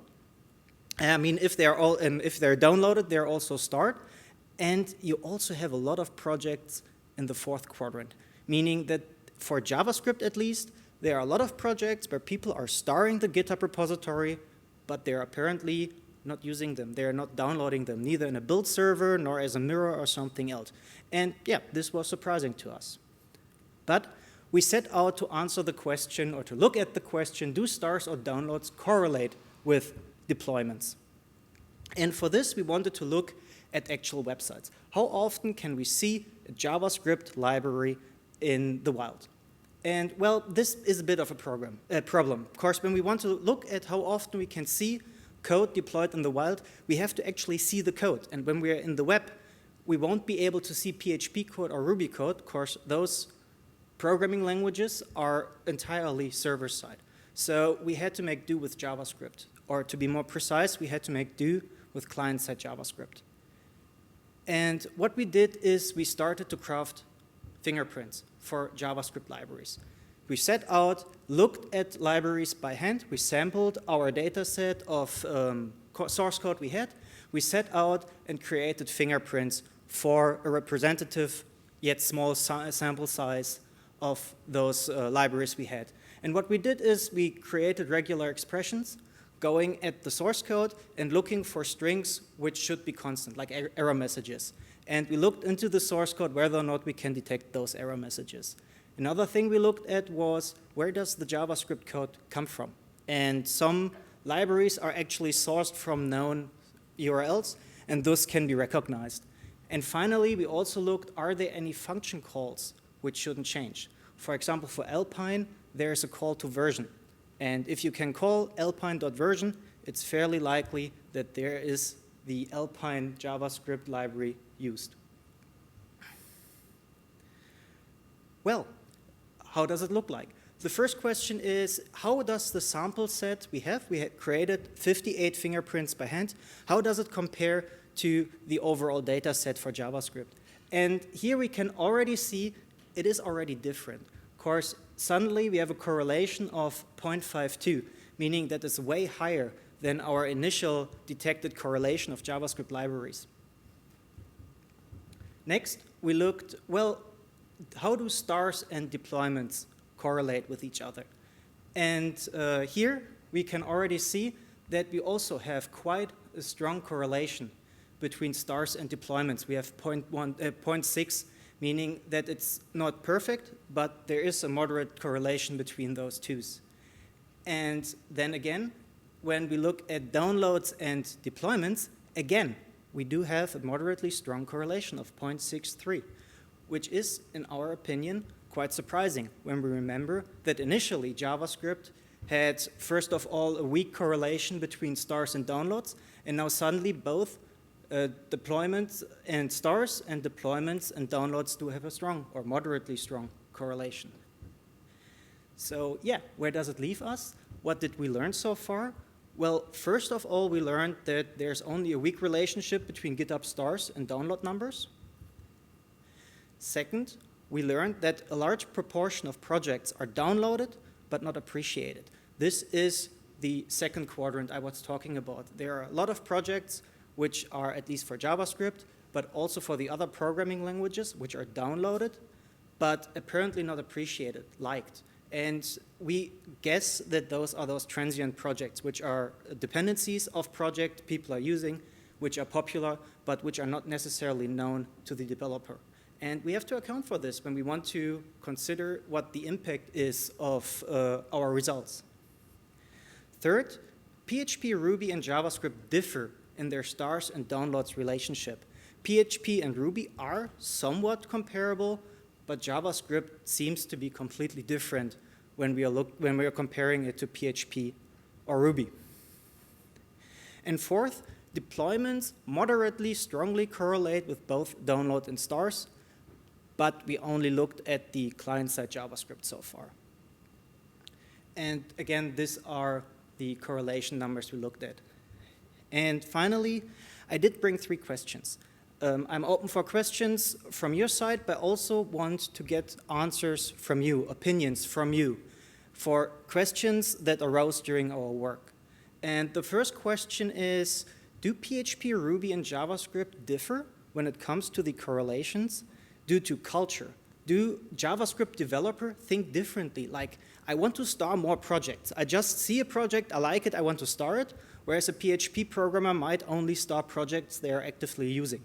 Or is it due to language differences? I talked about that JavaScript has both client-side and server-side code, whereas PHP and Ruby do not. Do the difference we see in the correlation maybe come from that? What is your opinion about this? Second, why do we want an impact metric? I mean, it makes somewhat sense to look at impact metrics for dynamic analysis, but for static analysis, if you're a reviewer too, why would you ask the authors to tell you the number of downloads, the number of deployments? Wouldn't it be maybe more interesting to know the complexity of the application under consideration, where they did find the vulnerability? Why do you ask for an impact metric? What do you want to understand when you get those numbers? And well, finally, given what I have presented to you now, given the numbers I've shown you, are stars or downloads actually a reasonable impact metric? Or do we have to look for a different impact metric to actually be able to achieve what we want to know when we're asking for an impact metric? So thank you very much, and I'm very curious on what you think about this.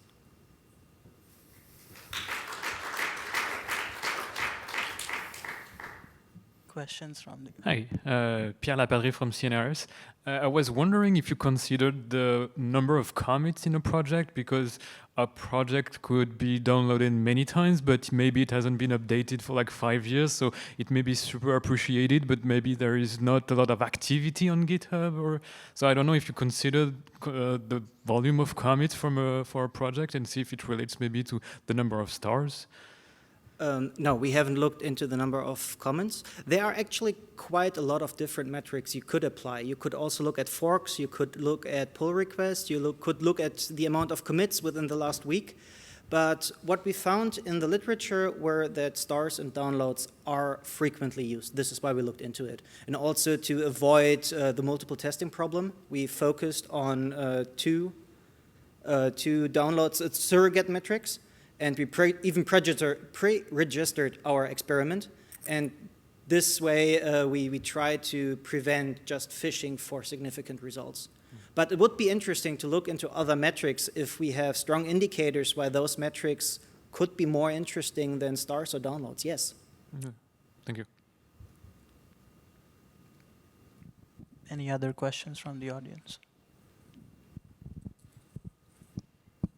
Hello, Will Childs-Klein from AWS again. I was wondering, did you consider any data sources other than GitHub? There are other source control, like you got SourceHut, GitLab, different projects are mastered in different places. Well, we considered them, but we ruled them out because most registries do list the GitHub repository, but we didn't find that many other options to download the source code, like to get those star metrics or comparable metrics. So we didn't look into it, no, but we considered them initially, yes. And I may have missed this earlier, but how did you select those three languages, PHP, Ruby, and JS? We considered what are the web languages, and I'd argue JavaScript is the web language at the moment. PHP used to be the web language, and Ruby, well, Ruby on Rails is fairly popular, and this basically informed our selection of programming languages. Thank you. One question from my side. So you chose these three languages, and you mentioned that two of them are like client-side and one of them is server-side. Do you expect the results that you find would generalize to other server-side or client-side languages?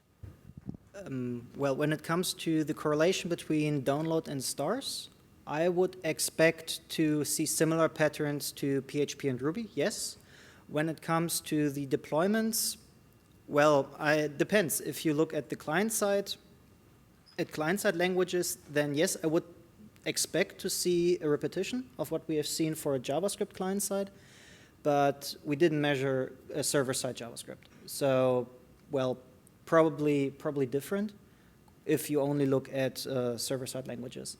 I think the difference or the low correlation, the overall low correlation between downloads and stars can to some extent be attributed to the mixture of client-side and server-side libraries for JavaScript. But we don't have yet a reliable way to differentiate between those two different kinds of JavaScript code.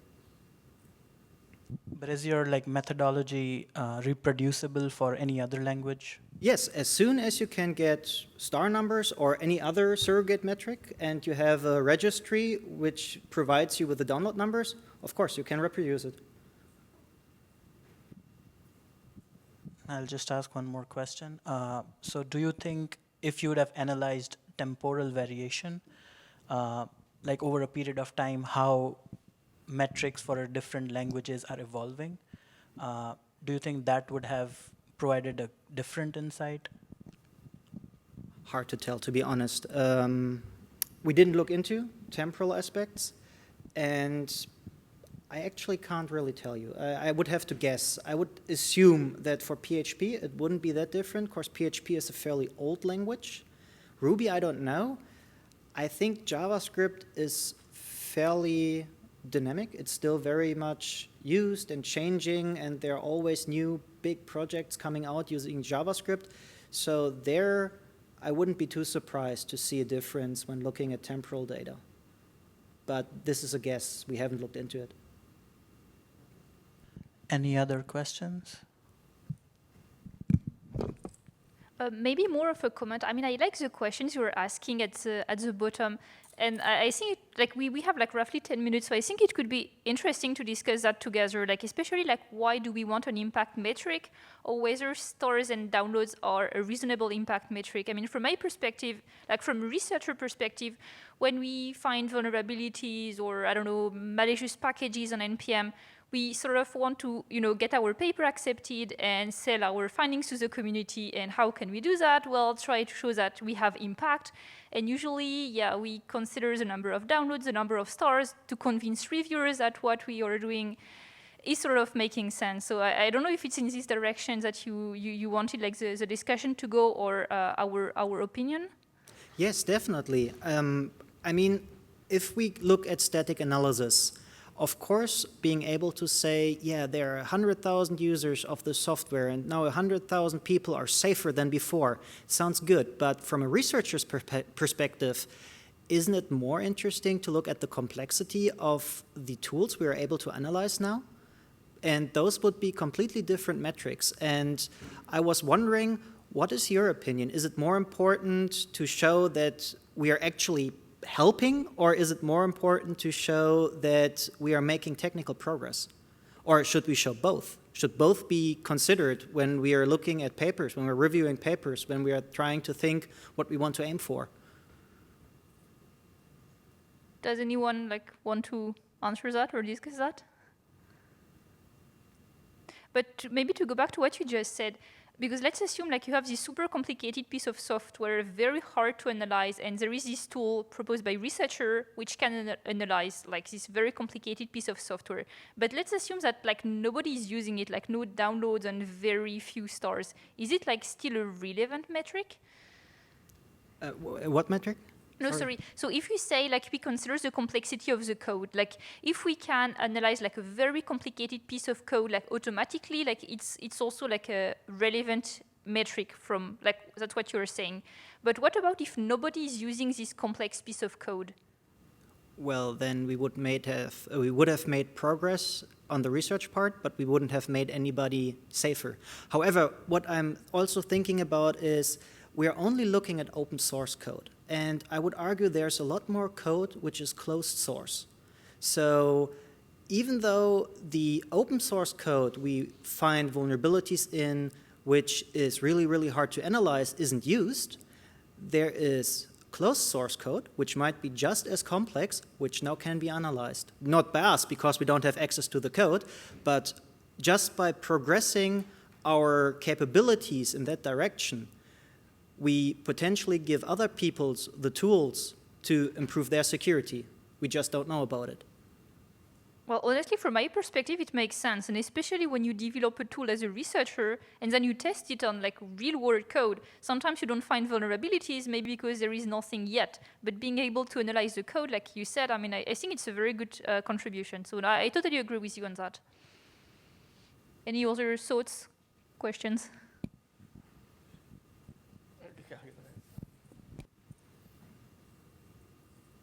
Thank you. My name is Mo from Clemson University. I want to ask you if you considered the possibility of fake stars. I work with reviews, and I always have to consider the fake reviews. So I was just wondering if you considered that. Yeah, we did consider them. It's hard to look into them. You never know which star is fake and which isn't. But we had a look at some of our weird results. I brought one example. This is a Ruby project from the Ruby registry, and we have 219,000 stars, which is a lot in my opinion. Most projects have way, way less, but we only have 2,000 downloads. And this was weird. This one was one of our outliers we wanted to look at. And when we looked at it, we saw that they link the React project. And this is done by Facebook, but when you look at the languages used, there's no Ruby. So yes, apparently we also have projects registered at those registries which do not really relate to the language under scrutiny here. Which this doesn't mean this one are fake stars, but this shows that just crawling those repositories, those registered projects, and just looking at the stars might not be enough. You have to look more deeply into those projects.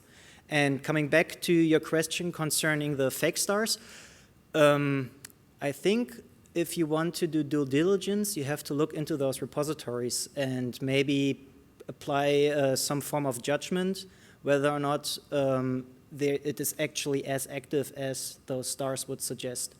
But I don't think it's feasible to fake 200,000 stars. Too expensive, probably. But a couple thousand stars could be possible. I see. I think, I'm not sure, but maybe there's some other works that already use GitHub fake stars detector that you may use. But I'm not sure, to be honest. The point I'm trying to make is If the possibility of fake stars is small, then I don't think it will influence the results that you just showed us today. That's what I'm trying to say. But if the possibility of fake star is pretty big, that would influence the results that you just showed us today. Sure. Another thing to consider is, as soon as the star metric would become very, very important to claim impact, there could be a bad apple or two who find maybe a vulnerability in a repository and then buy the fake stars. And we have to consider this, yes. Thank you. That's all for me. Any other questions? Okay, let's thank our speaker again.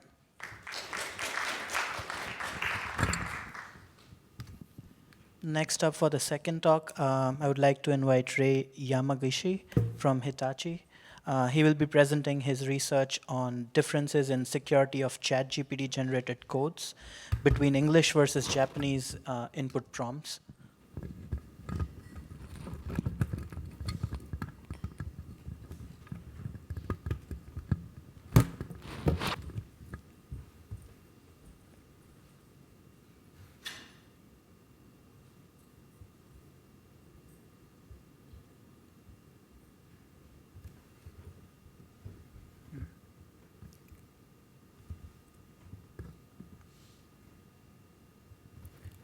Thank you very much. I am Rei Yamagishi.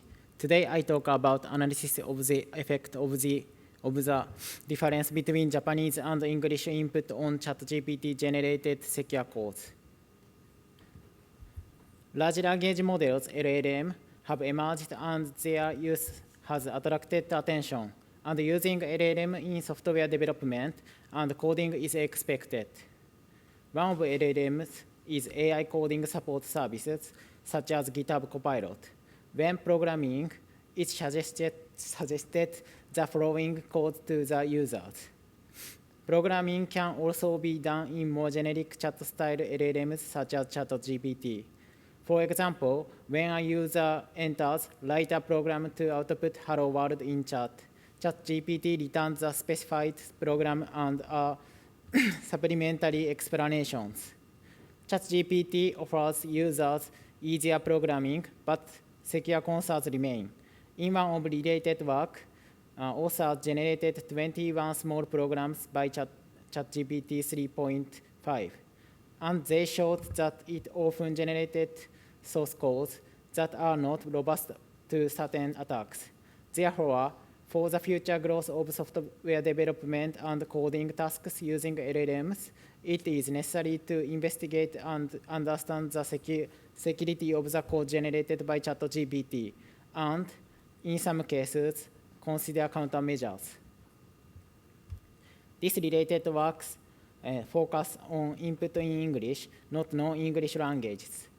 Other existing studies using LLMs suggest that differences in input language may affect the results. This language difference could be applied to the security of code generated in non-English languages. And non-English languages may output even more vulnerable code. This concern is important for non-native IT engineers. Although there are IT engineers over the world, not all of them are fluent in English. For example, Japan has one of the lowest level of English proficiency. So, to make it easier for Japanese users to implement code using ChatGPT, it is desirable to provide input in Japanese. Coding in English once with translation is also a possibility, but it is difficult because giving the burden and interpreting the wrong meaning of the text. Therefore, in addition to evaluating the security of code generated by English input, the security of code generated by Japanese input also needs to be calculated. For the reasons, we decided to verify the security of code generated by Japanese input. And we set two research questions. Research questions 1 is that, does the difference between Japanese and English prompts affect the security of the code generated by ChatGPT? Research question 2 is that, does the difference between Japanese and English prompt affect the security explanations generated by ChatGPT? This is the overview of our method.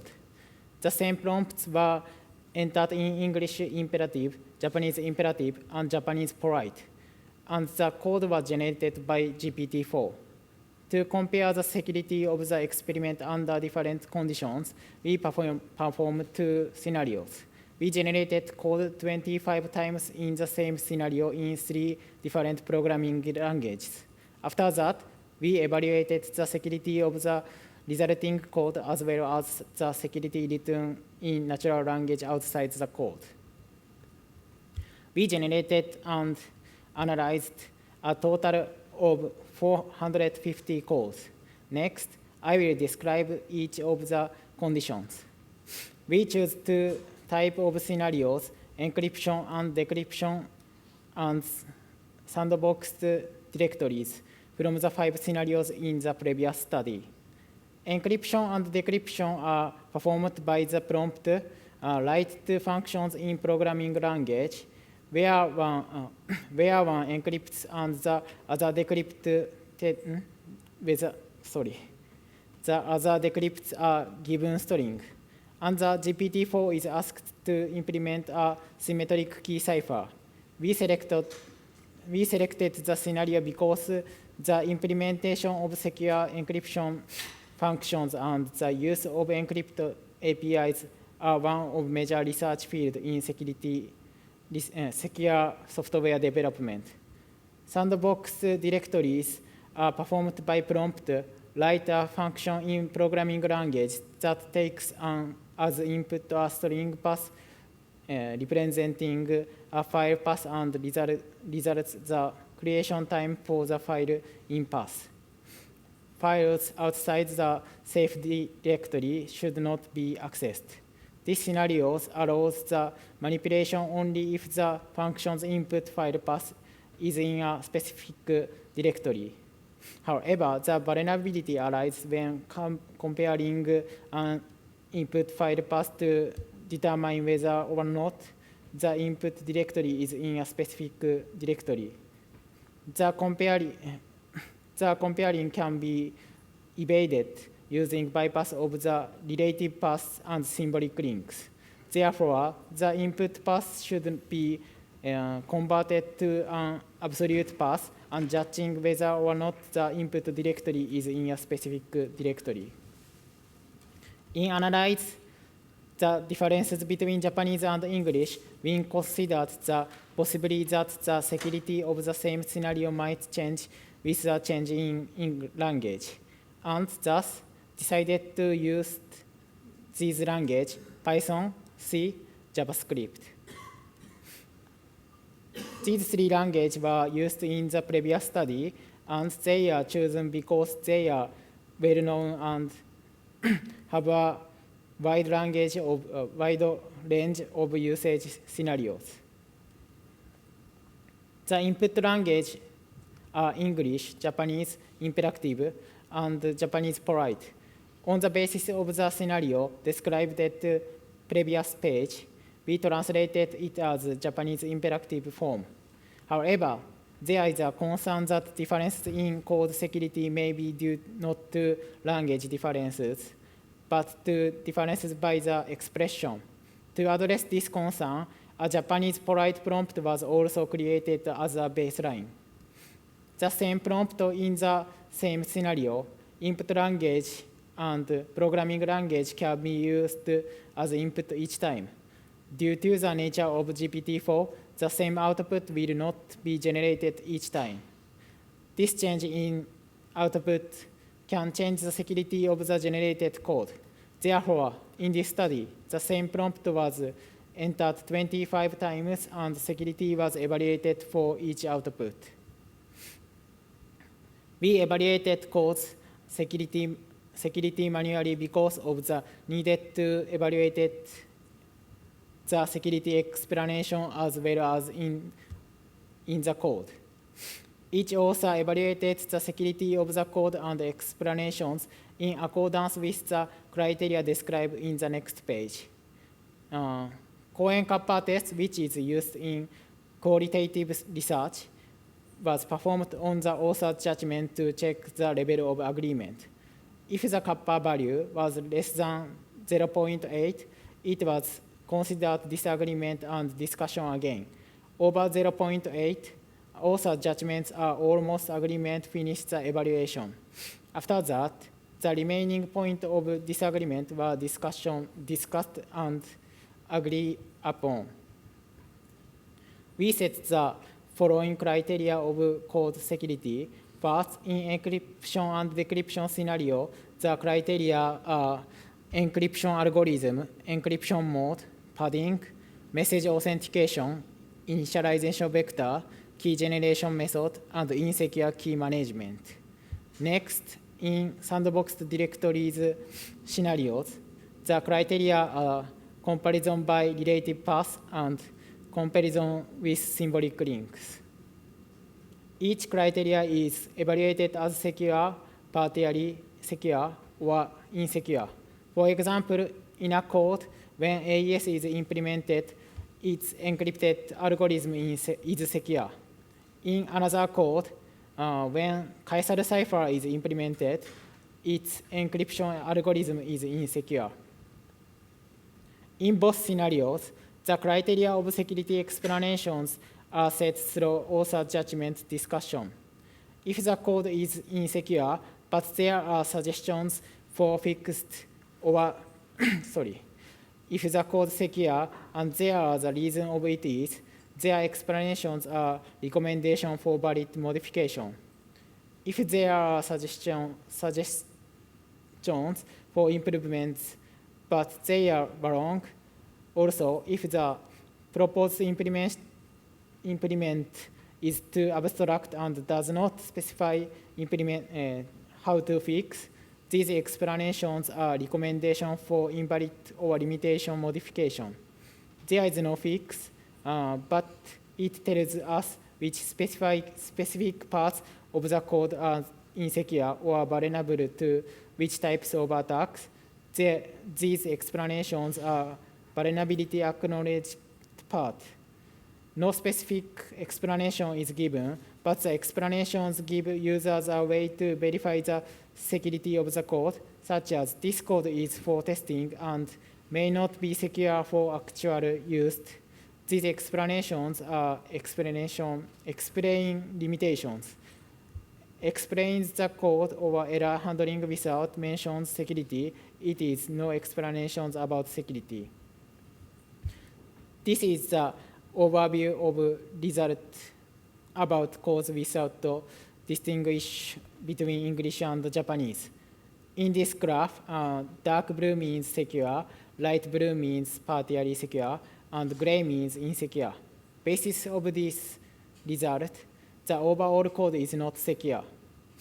And even if the same scenario, security varies greatly depending on the language, we believe this language difference is due to strong API or module dependency.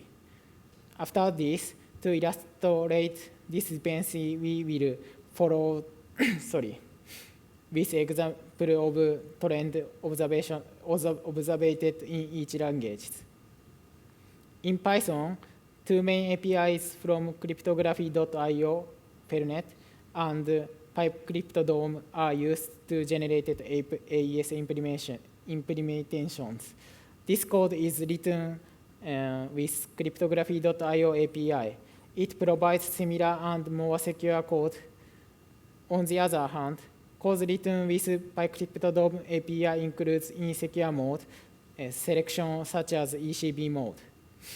For another perspective, storing keys as plain text files were insecure codes. This insecure code breakdown was 7 codes in English and 1 in Japanese imperative. In C, the symmetric cipher is written as Caesar cipher and XOR cipher, which is key generated by repeating a short string such as K, to the message length. So C code in scenario 1 tend to be insecure. 3 main APIs from Node.js, Crypto.js, WebCrypto API are used to generate AES implementations. Most of these codes are partially secure because the default setting of these APIs do not implement message authentication, and generated codes does not tend to set message authentication. Also, these APIs require to set a relatively large number of parameters for secure implementations. In sandbox directory scenario, resolving the input passes was critical. Passes were processed that they were entered, resolved with os.pass.abs ABS pass, which does not resolve symbolic links. Resolve with os.pass.realpass and resolve with passlib. Also, the security of C and JavaScript codes tend to depend on their each APIs. Next, I talk about the difference of security between English and Japanese input. This table shows that the number of code security in conditions. Japanese and English were compared after confirming as a baseline that there is no difference between Japanese imperative and polite in each condition. As a result, no significant difference in 5 conditions. Python codes in encryption and decryption scenario had significant difference. The difference would be due to the addition of key storage as text. The high accuracy of English may have had the opposite effect in terms of security. This table shows that the number of security of explanations in conditions. As a result, no significant difference in 3 conditions. In 3 conditions, Python and JavaScript codes in encryption and decryption scenarios, and C code is sandbox directory scenario. English provides better explanations for improvement security. These results support previous studies finding that English is more accurate. This suggests that natural language may be more influenced than codes. However, explanations leading to security was low, not enough to allow users modify codes. Throughout, the security of the code generated by GPT-4 depends heavily on the security of the API and the number of parameters required from the API user. In this scenario, base programming tasks, for example, cryptography.api read secure by default. However, PyCrypto.dom API require many settings, and GPT-4 mistakes are easy to fix. Our recommendations for developers are judgment for the security of generated code and the need for modification and usefulness of having an investigation of the security of the API used by the generated code. Our recommendations for developers are exploring prompts for generating security code, consideration of how to secure use of LLM by developers who copy and paste the Q&A site, and persist of usability improvement in secure API development. I would add on the second one. One previous study have also focused on how some developers use copy and paste of vulnerability code posted on Q&A sites, such as Stack Overflow, to propagate vulnerabilities. While there are previous studies that focus on LLMs for developers, such as Codex and GitHub Copilot, developers who have used Stack Overflow will likely generate the code using ChatGPT. Therefore, given the result of our study, it is conceivable that developers will copy and paste ChatGPT's output code without considering the security of the code. The security of not only developer LLMs, but also general purpose LLMs need to be considered. I would add on the third one. The security of code depends on the security provided by the API. Specifically, the more complicated the parameters that need to be set in the API, the more insecure the code is likely to be. Not just from an LLM perspective, prior research on API usability and security also suggests that simplifying APIs and minimizing the setting required of users will provide better security. Moreover, the recommendation and spreading of API with high usability are expected to impact the data used for GPT-4 training. Also, a simplified API with high usability is desirable from the viewpoint of user checking code output by GPT-4. Finally, this study is in the early stage of examining difference in the security of code generated by GPT's input languages, and limitations exist. These limitations are only 2 languages and 3 programming languages, and not including developers' surveys. This is our summary. Thank you for your attention.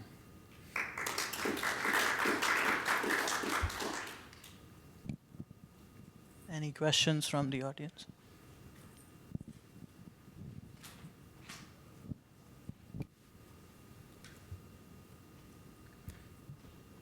Hi, I'm Mo from Clemson University.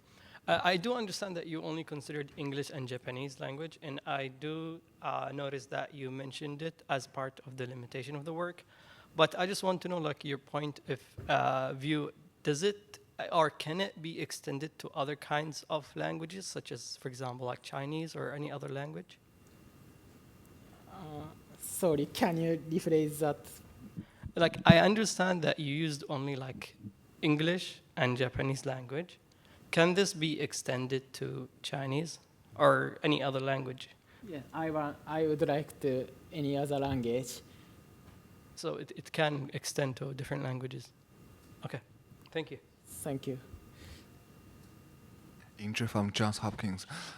So one alternative way is that you ask GPT to translate Japanese to English and then input English to the ChatGPT and ask it to generate code. Have you looked at the differences between this and you directly input Japanese to ChatGPT and ask them to generate those code? I would like to Japanese and translated Japanese. Sorry, next stage. However, sorry, can you repeat for your question? Right, that's exactly what you said, like a translated Japanese and the original Japanese. What is the performance between these 2 inputs? Are the security kind of similar, and how did it compare with the English input? Yes, I would like Japanese and translated Japanese. However, this task is very simple, so maybe the differences are little Japanese and translated Japanese. So I would like to more complex scenarios and to evaluated it. Sorry, could we talk? Sorry, I hope I have answered your question. Thank you. I have a question. So you mentioned in the methodology that you give some prompt and then you ask ChatGPT to generate it 25 times. But did you try like different prompts? Because same, like in a practical use case, a user would not try regenerating the same output 25 times. They would usually try to manipulate the prompt so that with the updated prompt, look at the output that ChatGPT is giving. So maybe analyzing security of different prompts when given to ChatGPT and analyzing their output security would be a more better approach. So why did you choose just like you repeating generation 25 times? I checked manually. In some case, GPT-4 generate other code, so I would like to. I think I tried many times. However, this study do manually, so we evaluated only 25 times. However, our contribution is the API is the key factor, so we would like to evaluate more more times. I hope I have answered your question. So basically, we're trying to look at different accesses to APIs and how it is able to generate different outputs, rather than trying to look at general output which is returned by a single prompt or a version of the same prompt. I would like to not manually, so I would like to automation object. Yeah. Any other questions?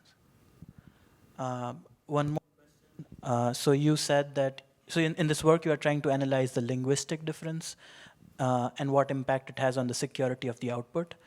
But do you think, in your experience, like when you are trying to run the experiments, there are any non-linguistic factors which play a role in security of the output code? I think the sorry, can you rephrase that more simply? So you are just trying to analyze if you input two prompts in different languages, what is the security of the output code? But did you try to understand, or like when you were trying this experiment, did you see any other, observe any other factors which were not because of the language difference, but some other factor which was responsible for the output security? Like maybe you tried different prompt in English and you see a difference in the security of the output. I think that scenario is the key factor. So we would like to rethinking scenario. Sorry. Okay, that's fine. Any other questions from the audience? Okay, let's again.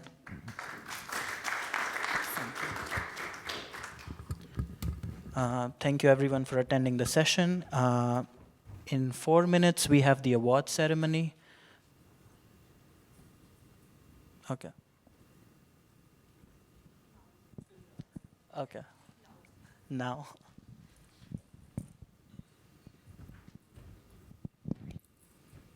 Okay, so please don't leave.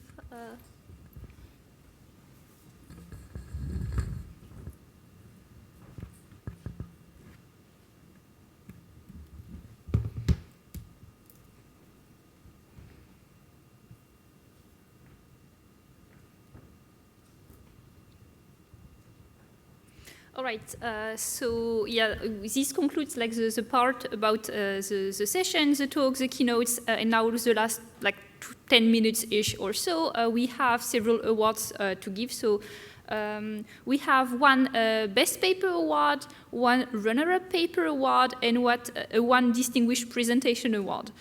So maybe a short background. So for the Best Paper and Runner-Up Paper, it's basically based on the score the reviewers gave, and also based on the comments and the discussion with the reviewers. And for the Distinguished Presentation Award, so it's a decision Ying and I made like roughly now, because obviously we have to listen to all the talks to make the decision. All right, so for the Best Paper Award, the award is going to Free Proxies Unmask, a Vulnerability and Longitudinal Analysis of Free Proxy Services. So yeah, by Naif, Walter, Pierre, and Antoine. So please come here to get your award.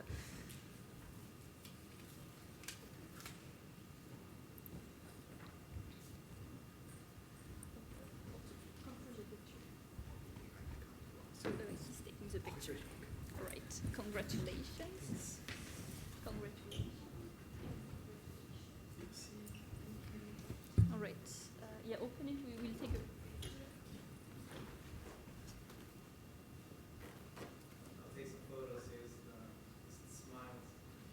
Get my good side, please.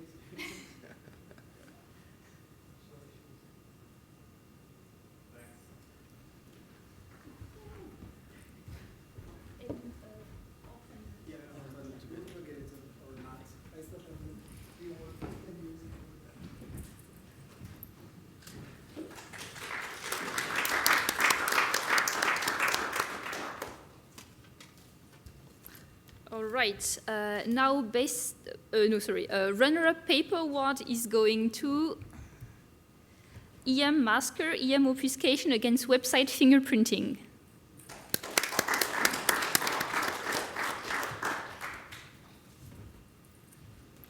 Congratulations.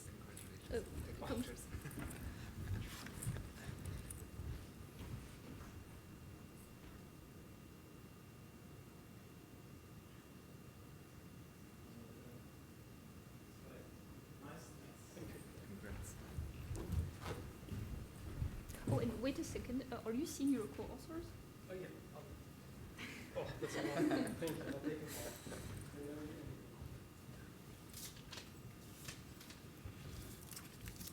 All right. And now last award. So for the Best Presentation Award, the award is going to the fault in our stars, an analysis of GitHub stars as an importance metric for web source code.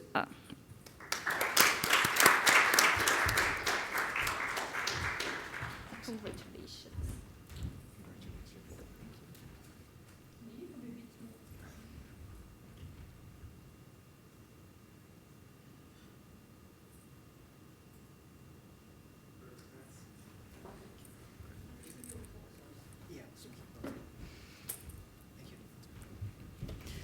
So congratulations to all of you.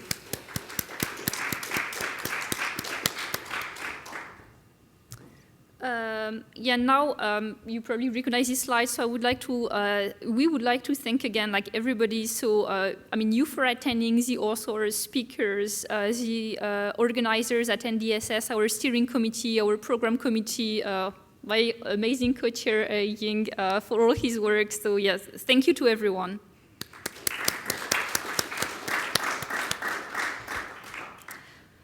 And now, please mark the date. Well, actually, we do not have the date, but we hope to see you next year at NDSS at MADWeb in San Diego. So it's going to be like also end of February. The call for papers will be around like in September-ish or something. But yeah, we hope to see you and to receive many more submissions.